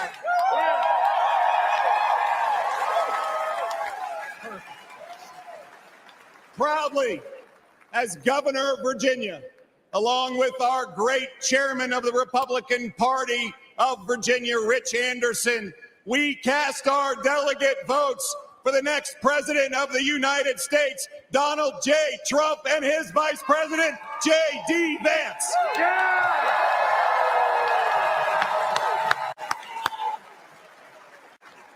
Virginia, 42 votes, President Trump. 6 votes to be cast pursuant to the rules and procedures of the convention. Michigan, 55 delegates.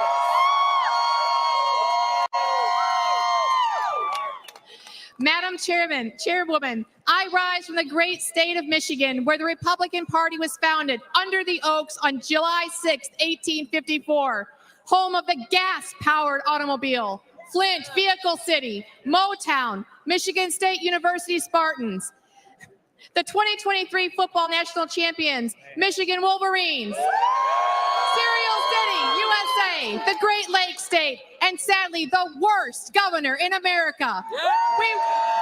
We welcome you to the Midwest. The liberal elite call us flyover country. We're proud to be part of the so-called blue wall, and we're going to tear down that wall to once again elect our 45th and 47th president, Donald J. Trump. Michigan Trump.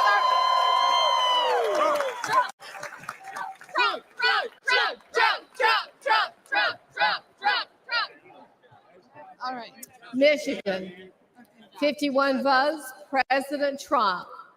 4 votes to be cast pursuant to the rules and procedures of the convention. Minnesota, 39 delegates. Madam Secretary, the great state of Minnesota, the battleground state of Minnesota, which will elect a Republican for president for the first time since 1972 this year. Minnesota, the first state to fight to preserve our nation in 1861. Today, to preserve our nation again, we Minnesotans proudly pledge all 39 of our delegate votes for our next president, Donald J. Trump. Hey! Pursuant to the announcement of the delegation and the rules and procedures of this convention, Minnesota, 39 votes, President Trump.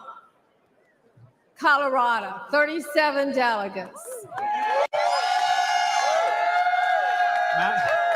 Madam Secretary, on behalf of the Colorado Republican Party and the great state of Colorado, the Centennial State, home of the U.S.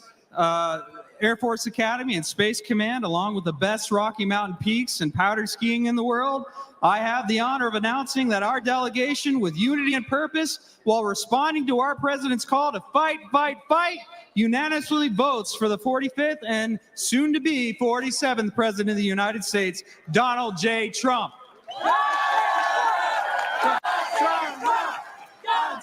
Pursuant to the announcement of the delegation and rules and procedures of this convention, Colorado, 37 votes, President Trump. Rhode Island, 19 delegates.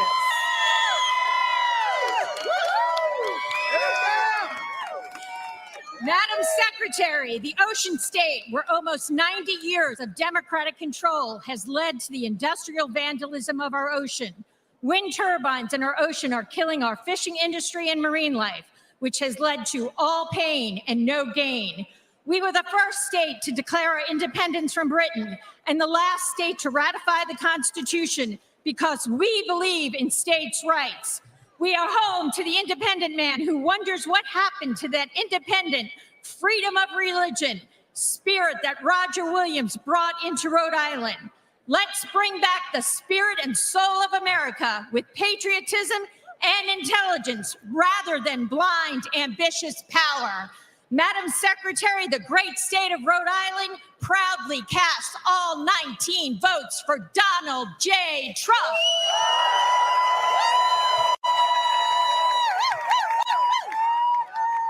Pursuant to the announcement of the delegation and the rules and procedures of this convention, Rhode Island, 19 votes, President Trump. Pennsylvania, 67 delegates. Madam Secretary, the great Commonwealth of Pennsylvania and its phenomenal delegation behind me, the birthplace of our nation and Constitution at Independence Hall, proudly cast all of its 67 votes for the bravest man in America, Donald J. Trump.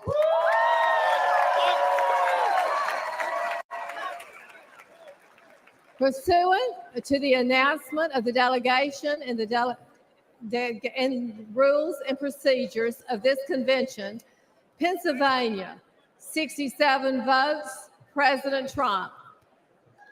South Dakota, 29 delegates.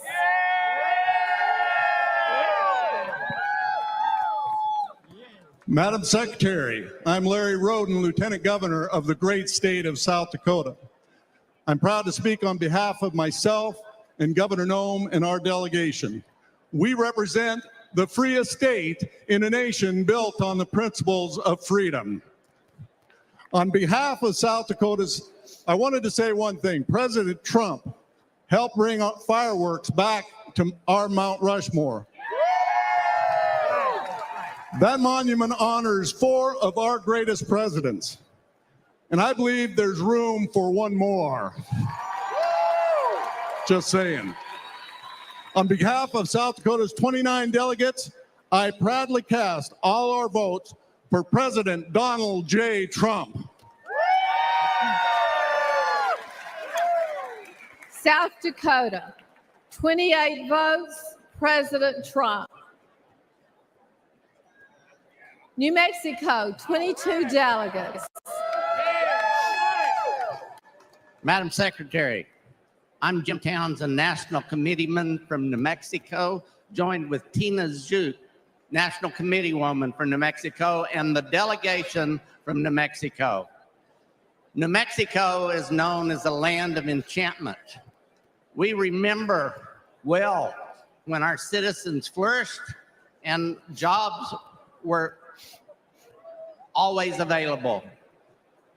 Madam Secretary, we remember when the courts in our country were known for being fair and our borders were secure. Madam Secretary, we also remember who was responsible for that and who worked hard for America. That's why today, New Mexico casts all 22 votes for the next president of the United States, Donald J. Trump.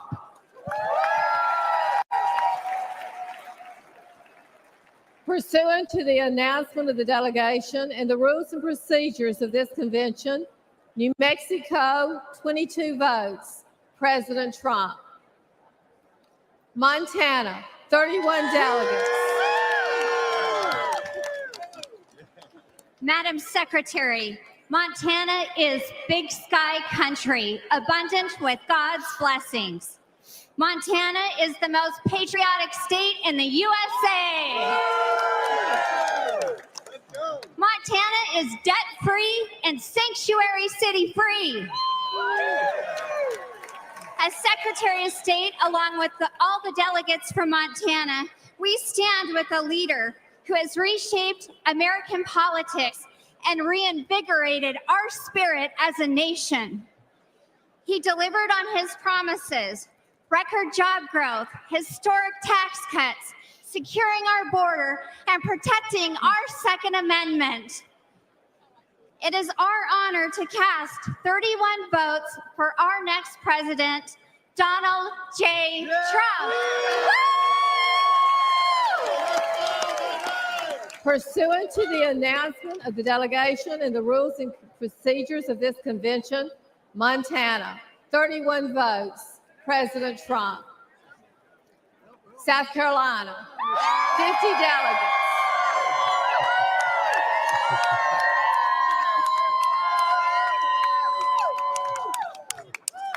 Madam Secretary, I'm Henry McMaster, proud, happy governor of the state of South Carolina, lucky husband of First Lady Peggy Jean Maccabee McMaster. Great state of South Carolina, the Palmetto State, from the mountains to the sea, where we've been fighting for liberty since 1670, where the Revolutionary War was won, where in 2016, Donald Trump won his first primary victory ever, ushering in the Trump era of American history. The great state of South Carolina proudly cast all 50 of its votes for President Donald J. Trump. Pursuant to the announcement of the delegation and the rules and procedures of this convention, South Carolina, 50 votes, President Trump. Vermont, 17 delegates. Madam Secretary, thank you. My name is Gerald Malloy. I am a proud Vermonter, a Vermont delegate, and a veteran. I am also the Vermont Republican Party nominee for the United States Senate, and I'm the guy that's going to retire Bernie Sanders. Oh, yeah. Oh, yeah. Vermont is the Green Mountain State. It's the 14th star, a long history of leadership and innovation for the United States. Ethan Allen, John Deere, President Calvin Coolidge. Our motto is freedom and unity. Unfortunately, right now, we've got a problem with unity and division in the United States. There's one man that's going to reunite our country and make America great again. It's Donald Trump, 45th and 47th president. Mr. Chairman, the great state of Vermont proudly casts all of its 17 votes for Donald J. Trump. Pursuant to the announcement of the delegation and the rules and procedures of this convention, Vermont, 17 votes, President Trump. District of Columbia, 19 delegates. Madam Secretary, on behalf of the District of Columbia, I am directed by that district to cast its 19 votes for president in accordance with the rules. District of Columbia, 19 votes to be cast pursuant to the rules and procedures of the convention. Thank you, delegates. Everyone's so confused now. Ladies and gentlemen, Speaker Johnson.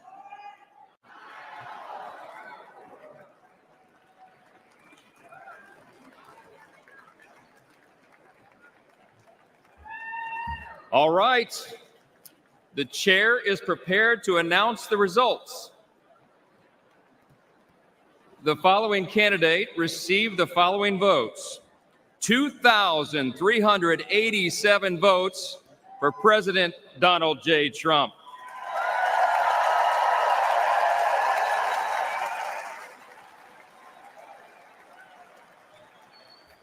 Let's make it official.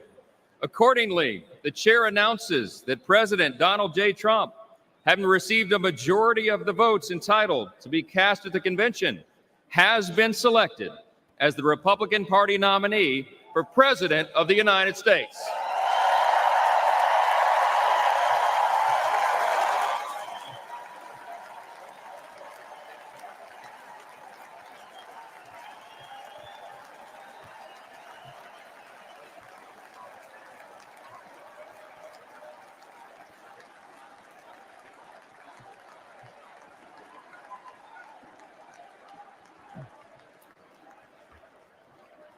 The chair is pleased to appoint the following to serve as the escort committee for President Donald J. Trump: Eric Trump, Donald Trump Jr., Tiffany Trump, Ivanka Trump, and Barron Trump.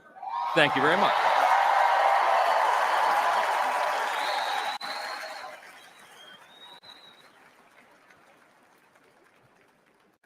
Ladies and gentlemen, it is now my honor to introduce the Attorney General, and there goes the teleprompter.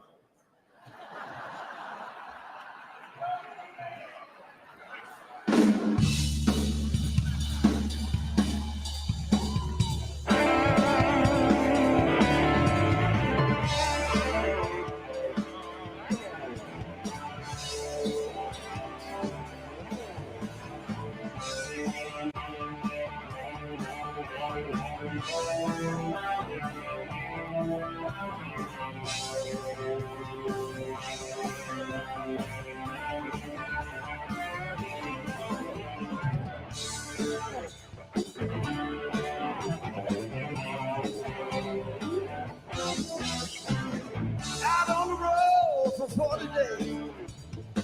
Last time little rock put me in a haze. Sweet, sweet Connie was looking all right. She called the whole show a natural, natural fight. Okay, Freddie King, I got to tell you, what the serious thing. Move, lady, treat me right. As long as we can make it to the show tonight, we're an American band. We're an American band. We're coming to your town. We'll help you party down. We're an American band.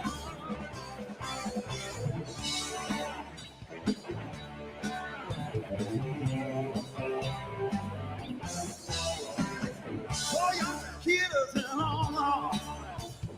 Waiting for the band at the end of the show. Feeling good, feeling right, it's Saturday night. The hotel detective, he was outside. He's my lady and a player. They was out to be the boys and the band. They say, come on, dudes, let's get it on. And we proceeded to take that hotel down. We're an American band. We're an American band. We're coming to your town. We'll help you party down. We're an American band.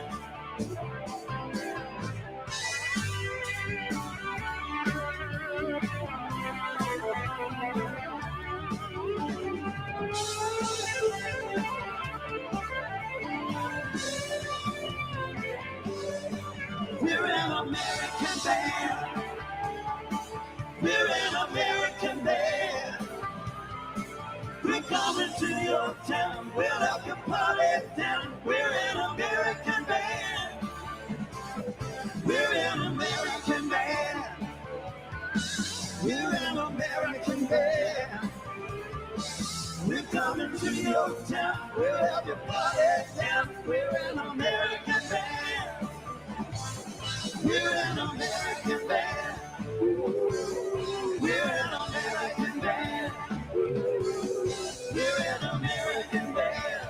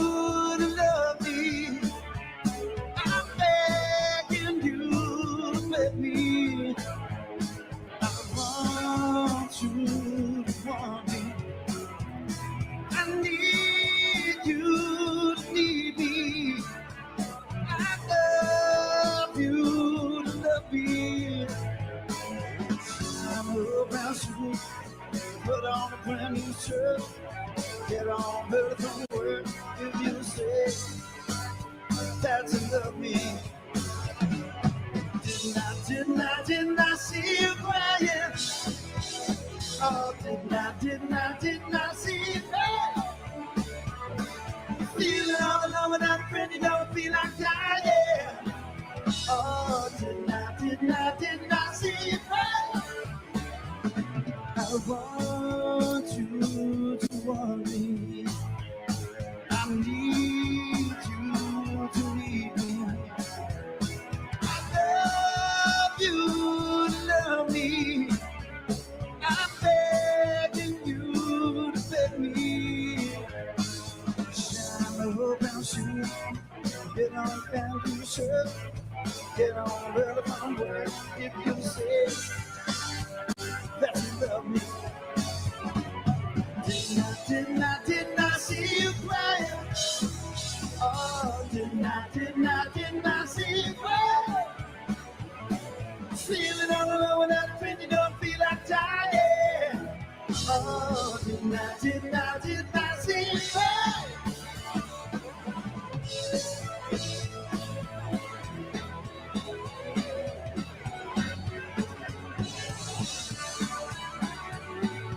Feeling all alone without a friend, you don't feel like dying. Oh, didn't I see you crying?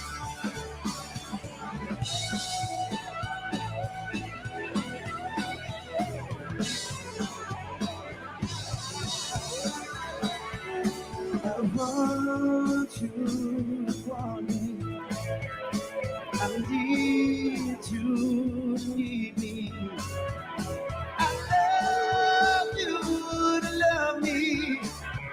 I'm begging you to beg me.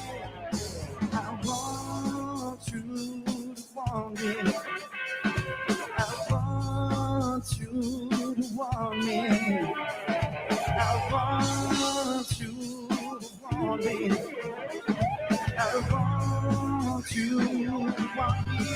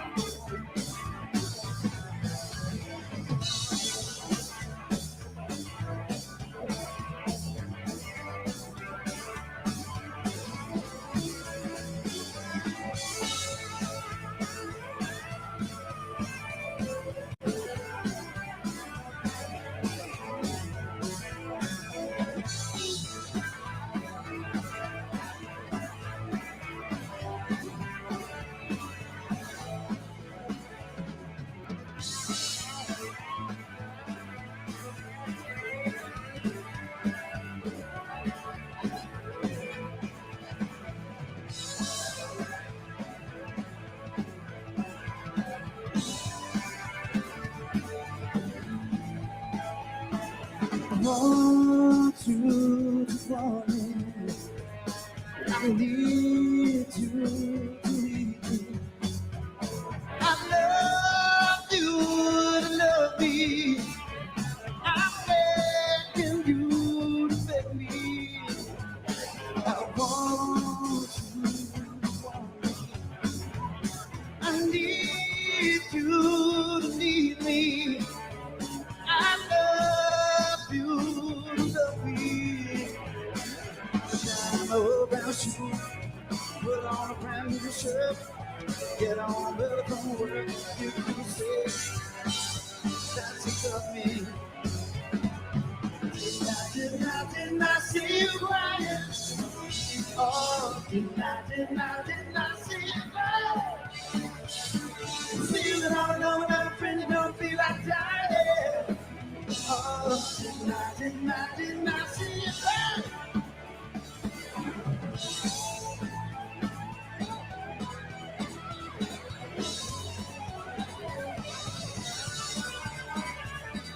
Feel it all alone, and a friend, you don't feel like dying. Oh, did not see you crying.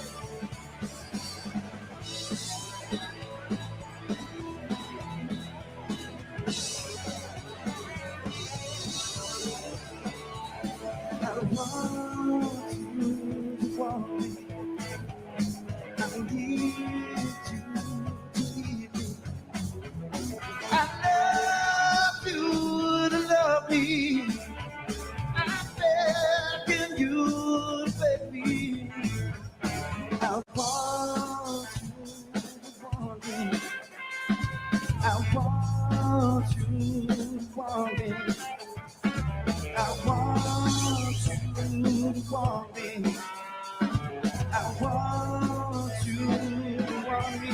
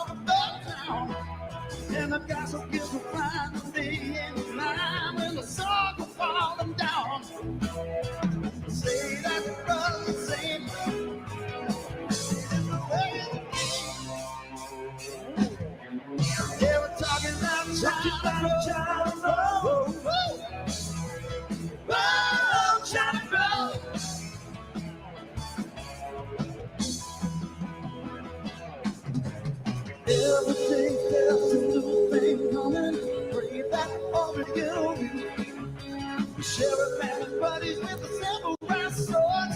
You can't even hear the music at night.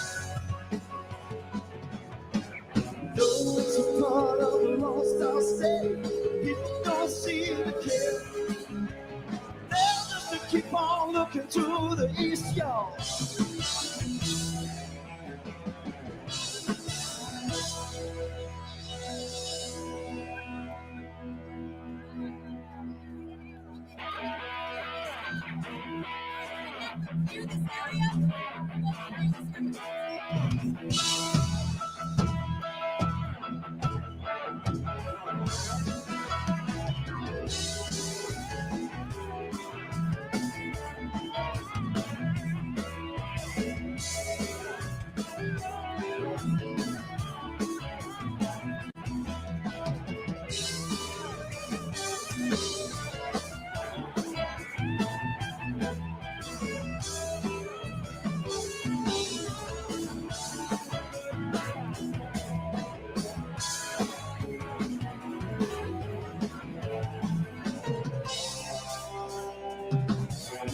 Yeah, we're talking about Chinatown. Whoa, whoa.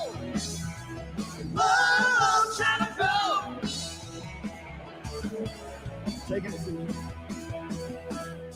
streets.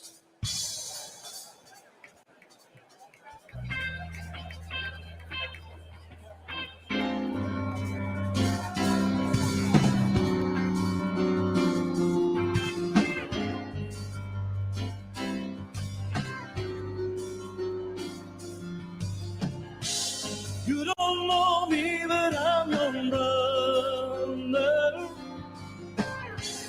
I was raised here in this living hell. You don't know my God in your world. Really soon the time will tell. You telling me the things you're gonna do for me. I ain't blind and I don't like what I think I see. Taking it to the street, taking it to the street, taking it to the street. Taking it to the street, taking it to the. Take this message to my brother. You will find him everywhere. Wherever people live together. Tiny poverty is despair. You telling me the things you're gonna do for me. I ain't blind and I don't like what I think I see. Taking it to the street, taking it to the street, taking it to the street. No more leaving. Taking it to the street, taking it to the street, taking it to the street, taking it to the street, taking it to the street. No more needle. Taking it to the street, taking it to the street, taking it to the.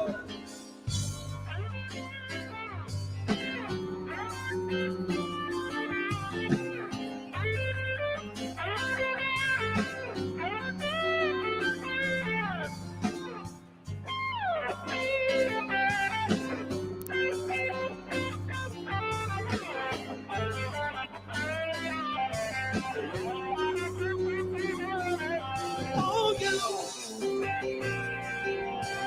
telling me the things you're gonna do for me.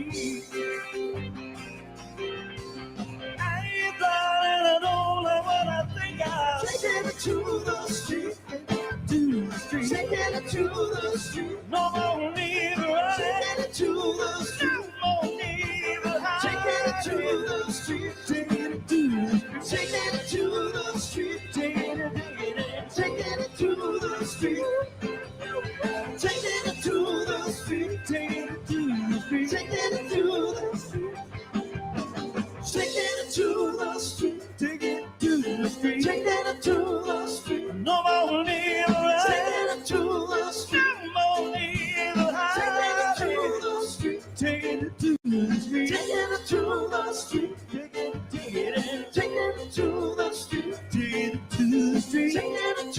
the street. Take it, take it, take it to the street. Take it to the street. Take it to the street. Take it to the street. Take it to the street. Take it to the street. Take it to the street. Take it to the street. Take it to the street. Take it to the street. No money. Take it to the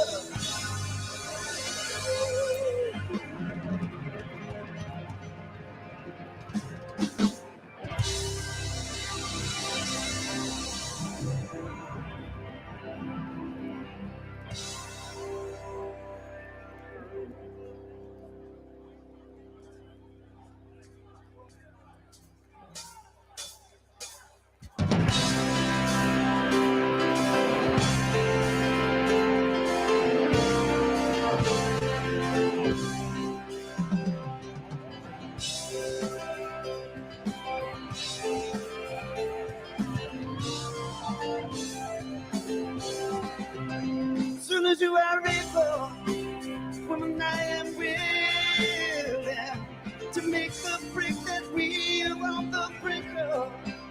My cup is on the table, my life is feeling. Waiting here for you to take and drink of. So if you're tired of the same old story, baby, turn the picture. We'll be here when you are ready to go with the change. Yeah.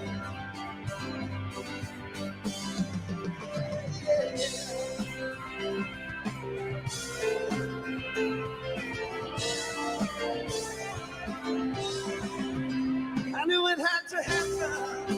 Felt the tables turning. Got me through my darkest hour.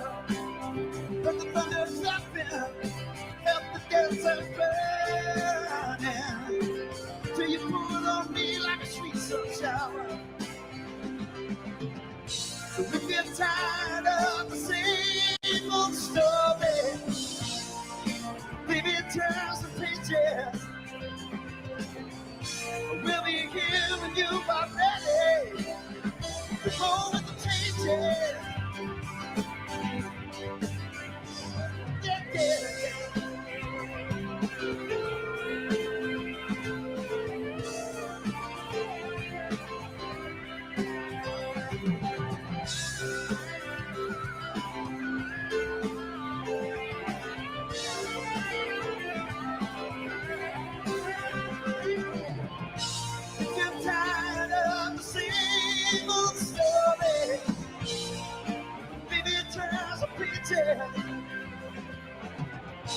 We'll be here when you are ready. Go with the changes, baby. Go with the changes. You know, you got to keep on rolling. Oh yeah, keep on rolling. Ooh, gotta roll with the changes. Keep on rolling, yeah, baby. Keep on rolling. Ooh, you know, you got to keep on rolling. Keep on rolling. Ooh, gotta go with the changes. Keep on rolling, yeah. Keep on rolling. Ooh, gotta keep on rolling.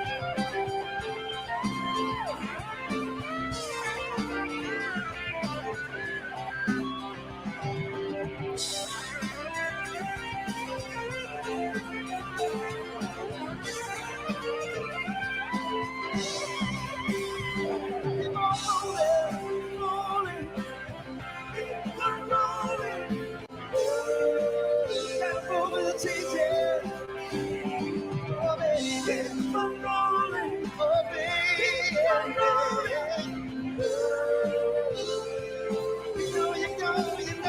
got to keep on rolling. Keep on rolling. Gotta go with the changes.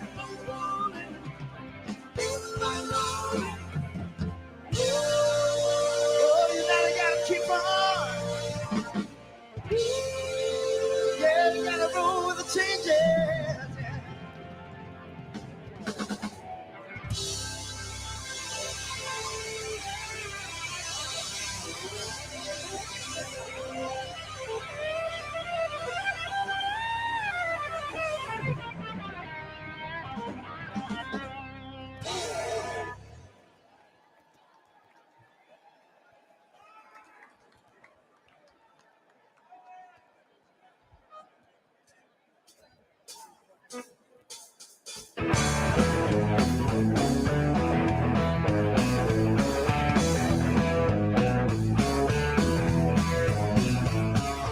Rolling down Highway 95,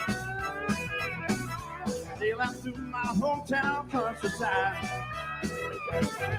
Move on over sandy side, cruise controls on overdrive. Come on, take my baby for a ride. Ooh, she's like a smooth stretch of highway. Ooh, she's like a cool summer breeze. If my motor's running right, we might lose control tonight. Got the shape, I love the speed. Looks and bring me to my knees, oh please. Let's roll tonight.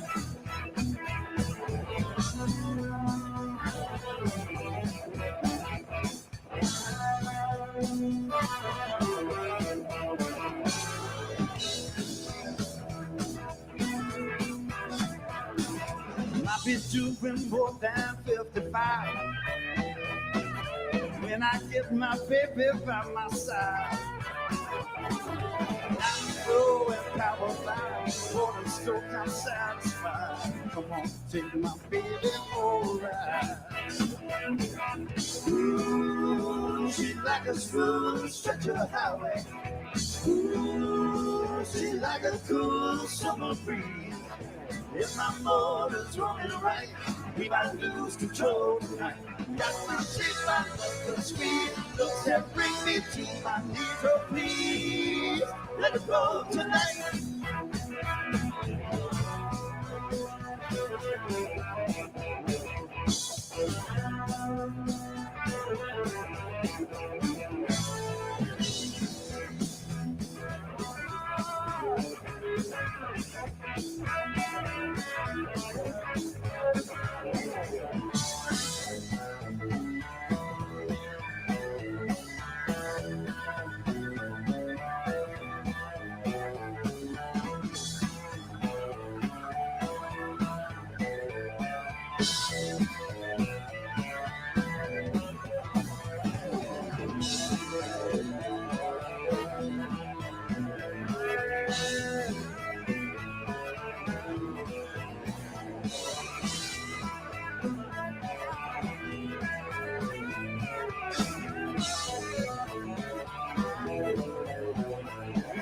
Now I know just how heaven feels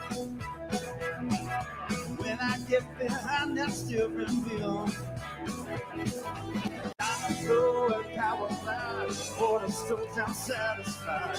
Come on, take my baby for a ride.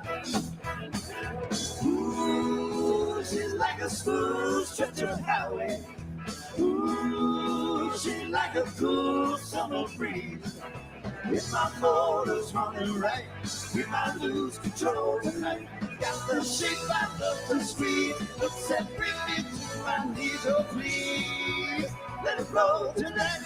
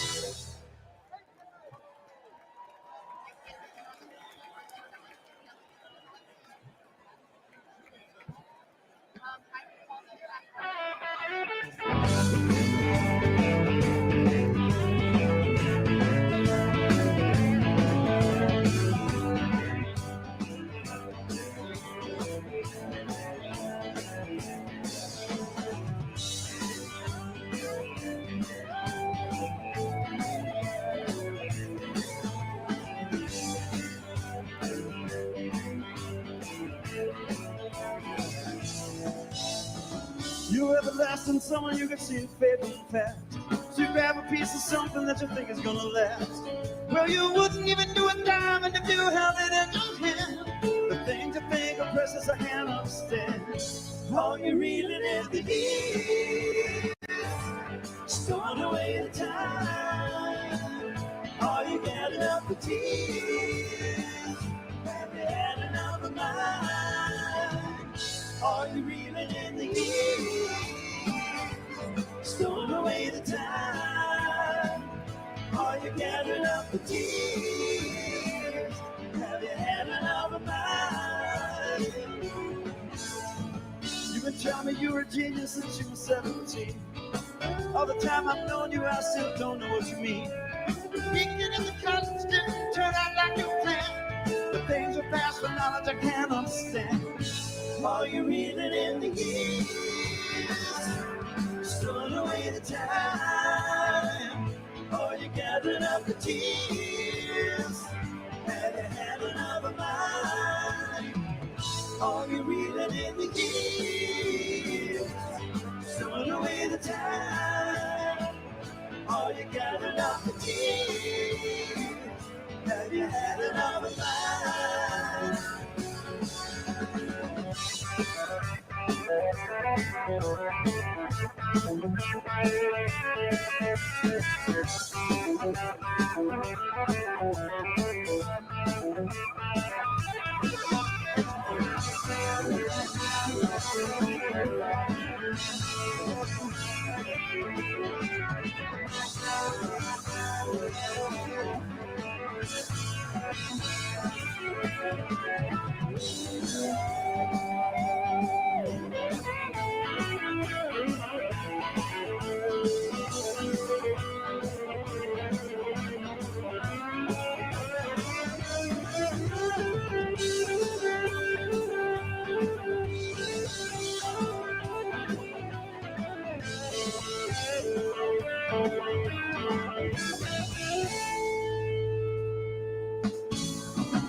I've spent a lot of money and I've spent a lot of time.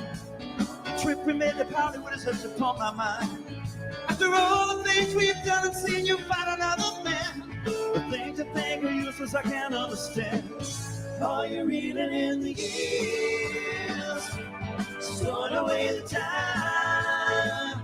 All you're gathering up the tears, have you had enough of mine? All you're reeling in the years, storing away the time. All you gathering up the tears, have you had enough of mine?